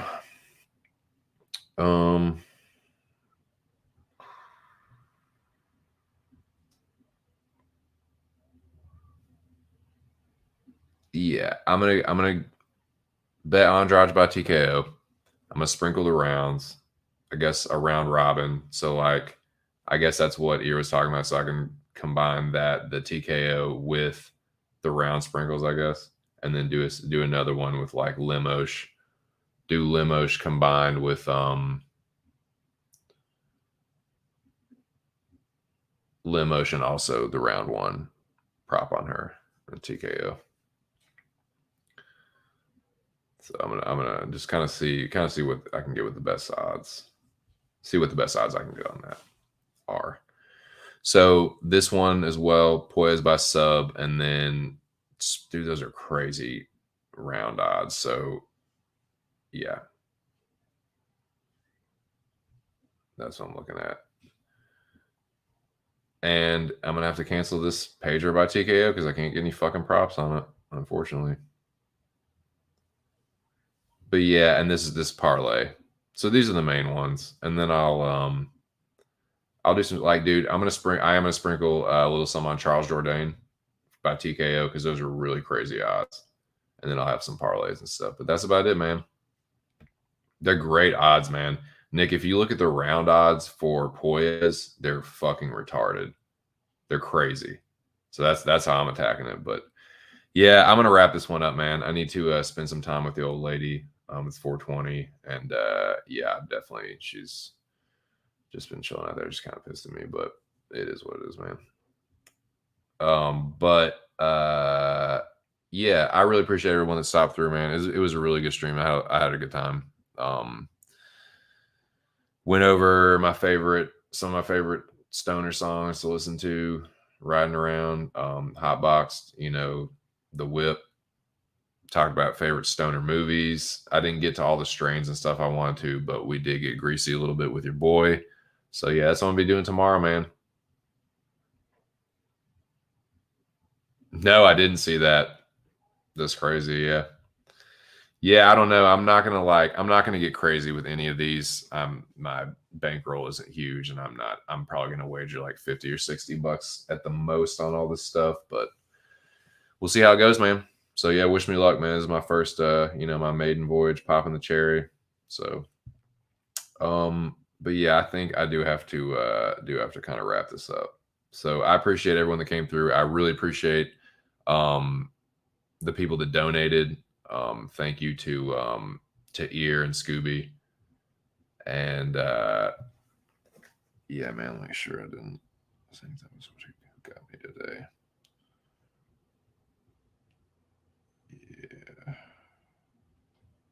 Yeah, man. Yeah, y'all this shit, dude. I really do appreciate that. But yeah, happy 420, boys. It was a fucking good one, man. I'm super irie. I'm about to go get more irie. Yep, 420, dude. Yeah, I got greasy with 2 cents here at the very end, and yeah, I'm gonna be joining you guys in the good fight against the bookies. So see what we can get off them, dude. So yeah, I will. I'll keep you guys posted on everything. I'll definitely put my either I'll put it up on Twitter on the timeline, or I'll either make a tweet about it or put it in the group chat. But yeah, man, happy 420. Smoke one for your boy. I'll be back on Friday. I'm gonna get my shit locked in tomorrow, and then I'll be back, man. Thanks, dude. Appreciate it, man. I'll be back. Good vibes indeed. Thanks, boys, man. Y'all have a good one. I will play us out, and yeah, dude. Y'all just have a good evening or morning or wherever you're at. It's morning for fucking Nick and Drunken. They're like just waking up. But yeah, dude. Enjoy yourselves, boys. Best of luck to all you this weekend with your plays and stuff. And I will be making mine tomorrow, and then we'll see what happens. I'll be back Friday. I'll see what the weigh-ins do. Oh, yeah, before I get out of here, man. I mentioned it a couple times, but just a quick little, I didn't really get to this like I wanted to, but I need to at least mention it again before I get the fuck out of here.